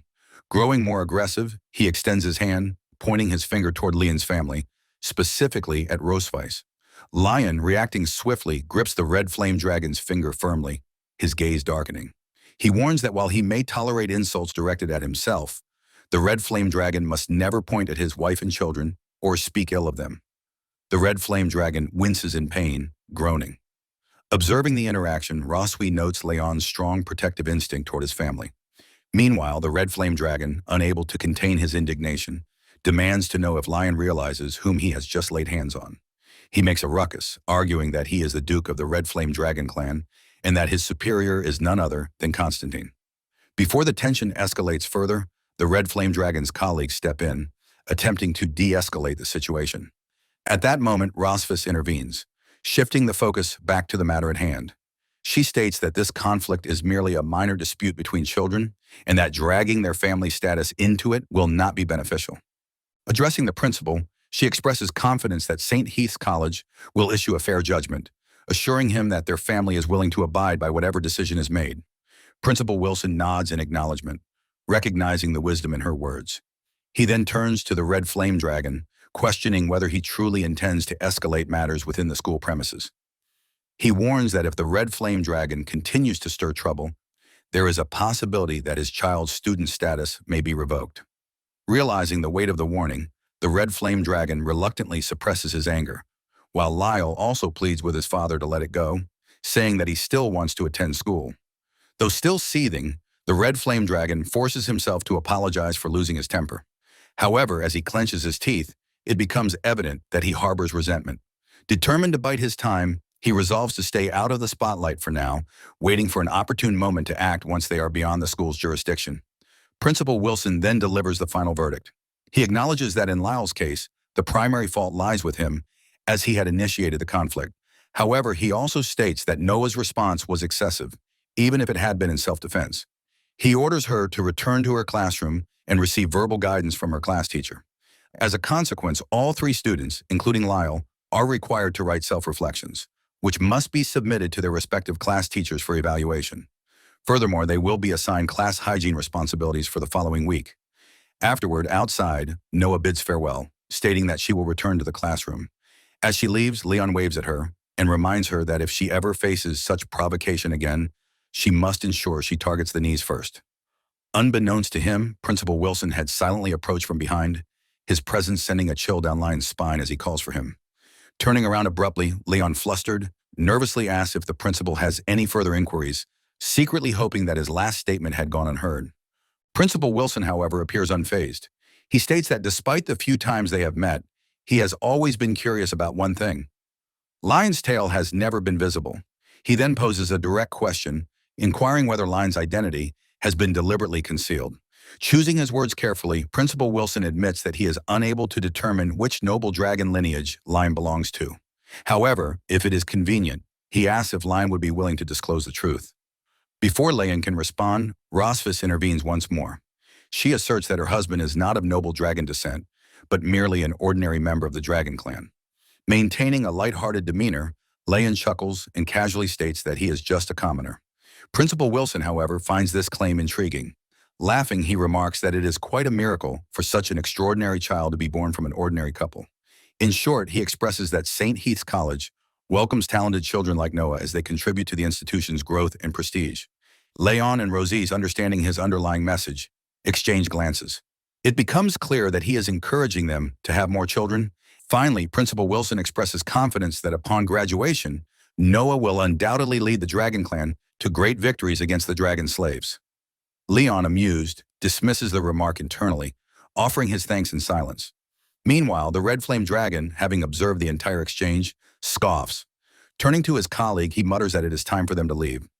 Now at the college gate, as Rosise and Leon walk down the stairs while talking, Lord Duke Lear suddenly appeared, interrupting them by calling out for the Silver Dragon Queen to wait.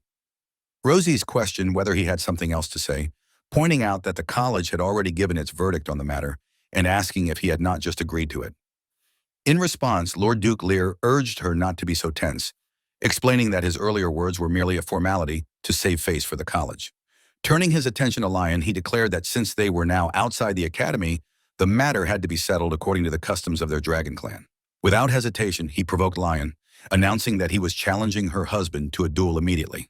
Upon hearing this, Rosvis considered the implications, realizing that if they refused, the Silver Dragons would undoubtedly be slandered as weak and afraid of fighting. Smirking, Lord Duke Lear questioned whether Lion would back down. Leaning toward Lion, Rosvis whispered, asking if he wanted to accept the challenge and whether he was feeling well. Grinning with excitement, Leon replied that since Lord Duke Lear had approached him for a fight, he had no choice but to accept. Rosisa permitted him to proceed, but reminded him not to beat Lord Duke Lear to death, to which Leon nodded in affirmation. Meanwhile, inside the college, students rushed outside as Noah overheard some children excitedly discussing the situation. They eagerly mentioned that they had heard the dragons were fighting at the gate and urged each other to go watch. As Noah listened, she speculated whether her father could be involved. As the children moved toward the scene, they whispered among themselves, wondering who was fighting whom. Observing Leon, Lord Duke Lear thought to himself that the man appeared so frail he did not even dare to reveal his tale. Convinced that there was nothing to fear aside from his tough talk, he smirked, determined to avenge his son, who had lost a fight earlier that day.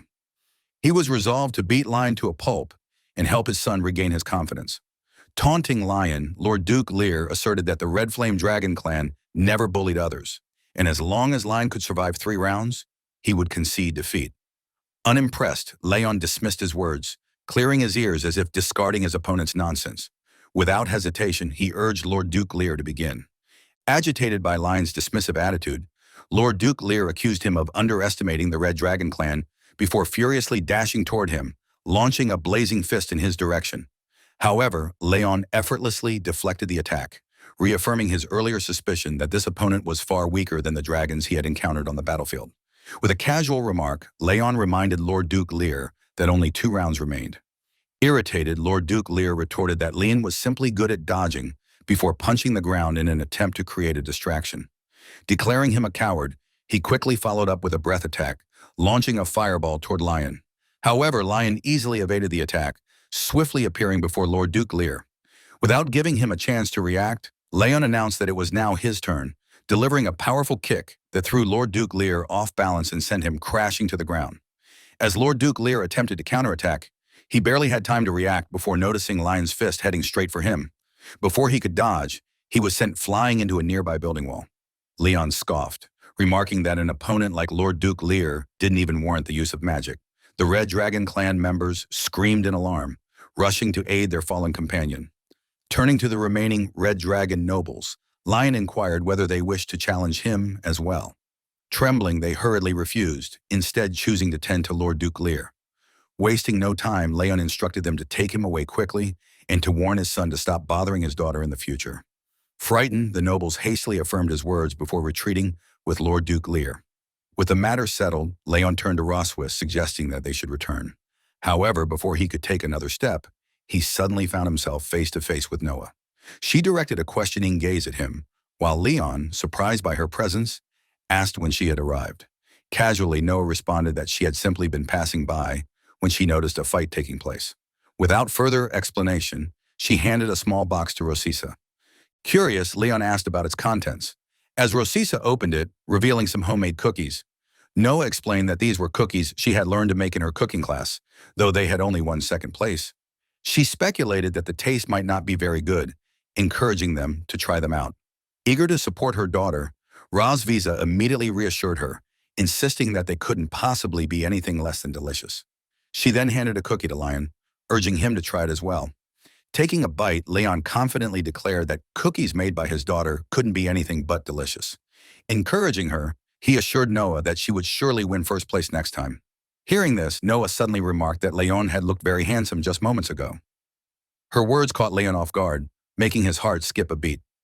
He was deeply touched, realizing that Noah had directly praised him, something that delighted him immensely. At that moment, he felt their bond grow even closer. Shaking off his emotions, he laughed playfully, boasting about how awesome her father was. Placing a hand on her head, He told her that if she ever wanted to learn any fighting techniques, she only needed to ask him. However, as he continued patting Noah's head, he suddenly noticed Roswis glaring at him with piercing intensity. Now, after that, inside the castle, Leon had been quietly reading a book when a sudden knock at the door startled him. He flinched slightly and looked up just in time to see Roswis entering the room with a first aid box in hand. Curious, Leon asked why she had come. Roswis didn't respond and simply sat beside him. Leon grew uneasy, wondering why she had chosen to sit so close and whether she had something new planned. Without any warning, Roswis asked for his hand. Leon looked confused and asked what she meant. Roswis questioned whether his hand wasn't injured. Reluctantly, Leon raised his hand and pointed out a slight wound, saying she must be referring to that one. He brushed it off, saying it was a minor injury and would heal in 2 days. Roswis didn't seem convinced.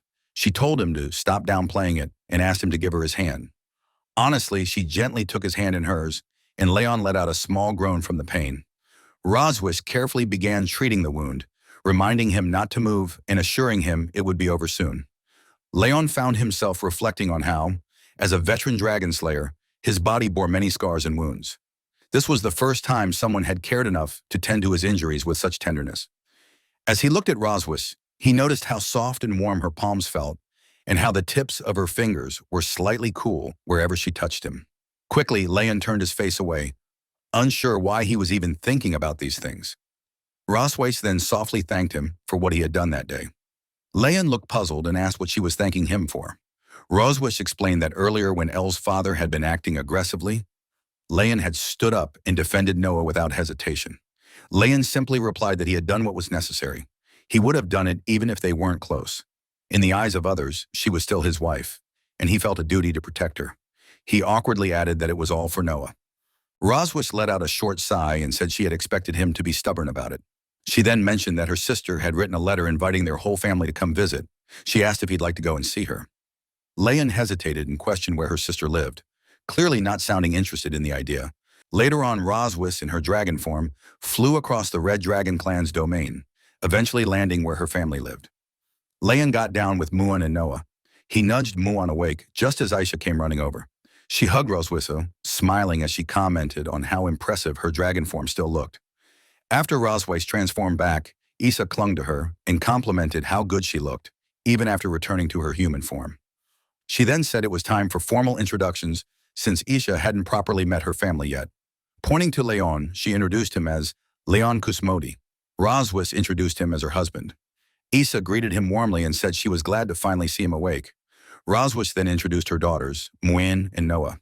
Issa looked at the children, guessing that the one standing in front was Muon and the one behind was Noah. Muon confirmed her guess, saying her aunt had gotten it right. Issa said Roswis had described them exactly that way in her letter. She bent down to Noah, asking if she wanted a hug too. After a short moment of hesitation, Noah nodded. Aisha then gathered both girls in her arms, saying how lucky she felt to hug 2 little dragon girls at the same time. Turning to Leon, Aisha mentioned that Roswis had told her how carefully he looked after the children. She thanked him for all the effort, calling him brother-in-law. Leon smiled and said it was nothing. He enjoyed being with the children and they were close to him. Roswis playfully added that he was definitely closer to her. Leon looked at her and jokingly called her honey, saying she shouldn't tease like that. They started exchanging playful remarks, and Leon threatened to kiss her if she didn't stop teasing him. Roswis asked if he was being serious. Issa laughed and commented that the two of them seemed to have a great relationship. Both Rosies and Leon turned their faces away, clearly a bit embarrassed, but not denying it. Aisha then suggested they must be tired after traveling such a long way and invited everyone inside to rest. After some dinner, they all gathered in the hall. Issa brought out an old photo album and asked if anyone wanted to see pictures of their mother from her childhood. Muon jumped up excitedly and claimed the seat beside her aunt. Seeing this, Roswis flinched. She quickly got up and ran to Aisha, questioning why she still kept those old photos. Rosewise tried to grab the album away, insisting it should be handed over. Issa teased that Rosewe must be shy about them. She made eye contact with Leon and with a smirk tossed the album to him. Leon caught it easily as Roswis stood there embarrassed. He grinned, thinking there was nothing more amusing than seeing someone's childhood photos. He told himself he had to take a look at her past, even if just for fun. As he opened the album, a bright smile spread across his face. As Leon remarked to Roswis that he hadn't expected her to have this side to her. Ross Weiss, startled by the comment, glanced over at him, unsure of what he meant. Muan, however, seemed quite excited, insisting that they should watch whatever it was he was talking about. Without much of a warning, Leon revealed a photo of Ra's wife Weiss in her school uniform. He pointed out how lovely she looked while reading. Isa, ever the helpful sister, explained that the photo had been taken during a speech Ra Weiss had given back then as the outstanding student representative at her school. Leon chuckled at the image, shaking his head in disbelief, and jokingly asked how someone who had once looked so sweet and warm had turned into someone so cold. Leaning in closer, Ross Weiss whispered that he shouldn't act so surprised. He might be the next one she chose to tease, scaring off Leon. Meanwhile, Aisha told them that there were still many more childhood photos of Ross Weiss left to go through. She then called out to Noah and Muan, inviting them to look at the photos of their mother when she was just a child. As the two kids turned the page together, Noah pointed out how Ross Weiss had looked so soft and fair when she was younger. Muan eagerly chimed in, saying she wanted to touch her mother, captivated by how small and adorable she looked in the pictures.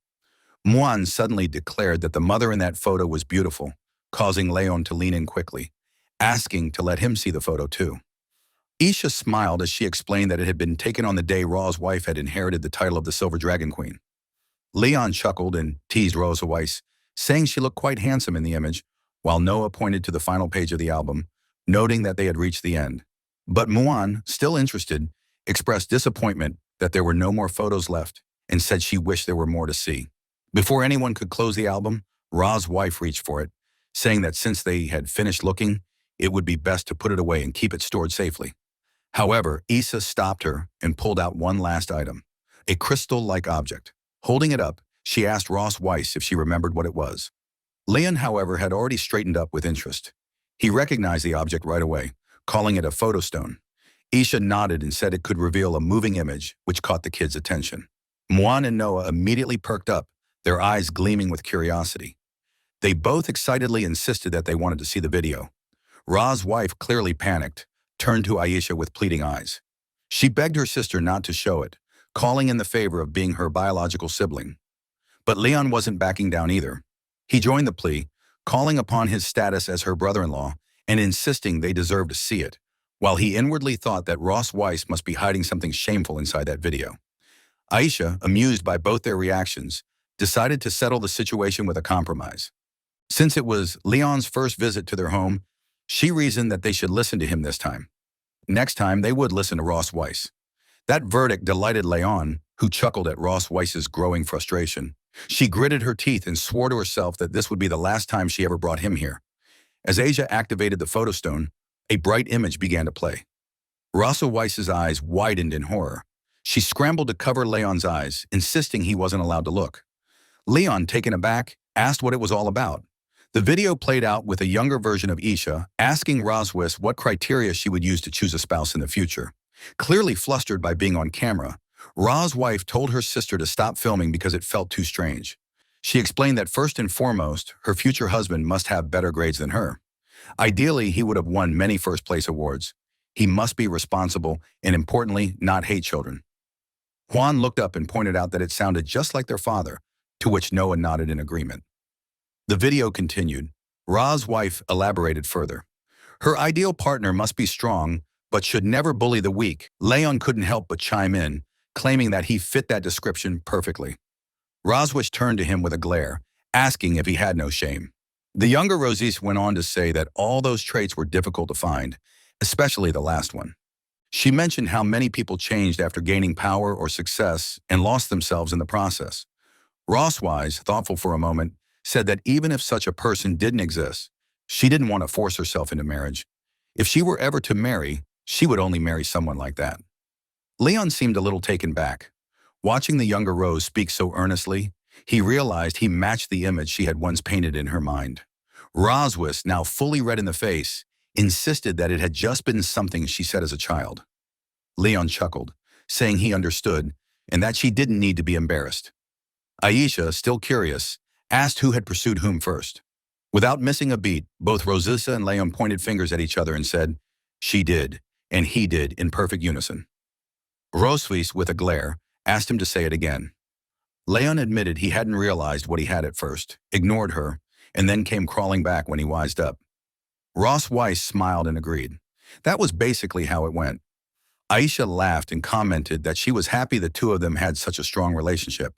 Then she mischievously pulled out another item and asked if they wanted to read some of the love letters Ross Weiss had received back in the day. Leon, Moon, and Noah all answered enthusiastically in the affirmative. Roswis, however, let out a dramatic cry questioning why those were even kept and insisted that she would burn them the moment she got the chance. Later, as Leon and Ra's wife entered the guest room, Leon remarked that there didn't seem to be any other option. They would have to share the room. He stated that he didn't want to do that. As they stepped in, their eyes widened in disbelief. The room had been prepared with incredible attention to romantic detail. A luxurious water tub filled with rose petals sat on one side, and the bed was decorated with roses shaped into a heart. The atmosphere screamed romance. Both of them stared speechless. As Rose Weiss was quite surprised upon seeing the room, she asked Aisha what was going on while Leon slapped himself in disbelief. Aisha winked at Rose Weiss, saying she had specifically prepared a guest room for them and mentioned they would stay there for the next 2 days. Rose Weiss, clearly embarrassed, asked if there were any other rooms. But Aisha hushed her, asking why couples acted so shy. Leon, watching everything unfold, thought he was terrified since the dragoness sister clearly could not be underestimated. Her intent seemed to be to lock up the two extinct species, let them go into heat, breed offspring, and complete the task of revitalizing the species. As Leon turned his face, wishing to escape from the fear bubbling inside him, Issa grabbed his shoulder with a firm grip, her sharp glare landing directly on him, and asked where he was planning to go. He tried to laugh it off, mentioning how his daughters might be missing him, so he would go check on them for a moment. But Aisha casually waved it off, assuring him there was no reason to worry about the children. She had made preparations in advance, giving them another room where they should be having a great time by now. Just before leaving, she threw another wink toward Rose Weiss, reminding her that they both should stay here and enjoy a proper rest. Once she left, both Rose Weiss and Leon let out a deep sigh of relief, their shoulders loosening a little. Rose Weiss commented that it looked like they had no choice but to sleep in that room for the night. Leon replied with a groan, saying he hadn't expected her sister to be so devious. Rose Weiss admitted her sister had always been like that, and if he stayed around longer, he would understand it for himself. When Rose Weiss curiously opened the wardrobe, her eyes widened in shock as she saw erotic outfits decorated with shiny details. She quickly shut the wardrobe, her face flushing, and stammered that the room only contained a bed and a bathtub, so Leon would have to sleep in the bathtub. Leon stood still, expression blank, and asked why he should sleep in the bathtub. He added that he had already checked and noticed the outlet had been deliberately blocked. He figured her sister was absolutely determined that they both sleep in the same bed. As he climbed onto the bed, he mentioned how the mattress felt a bit different compared to a regular one. Curious, he wondered if it might be a waterbed. He bounced on it joyfully, commenting on its softness, clearly enjoying the sensation, and added how elastic it felt while Rose Weiss, still embarrassed, looked at him and teased him quietly. Leon, refusing to miss the opportunity, declared he wouldn't let her enjoy such a comfortable bed all by herself. Rose Weiss turned her face away and muttered that they should sleep together. Leon, taken aback, hesitated for a moment and questioned her sudden change in behavior. He asked whether she had something wicked in mind. Rose Weiss, holding back a burst of frustration, raised her voice and asked if he would sleep or not.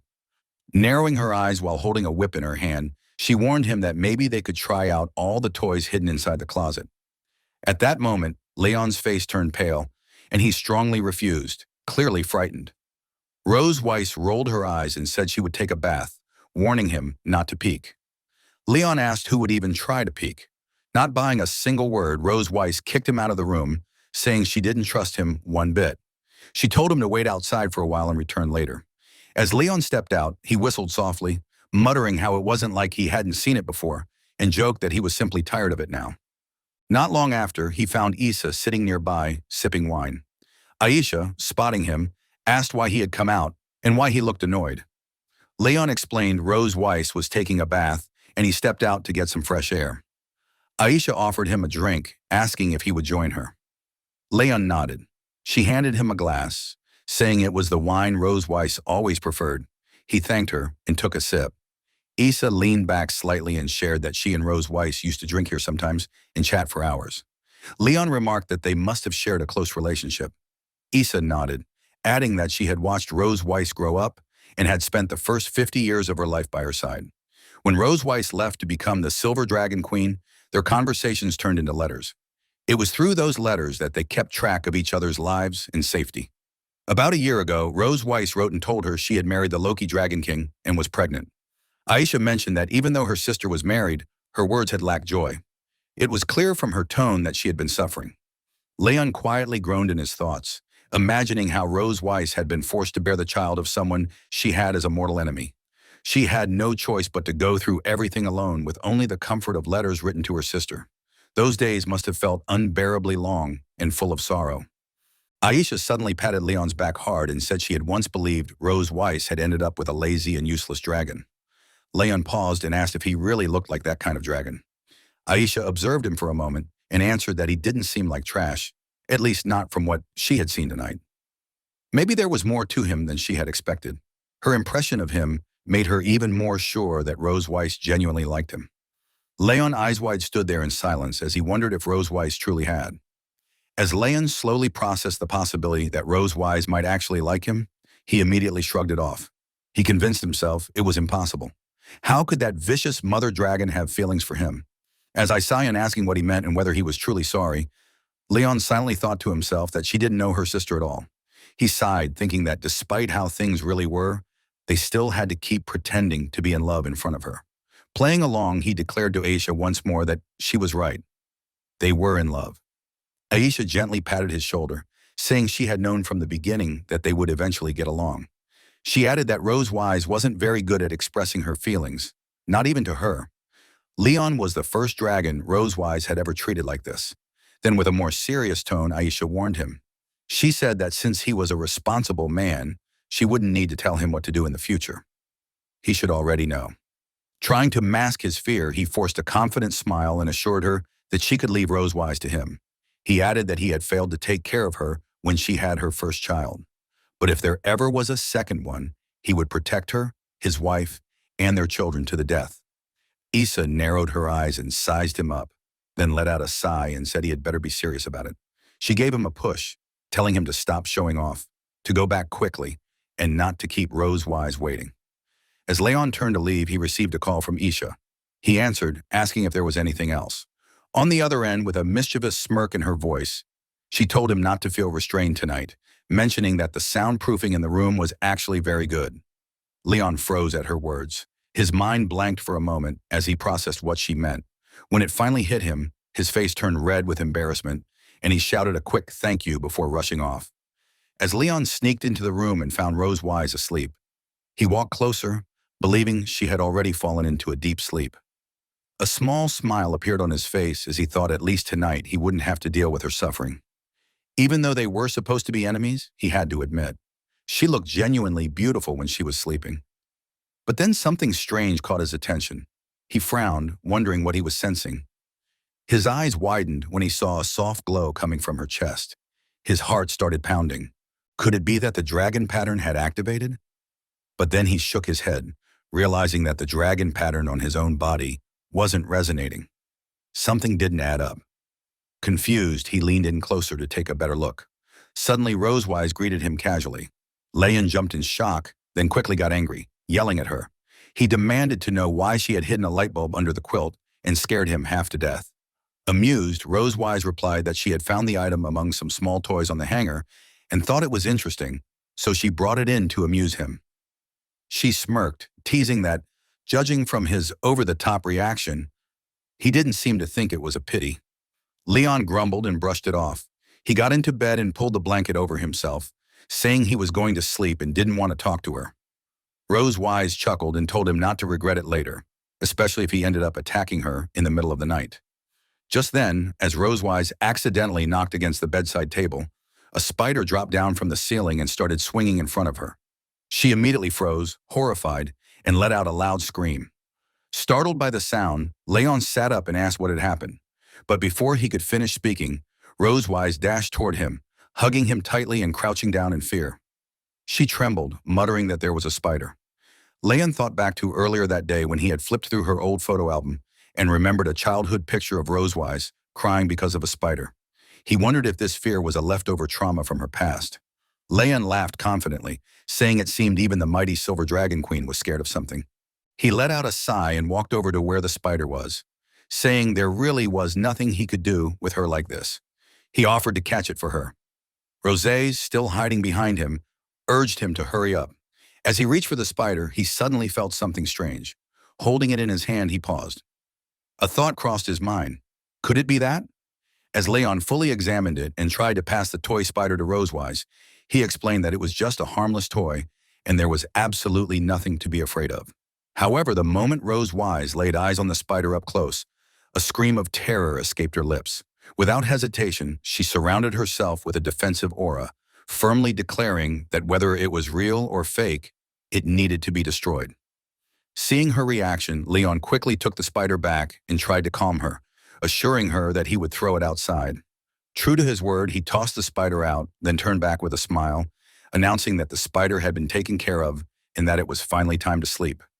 Rosewise, still visibly shaken and utterly embarrassed by her reaction, struggled to make eye contact. Leon, on the other hand, suspected that this was another clever design orchestrated by her sister to reveal Rosewise's fearful and vulnerable side. It appeared to have worked perfectly. As Rosewise stood silently trying to regain her composure, she quietly stated that she would sleep on the inside of the bed and suggested that he sleep on the outside, asking if that would be all right. Leon replied warmly, telling her there was no problem and that she could sleep wherever she wanted. With that, they lay down beside each other. After a moment of silence, Leon turned slightly and in a calm tone asked whether she was still scared. He gently suggested that if she was, she could hold his hand while sleeping. Rosewise, clearly caught off guard, scoffed in response, muttering that if he was offering, then she would go along with it. Without looking at him, she reached out and lightly held onto his pinky finger. Leon, puzzled by the gesture, questioned how he was supposed to feel safe holding just one little finger. Rosewise, visibly flustered, asked how else he was supposed to hold it. Then as Leon tried to take her whole hand, she corrected him, called him an idiot, and showed him how to hold it properly. Eventually, they interlocked their fingers, holding each other's tightly. Rosewise turned her face to the side, feeling heat rise to her cheeks. Her thoughts spiraled as she wondered how someone could hold her hand so casually. Was she the only one who felt awkward in this moment? She tried to calm her mind, reminding herself that she was the Silver Dragon Queen and must take responsibility for her actions. It was just hand-holding after all. There was nothing to be embarrassed about. Leon broke the silence again, curiously asking why her hands were always so cold.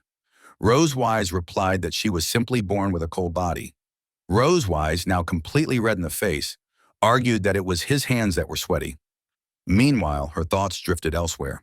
She had noticed the calluses and tiny scars on Lion's hands, marks left behind from years of holding a sword. Though rough, his hands radiated warmth. Where their interlocked fingers touched, it felt as though electricity was flowing through her skin. The sensation left her heart pounding uncontrollably. Leon suddenly brought up her earlier comment about Mates' selection criteria, asking what she truly meant by it. Rosewise brushed it off, explaining that it had just been a joke from over 100 years ago and not to take it seriously. With the conversation tapering off, they both tried to fall asleep, though neither one succeeded. Leon lay in silence, screaming internally, unable to fall asleep. He opened one eye slightly, trying to see whether Rosewise had already dozed off. As his thoughts raced, he repeatedly shifted his pinky ever so slightly, wondering if it would be all right to move his hand a little more. Slowly, he began to move his fingers. Rosewise, still wide awake, felt the movement and thought to herself that this guy was absolutely doing it on purpose. She peeked toward him, silently questioning how a captive dared to touch his master like that. Determined not to lose, she decided she would touch back, and she did rather firmly. Leon, surprised, asked what was going on and why her hand kept touching him. Their bodies ended up pushing closer beside each other, his hand brushing along her thighs and shoulders. In that brief contact, Leon felt the softness of her skin. It was warm and delicate. A strange sensation swept over him. There was something almost wild about the feeling. A hunger, foreign yet familiar, began to grow inside him. Both of them swallowed hard as they realized how close they had gotten. Their hearts raced, and when they met each other's eyes, they understood. There was a shared desire. Neither one spoke it, but both of them felt it. A silent nod was exchanged. Without saying a word, Leon pulled the blanket over them and leaned in closer. Carefully, he positioned himself above her, their breaths mingling as the space between them disappeared. He whispered softly that just for tonight, they would do it. They would. Rose Weiss called out for Lion with an alluring smile, dressed in her well-mannered clothes. Lion became utterly mesmerized by her beauty, believing they all understood what would follow next. But oddly, the dragon mark showed no reaction, and they moved closer to each other. The dragon mark, a type of magic designed to identify mutual appreciation and pure desire between two people, remained inactive. He moved close enough to kiss her, leaning in with hesitation. But just then his hand hit a pillow. A spider showed up beside them, causing Rose Weiss to scream in pain. Leon quickly threw it out and assured her not to be scared, warning her not to release the dragon flame in panic. From the roof, Aisha chimed in, asking if it was time they discovered the surprise she had prepared. Leon pulled Rose Weiss into his arms gently, telling her not to be afraid, promising everything was under control. He checked both inside and outside the room, confirming there were no other hidden tricks. The two spiders that appeared had also bled out. Wrapping his arms around Rose Weiss again, he held her sweetly. Rose Weiss mentioned his heart was racing, to which Leon admitted he was afraid of spiders too. Rose Weiss muttered she wouldn't do something like this again and requested he never bring it up after tonight. Leon gave her his word. The next morning, Rose's wife stirred awake and wondered when she had fallen asleep. Turning toward the space beside her, she checked if he had woken up already. She figured it was probably better this way. After everything from last night, she wasn't sure how to face him. It marked the first time she broke her own rules, exposing vulnerability in front of a human and falling asleep in his arms. As she blushed while getting dressed, she silently vowed never to tell anyone about it. The mere thought embarrassed her. Just then, Issa's voice came from outside the door. She asked if Rose Weiss was awake, questioning how her night had gone and if she had been excited. Rose Weiss shot back a warning glare, telling her not to pull a stunt like that again. Aisha raised an eyebrow, teasing her by asking whether she had used the toys she had prepared. Rose Weiss instantly denied it, brushing the thought away. Aisha sighed and said it was a pity. Then she added she would pack some toys for her to take home. She should practice with them. She added a question. When were they planning to have another child? Rose Weiss grabbed Isha's arm, half embarrassed and half irritated.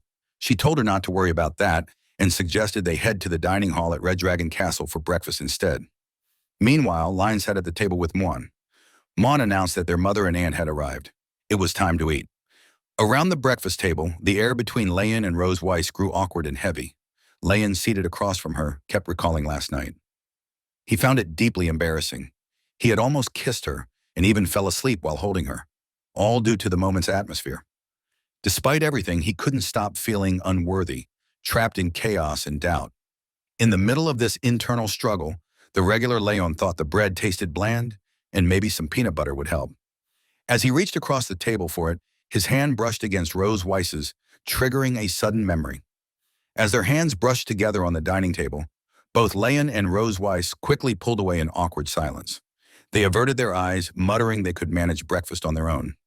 The moment lingered in the air, full of unspoken tension. Isa, ever observant and sharp with her tongue, raised an eyebrow and asked if the dining hall felt unusually warm. Why were both of them blushing? Rose Weiss scoffed, agreeing it was quite hot, while Leon nodded along, adding a stiff, "That's right." Isa leaned closer, mischief in her eyes. She asked whether they wanted to return to their room for a shower. In sync, Rose Weiss and Leon raised their voices in protest, denying any such need. Isha chuckled and leaned back, stating that no matter how many times she teased them, their reactions never failed to amuse her. Turning her attention elsewhere, Isa called out to little Rose, asking if she had some friction with the Duke of the Red Flame Dragon clan a few days ago. Rose Weiss answered instead, explaining that his son had led a group to bully Noi, but ended up getting beaten. When the Duke tried to stir up more trouble, Leon stepped in and knocked him down. Aisha smiled and patted Noise's head, stating how amazing their little had become. However, Isha's tone grew serious as she mentioned the Duke's return. After his humiliation, he had stormed back to find their leader, Constantine, and stirred up a fuss over the matter. Rose Weiss muttered what a pathetic man he was. While Leon reflected silently, he recalled how in Dragon Clan history, that same Duke had once been recognized as a heroic figure who helped expand their territory. Isa pointed out his recent activity, always seeking chances to extend his domain. She warned they might use this incident as an excuse to cause more trouble. Rose Weiss shrugged off the threat with confidence. If that duke dared to attack her silver dragon castle over a petty grudge, she wouldn't mind letting the Red Flame Dragon clan try a little harder. Soon, the scene shifted to the front gate of Red Dragon Castle. Aisha embraced Rose Weiss warmly, bidding her farewell and wishing her a safe journey. Rose Weiss assured her they would come back to visit soon. Aisha handed Rose Weiss a parting gift, urging her to open it once she reached home. Rose Weiss expressed her gratitude as Isha hugged her nieces fondly and gave the children a kiss on the forehead. She told them to eat more meat, grow up fast, and come play with her again. Moan nodded, promising she would eat well. Issa then turned to Leon, offering her hand. She reminded him of the promise he made. Leon shook her hand and gave his word he wouldn't forget. With that, Rose Weiss transformed into her dragon form, wings spreading as they prepared for departure. They bid farewell, rising into the sky. Aisha stood at the entrance, waving until they vanished from sight. As she returned inside, she thought to herself how interesting the young dragons were. She wondered playfully when they might have another baby. Upon opening the door, a spider dropped from above and landed right in front of her. Aisha narrowed her eyes and chuckled, thinking the boy must be eager to protect his wife. Somewhere in the sky, Leon sneezed. He guessed Aisha had found the surprise he left behind. Rose Weiss and her sister truly felt different from the usual dragon kids he had encountered. Spending time with them revealed they were not just powerful, but also deeply caring. They loved their family in a warm, genuine way. Isha had trusted him enough to leave her precious sister in his care. Rose Weiss turned toward him mid-slide and narrowed her eyes. She asked what promise he had made to her sister. Just before leaving, Leon gave a sly grin and said that if she really wanted to know, then too bad. He refused to tell her. Rose Weiss scowled, puffing her cheeks in irritation. After returning to the castle, Rose Weiss watched their children as they settled down for a nap. She stepped outside quietly only to find Leon already waiting for her. He called her name with a grin, claiming it was time she gave him a live performance of what he had seen in yesterday's video. Apparently, Leon had prepared a revenge plan. His goal was to mentally torment her, using her dark past so she wouldn't be able to sleep peacefully. He began mimicking her exaggeratedly, singing, pretending to bathe, twirling an imaginary tail, and blowing bubbles. Rose Weiss's expression twisted into pure rage. Back at Red Dragon Castle, Aisha had shared videos of Rose Weiss's childhood with the children. In one of them, Rose Weiss had been singing in the bath, humming cheerfully that she loved taking a bath to make herself feel good. Leon laughed so hard he had to hold his stomach, claiming her singing had the charm of a lullaby. Rose Weiss's eyes flared with fury. She vowed to destroy the video, swearing it must be wiped from existence, but Aisha had already taken precautions. She restrained Rose Weiss and insisted that Anna wouldn't be allowed. She claimed it had become a cherished family heirloom. No matter how much Rosa Weiss protested, the video remained untouched. In the end, it survived the chaos and stayed preserved. To keep Rose Weiss from having a peaceful night's rest, Leon decided to tease her about her childhood. He mimicked the way Rose Weiss used to take showers as a kid, even singing the same silly songs she used to hum back then. Watching her grow increasingly speechless with rage amused him greatly. With a smirk, he leaned in, one hand pressed against the wall, and began to mock her. "You're really stupid." At that moment, Rose Weiss lowered her head in silence, her hands curling into tight fists at her sides. Leon's joke had clearly enraged her, but she didn't explode in fury or lash out with insults. Instead, she held the storm inside, forcing herself to stay composed. Should we continue doing what we didn't do last night? To Leon, Rose Weiss looked like the embodiment of wrath itself. Her eyes seemed to glow with a fierce red glint. He was in serious trouble. He stared at her wide-eyed and silently muttered to himself, "She is angry. I'd better run away first." Noticing that Rose Weiss was still seething and momentarily distracted by her own fury, Leon seized the opportunity. Without hesitation, he turned on his heel and darted away, slipping out of her reach and making a beeline for his room. Leon sprinted toward his room's door, throwing it open and rushing inside. Just as he reached out to close it, a sudden hand shot into the doorway, stopping the door from shutting. Leon's heart raced as Rose Weiss slowly pushed the door open wider, peering through the narrow gap at him, standing defenseless inside. The weight of her presence pressed down on him. The unique commanding aura befitting a queen radiated from Rose Weiss, filling the room with oppressive intensity. Before he could gather the courage to respond, Rose Weiss slammed the door shut with a force that echoed down the entire corridor. The heavy sound lingered in the air long after she had hurried away, her footsteps fading into the distance. Leaning against the closed door, Leon stood frozen, speechless. After a long moment, he closed his eyes and brought his hand up to his mouth, slapping it lightly several times in frustration. Stopping his frustrated self-smacks, he lifted his head and vividly recalled the furious expression on Rosewise's face the moment she heard his words. The memory sent a chill down his spine. Leon crossed his arms firmly over his chest, deep in thought as he considered how best to retaliate against Rosewise. A victorious smile slowly spread across his face, as if he had just uncovered a clever and effective strategy to strike at her. His plan was to dredge up embarrassing moments from Rosewise's childhood, those private, vulnerable memories that would shame and humiliate her. He knew such a blow would shake her emotionally, and he could already picture the look on her face when her defenses cracked. Though he understood that her emotional breakdown would come at a price, enduring harsh physical punishment himself, he saw it as a sacrifice necessary for the greater cause of dragon slaying. At that moment, Rosewise was showering in her room. Behind the translucent curtain, her slender legs were faintly visible, gently tapping the tiled floor in a relaxed rhythm. The warm water cascaded slowly over her thighs, sending a comforting mist through the bathroom. Her head and body were lathered with fragrant shower gel, bubbles dancing and swirling across her skin like tiny clouds. A soft smile curved her lips as she raised her hands to wash her hair, humming a gentle tune that floated lightly through the steamy air.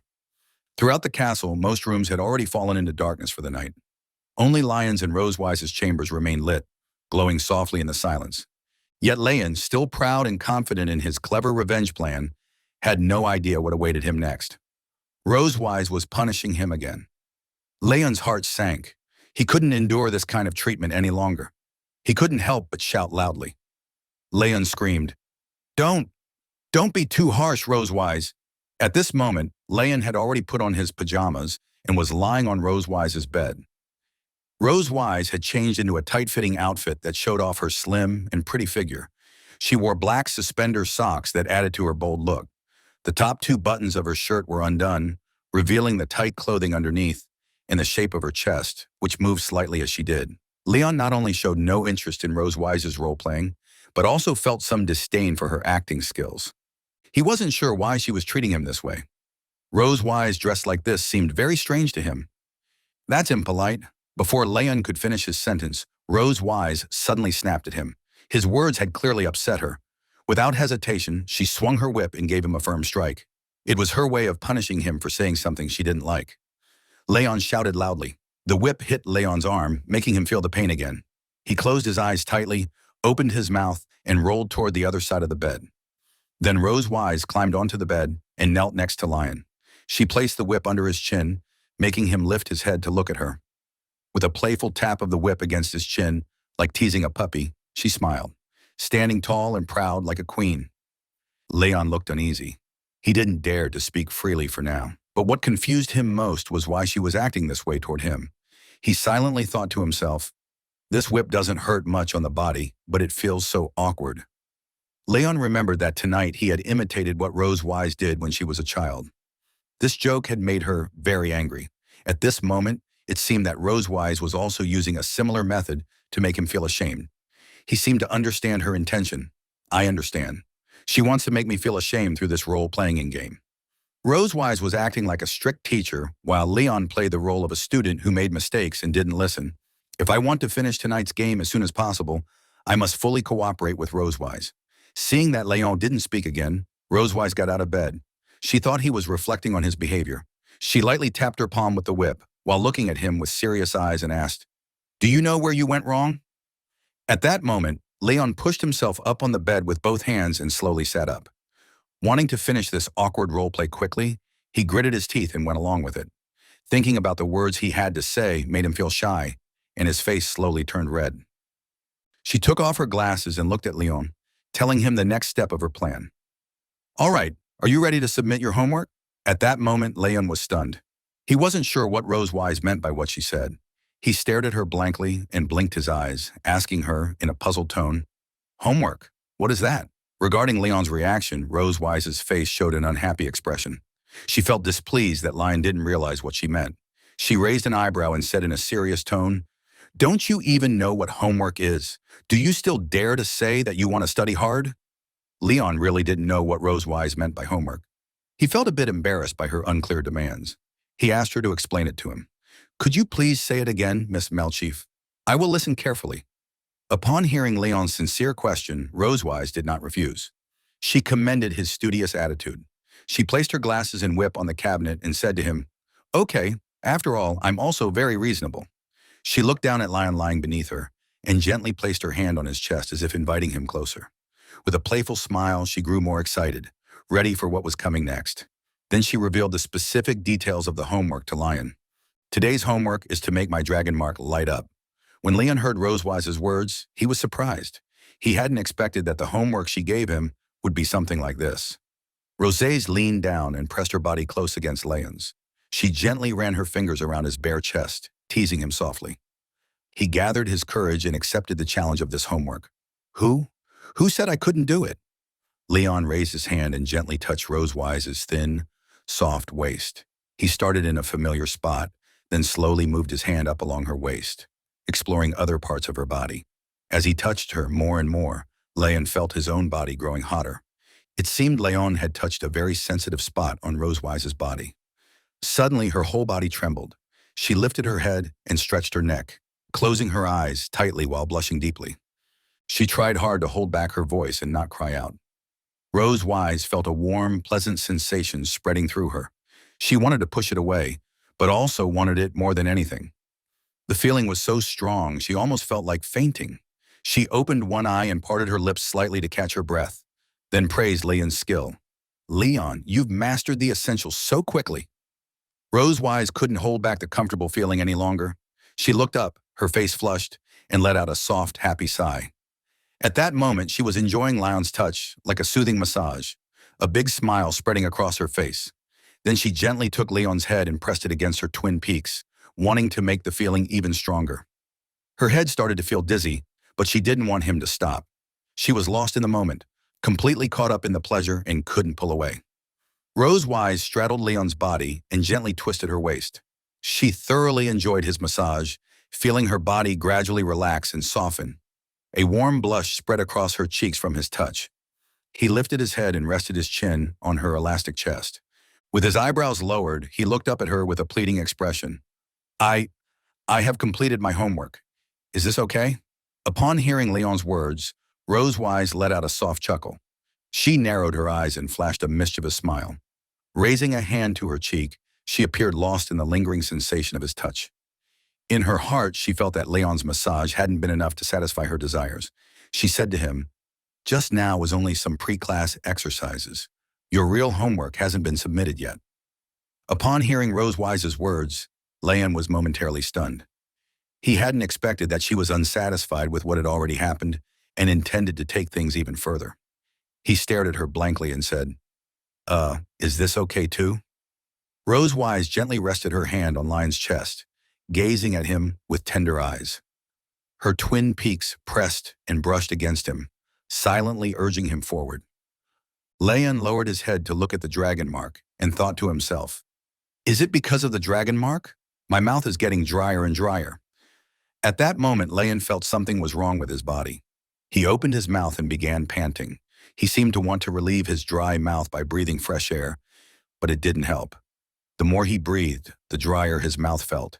His body also started to feel restless, moving uncontrollably. On the contrary, she reached out her hands and gently cradled his head, guiding him back into the bed. The soft mattress welcomed the two as they sought to entwine with each other. Leon rested his head on Rosewise's neck and took a deep breath. Her scent sent waves of excitement through his body. He then gently kissed her neck and the surrounding skin. How could Rosewise resist such stimulation? The blush on her face deepened. She lifted her neck and let out a contented sigh. Leon, you're a bad boy, Miss Melchi. Isn't this what you wanted? Leon closed his eyes, reached out, and gently cuped Rosewise's head, deepening the intensity of his kisses. Rosewise could clearly hear the sound of his kisses in her ears, which made her body grow increasingly excited. She couldn't resist Lion's advances. It felt as if her body was slipping beyond her control. Closing her eyes, she surrendered to the wave of excitement spreading through her. He pressed tightly against her body, reducing the distance between them to nothing. He tightly grasped her hand, interlacing his fingers with hers. After being carried by Rosewise for a while, Leon finally managed to rest. At that moment, his body felt utterly exhausted. He leaned back against the bed, closed his eyes, and let out a slow sigh. Silently, he stared at the ceiling, lost in thought. His clothes had been tossed onto the floor. Rosewise lay beside him with her eyes closed, resting. Having removed all her clothes as well, she simply covered herself with a blanket. Seeing that Rosewise was ready to rest, Leon picked up the pajamas that had fallen under the bed and put them on. While dressing, he asked Rosewise in a tired voice, "Miss Melchi, my homework has been submitted. Can we finish class now?" He had been tormented by Rosewise for some time and was now both physically and mentally exhausted. He didn't want to continue what had just happened. He planned to leave her room and return to his own to sleep. Just as Leon was putting on his pajamas and preparing to leave, Rosewise reached out and grabbed his sleeve, stopping him. Leon furrowed his brow and looked down at her hand, a growing sense of unease stirring in his heart. "Ah!" Leon let out a mournful wail. His cry echoed through the silver dragon castle, piercing the dazzling starry sky. Rosewise paid no attention to his complaints. If he had been able to do it before, he could manage the extra homework she assigned him that night. She closed her eyes and said to Leon with a smile, "No more excuses, Leon. Pull yourself together and get ready to pull an all-nighter on this homework." Outside the Silver Dragon Castle, the sun gradually rose and illuminated the dim sky. After a night of Leon taking her seriously, Rosewise felt that her body and mind had been thoroughly purified. Crossing her hands in front of her chest, she walked to the gate of Silver Dragon Castle in a very good mood. However, Leon, walking beside her, stood in stark contrast. Noah and Muan looked up and saw Leon in a very poor mental state. They were very curious about this. Noah asked in confusion, "Why do you look like you haven't slept all night?" At that moment, Moana found Leon's appearance very interesting. She raised her hand, pointed at Lion's dark circles, and laughed heartily. "Ah, Dad's dark circles are really dark because he couldn't rest well all night." Leon felt his head spin, but he could still hear what Noah and Juan were saying clearly. Upon hearing Juan's words, he calmly pointed to the dark circles under his eyes and explained to them, "I stayed up too late doing homework. Leon was already an adult and didn't have to go to school, so there shouldn't be anyone assigning him homework." Muan was a bit confused by Leon's answer. She raised her hand and tapped her chin, then lifted her head and pondered for a moment. "Do adults also have homework?" In order to prevent Noah and Moana from knowing what had really happened last night, Rosewise came up with another explanation. She said to them with a smile, "Children have homework for children. Of course, adults also have homework for adults." Noah and Juan lifted their heads together and looked at Rosewise, momentarily speechless. They still didn't quite understand what she was saying. After exchanging a glance, they both fell into deep thought. Just then, Mon seemed to have an idea. She perked up, raised her hand excitedly, and shared her thoughts. Man had discovered a curious pattern. Whenever Mom was in good condition, Dad would become very weak, and whenever Dad was doing well, Mom would suddenly become very weak. Am I right? While explaining to Lion and Rosewise, Moana excitedly pointed at them with her finger. Leon and Rosewise were both surprised by her discovery. They hadn't expected one to figure out their physical condition based on their mental state. Leon, impressed by her sharp observation skills, reached out and gently patted Juan's head, offering her a faint smile. He said to Mon, "Good girl, you're so clever." Although Leon and Rosewise hadn't told Mon what had happened between them, Leon couldn't help but admire her keen observation. Silently, he thought to himself, she easily saw through the truth that ordinary people couldn't discover. Upon hearing Lion's praise, Mon was overjoyed. She looked up at him with a bright smile, her tail wagging excitedly. Standing behind her, Leon took a protective stance, raising his hand and gazing ahead with determination in his eyes. "If anyone says you're only cute in the future, Dad will be the first to fight with him." Mon stood proudly in front of Leon, hands on her hips, wearing a cheerful expression. She looked ahead with determination, mirroring Lion's gaze. Just then, Noah heard a sound coming from the sky. She tilted her head upward, eyes fixed on a distant point. "It's here," she said. It was Leviathan, the school bus that came to take her to school. With massive wings beating steadily, it flew toward them, letting out a cry as if to announce its arrival at the castle gate. Moments later, Leviathan hovered above them, waiting for Noah to board. Seeing it approach, Noah turned around, grasped one strap of her backpack, and waved with her free hand. With calm composure, she bid farewell to Rosewise and Moana. Goodbye, Mom. Goodbye, Moana. Rosewise nodded, indicating that Noah could leave. She gently held Moana's hand with one hand and waved her other hand toward Noah. She smiled and said goodbye to her. Take care on your way. Although Moana couldn't bear to see Noah leave, she still waved happily at her and hoped she could come home soon. Noah, come back quickly and play with Moana. When you're not around, Moana will miss you. Although Leon was still a bit dazed, he also showed a faint smile and encouraged her. Study hard. See you next weekend. Upon hearing what Leon said to her, Noah felt a bit shy. She still didn't dare take the initiative to say goodbye to Leon. However, she turned around to face him and nodded, which could be considered as accepting Leon's encouragement. I'm leaving. With those words, Leviathan unleashed a burst of blue magical energy toward the ground. The light swirled around Noah, gently lifting her off her feet. In a smooth motion, the great creature carried her into the carriage on its back. Once she was safely aboard, Leviathan beat its massive wings, turned midair, and soared into the distance. There were still more students to collect before the school day began. Leon and Rosewise watched silently, heads tilted upwards as the dragon-like beast faded into the sky. After Leviathan vanished, Leon looked down at Moana with a gentle smile and asked, So after sending Noah to school, what are we going to do today? Juan didn't respond right away. She tapped her chin thoughtfully and tilted her head, lost in silent reflection. Dad always looks weak, and Mom seems worried, she thought. Moana had begun to notice how often Leon seemed tired or distant. If things continued this way, she feared his health would suffer. A quiet resolve grew inside her. She glanced up at Lion with determination. Noah is not here. I want to urge Dad to exercise and become stronger. Leon, noticing her intense expression, blinked in confusion. Before he could ask, Moon hopped down from his arms, grabbed his hand, and tugged him forward with excitement. Dad, let's go for a run at the training ground today. Leon was surprised, but didn't resist. He wasn't sure what had sparked this idea in her, but he nodded anyway. Okay. From behind, Rosewise watched them go. A slight smile touched her lips as she thought to herself, it seems quite interesting. Leon and Moana arrived, also in sportswear. They began stretching. Leon demonstrated warm-ups while chanting, and Moana observed and copied his movements. Though the exercises were a bit tough due to her height, one kept trying to match Leon's rhythm. She asked, Dad, why do we need to do this? Leon smoothly switched to another stretch. He placed his right hand on his left and twisted, explaining the importance of warming up before exercise. He told her stretching relaxes muscles, improves flexibility, and reduces injury risk. Moan followed along, closing her eyes and focusing. She responded, I know. Count me in. Rosewise, adjusting her gloves, approached in sportswear, ready to join the training. She wore a white vest, blue pants, and proper running shoes. Her hair was tied in a high ponytail for ease of movement. Her outfit looked light and mobile. Anna, the head maid, quietly followed. Moan beamed with joy upon seeing Rosewise. With clenched fists and hopeful eyes, she asked, Yeah, is Mom running with us too?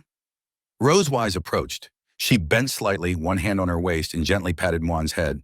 With a smile, she said, That's right. Give it your best. I won't go easy, she added. Moana cheerfully responded. Moan won't go easy on Mom either. Leon nearby frowned slightly. He doubted whether Rosewise's body could handle it. He warned her, You sit in the office all day. Don't sprain your ankle. But Rosewise just smiled confidently, arms open. She remembered their last training ground duel. She teased. Last time I still won. Leon crossed his arms in frustration. You barely won. I wasn't serious, he snapped. Rosewise grinned. If you're not satisfied, let's go again. Juan got excited, remembering their last match. Yeah, Dad and Mom, fight again. Leon quickly crouched and covered Juan's mouth. No talking about violence and fighting, he said seriously. He clearly didn't want a rematch.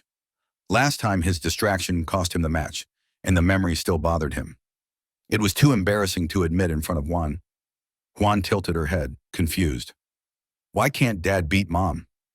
Leon was stunned. He didn't expect her to question his strength like that. How is she already breaking people mentally at her age, he thought, refusing to admit defeat. He closed his eyes and muttered, That's because I let her win. Rosewise drew a starting line in the sand with her tail. Standing nearby, she had heard everything. She turned to him. Still won't admit it? How about we see who lasts longer, she challenged. Leon stood, clenched his fist and accepted. Fine, let's settle it. He looked determined. Leon, Rosewise, and Muan walked to the starting line. Leon did final stretches. Rosewise stared ahead confidently. Muan stood strong beside them, fists clenched and gaze steady. I won't lose either, she declared. They bent down and took their starting positions. Anna raised her hand and called out, Ready, go! They launched forward immediately. A cloud of dust exploded behind them. Muan sprinted ahead with light, graceful steps.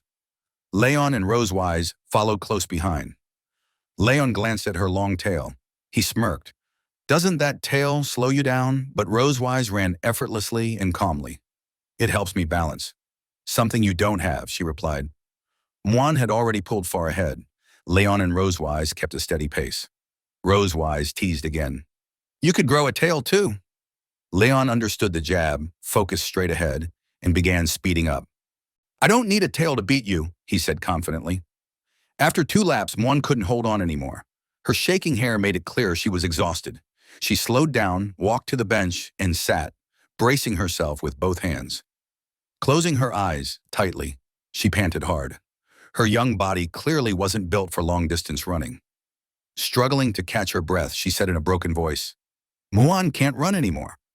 Anna walked over and knelt beside her, handing over a bottle of pineapple juice she had prepared in advance. She gently stroked Muan's head and smiled, praising her. Your Highness already did very well. Seeing her favorite drink, Muan lit up. She took the juice and drank it in big gulps. The sweet flavor slowly eased her thirst. On the field, Leon and Rosewise were still running, neither giving in. Sand and dust kicked up behind them as they raced. Rosewise gradually pulled ahead. Anna looked toward the two and encouraged Muan. Let's cheer for Her Majesty and the King. Watching Rosewise pick up speed, Leon began to feel pressured. Breathing heavily, he focused on her figure ahead.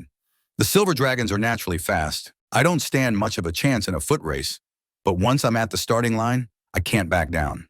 Suddenly, Leon pushed harder and started closing the distance. I'm a dragon slayer. I can't lose like this.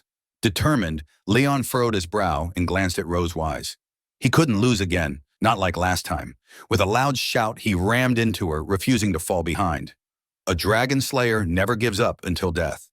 Rosewise wasn't backing down either.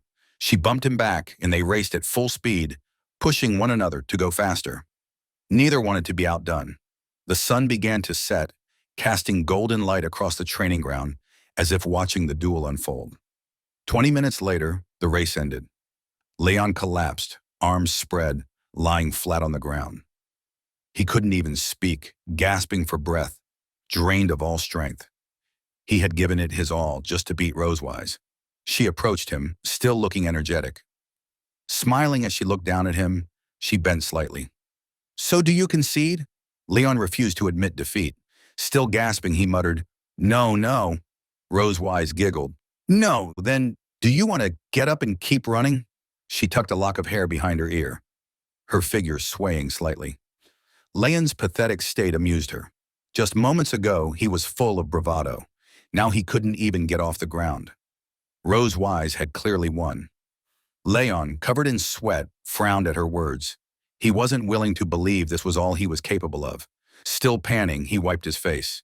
Give me 2 days, he said, and I'll beat you. Rosewise squatted down, resting her chin on her hand as she studied him with interest. With a human body like yours, I don't think even 2 years is enough. She wagged her tail in amusement. Leon's frustration boiled over. He glared. Who says I can't do it? Rosé stepped closer and playfully poked his face with her tail. Leon scowled but lacked the energy to react. Grinning mischievously, she said, So, Mr. Leon, our defeated challenger, can you perform now? She added teasingly. I love bath time. It keeps me fine. Leon was stunned, speechless. She still remembered his joke from that night. This race was clearly her payback for that joke and the homework session she had put him through. Pushing himself up, Leon glared at her. If you keep holding grudges like this, one day it's going to backfire. Rosewise walked away, her back to him. She was clearly pleased with her victory. Thanks, I'm good at holding grudges, she said with a smile. She waved to Muan. Come on, sweetie, Dad's too weak. I'll do the rest of the training with you. Muan lit up. Yeah, Mom, wait for me. She sprinted over to Rosewise, thrilled she'd join her. Rosewise took her hand and led her to the other side of the training field. Moan suddenly remembered something. She turned back with a happy grin and called out, "Dad, your body's too weak. You need to exercise more." Leon froze, speechless. He stood in place, Moan's words cutting deep. "Even she thinks I'm weak." His image in front of Moan shattered. He clenched his fists in frustration. With a loud shout, he called after them, "Fortune ebbs and flows. Don't underestimate your dad's body." Rosewise held Moana's hand and walked forward, chatting and smiling. Moana looked up at her mother, excitedly, talking about their next plans. Neither of them seemed to hear or pretended not to hear Leon's desperate cry behind them. It was now dinner time. After the competition, Leon, Rosewise, and Muan returned to Silver Dragon Castle. They changed into fresh clothes and headed to the dining room. The table was filled with dishes, steak, broth, small desserts, all looking so delicious they made one drool. Muan picked up a spoon, scooped up a chunk of meat, and carefully held her other hand beneath it to catch any dripping juice. With a cheerful smile, she offered it to Leon. Dad say Leon followed her lead, opened his mouth and ate the meat. He slumped on the table like a deflated balloon, eyes closed, slowly savoring the flavor. The race had drained all his energy. "Ah, Dad," Muan said, sitting beside him. Muan panicked when she saw he was chewing the spoon too. She reached out to take it back. Meanwhile, Rosewise calmly ate her food. Seeing Leon so drained, she chuckled. "Those old bones aren't getting any younger. Don't push yourself next time." Moana quickly removed the spoon from Lion's mouth.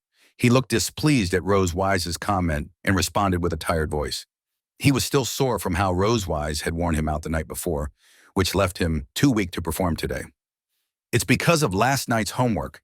If I hadn't stayed up so late, I could have beaten you today."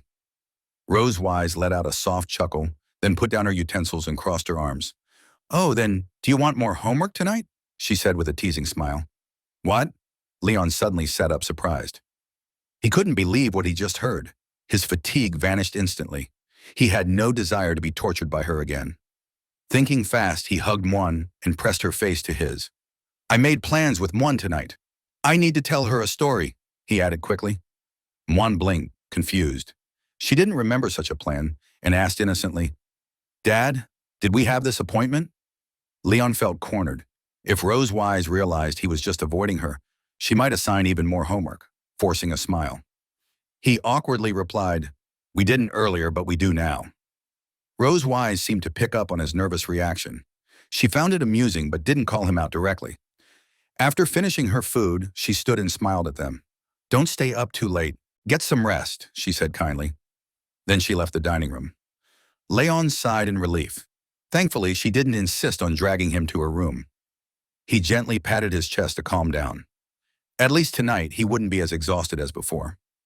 Moana didn't understand what just happened between them, but she looked at Rosewise's back with a bright smile. "I know, Mom," she replied. Meanwhile, Rosewise was walking through the hallway. Outside, the moonlight shone softly through the windows, casting a gentle glow across the corridor. Her footsteps echoed through the still hallway, bathed in moonlight like a silent guardian. The entire place was calm, no sound but her own. Suddenly, she stopped. She sensed someone behind her, but didn't need to turn around to know who it was. "You can come out," she said calmly. A black figure leapt in through the castle window, landing in the shadows. It was Sherry, who had been investigating the whereabouts of Lion's master. She now wore clothes suited for sneaking into human territory. She placed one hand over her chest and the other behind her back, then bowed slightly.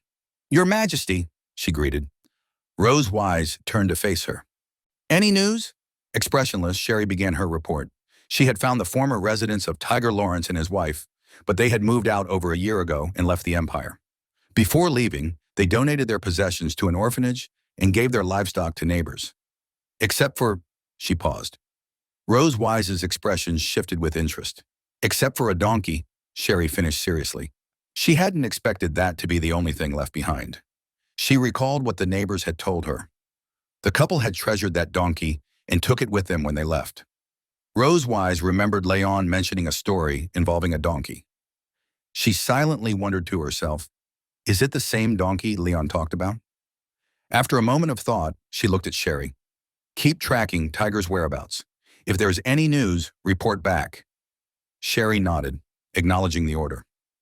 Understood. She bowed once more and vanished from sight. Rose Wise turned and looked up toward the window, lost in thought. There was still something she couldn't quite figure out. The moonlight reflected on Rose Wise's puzzled expression. Though she had learned that Leon's master had left home, the reasons behind it were unclear. Still, there had to be something important that caused him to leave his original residence. Why would Leon's master leave the Empire? A few days later, the weekend arrived. The weather was bright and sunny, and sunlight bathed Silver Dragon Castle like a golden scarf draped over its towers. Under such pleasant weather, Noah returned home from school in high spirits. But soon a surprised voice echoed through the castle. What? A family sports meet? Leon and Rose sat on the sofa, both raising their eyebrows in unison as they repeated the words. They looked at Noah, surprised. Noah nodded calmly. Standing in front of them, she repeated, "Yes, the Academy will hold a family sports meet next week." Rose Wise leaned back, resting her chin on her hand as she looked up thoughtfully. A family sports meet? I joined one when I was studying at St. H Academy, but back then, parents weren't required to attend. Noah looked at her and added, "They said it's a new kind of event they're trying out." Meanwhile, Mon was sitting nearby, happily munching on snacks. Her eyes lit up when she heard that Rose Wise had once joined a sports meet. Still chewing, she looked up and asked curiously, "What was Mom's ranking back then?" Thinking back, Rose Wise couldn't help but feel a little pride. She leaned forward slightly and gave a confident smile, covering part of her face with one hand while lifting her index finger with the other. "Of course, first place." Juan's eyes widened in amazement. "Wow, Mom is amazing." She quickly turned to Leon. "What about Dad?" Leon's arms folded across his chest, stayed calm. "I didn't have a ranking." Juan blinked, confused. "Why?" "But you're super strong." Leon closed his eyes and smirked. "Because my score was always much higher than the second place. The Academy suspected I was cheating and didn't include my results in the rankings." Still confused, Juan asked innocently, "Did Dad cheat?" Leon didn't respond right away. He walked up to her and gently flicked her forehead. "Ah!" Juan leaned back, startled.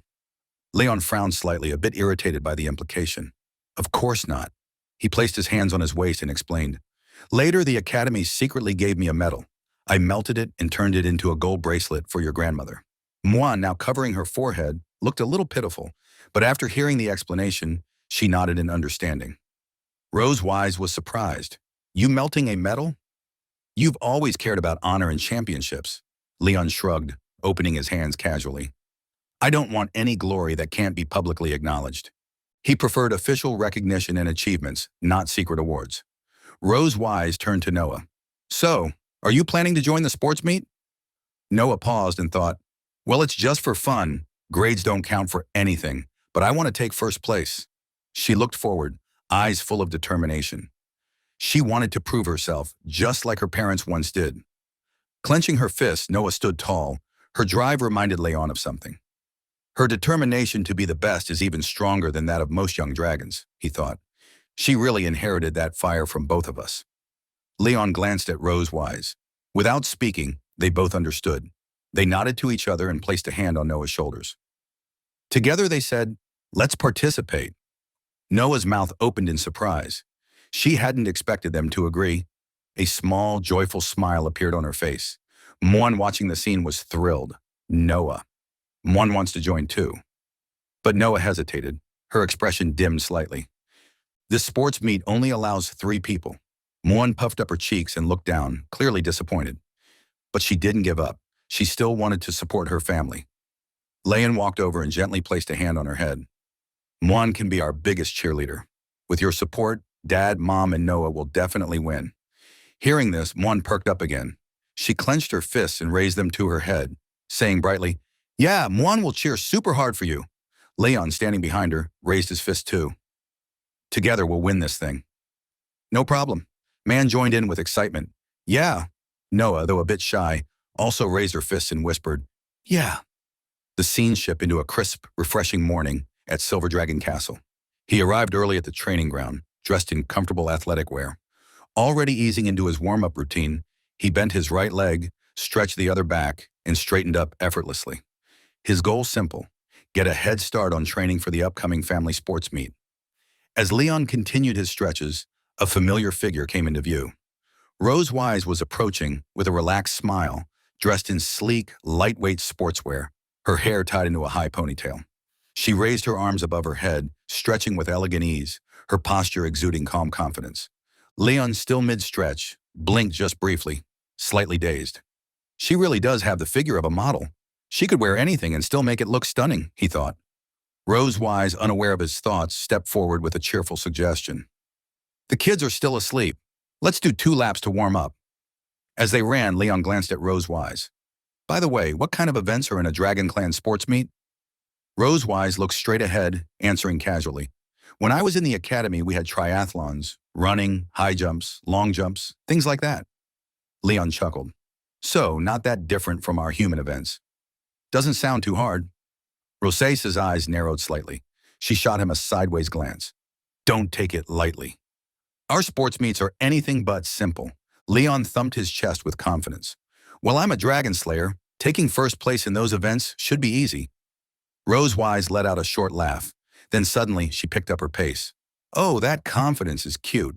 But wasn't it you who collapsed after just a couple of laps the other day? Leon's cheeks flushed. He remembered that day all too well. Hey, that was because someone kept me up late with homework, he called after her, jogging to catch up. Rose Wise glanced back with a sly smile. His flustered look was just too entertaining. Suddenly she stopped, turned around, and began jogging backwards, still keeping pace with him. Want some motivation? She teased. Leon eyed her, cautiously intrigued. Rose Wise raised a single finger, her expression playful but firm. If our family wins first place, I'll give you 1 week of rest. No training, no lessons, just peace. Leon's eyes widened. A whole week off? Seriously? He asked, hopeful. Rose Wise nodded slowly and confidently. Yes, 100% real. Something lit up inside Leon. He clenched his fists, his eyes gleaming with energy. All right, the champion title is ours. Let's go. With a loud shout, Leon blasted forward like a rocket, clouds of dust rising in his wake. Before Rose Wise could even respond, he had disappeared into the distance, leaving only a trail of swirling sand. She blinked in mild disbelief, then laughed softly. 1 sentence was all it took, huh? She muttered, amused. Well, that worked better than I expected. Later, after their warm-up, Leon sat on a bench, catching his breath. Sweat glistened on his forehead, but his eyes were sharp with focus. Rose strolled over, composed as ever. Feeling awake now? She asked. Leon shut up, full of spirit. Awake? I feel like I just ate black dragon bologies. Rose smiled, clearly pleased with his enthusiasm. Then she walked over to a nearby bag and pulled out a rope. Since this is a family-based sports meet, some events might require team coordination. Let's work on physical training and teamwork. She carefully began straightening out the rope, but Leon took one look and froze. His eyes narrowed, arms crossing suspiciously. What are you doing with that? You already tortured me with teacher homework. Now you're pulling out rope training games. Rose Wise crossed her arms, unimpressed. What are you imagining? Have you ever heard of a 3-legged race? Realization hit Leon. His cheeks turned slightly red. Yeah, I've seen it at the Dragon Slayer Academy. He quickly grabbed the rope, trying to hide his embarrassment. The two stood side by side on the training field. Leon bent down and tied his left leg to Rose Wise's right, the space between them uncomfortably close. Leaning away slightly, Leon sneaked a glance. She's really close. This is awkward. Meanwhile, Rose Wise stood calmly, eyes closed, hands folded, completely unbothered. Leon cleared his throat and focused. Let's just get this over with, he muttered. He stepped forward, but Rose Wise didn't move. Why are you just standing there, he asked, frowning. Rose Wise cracked one eye open. And how exactly am I supposed to know where you're going if you don't say anything? Leon sighed, then pointed toward a patch of soft grass. There.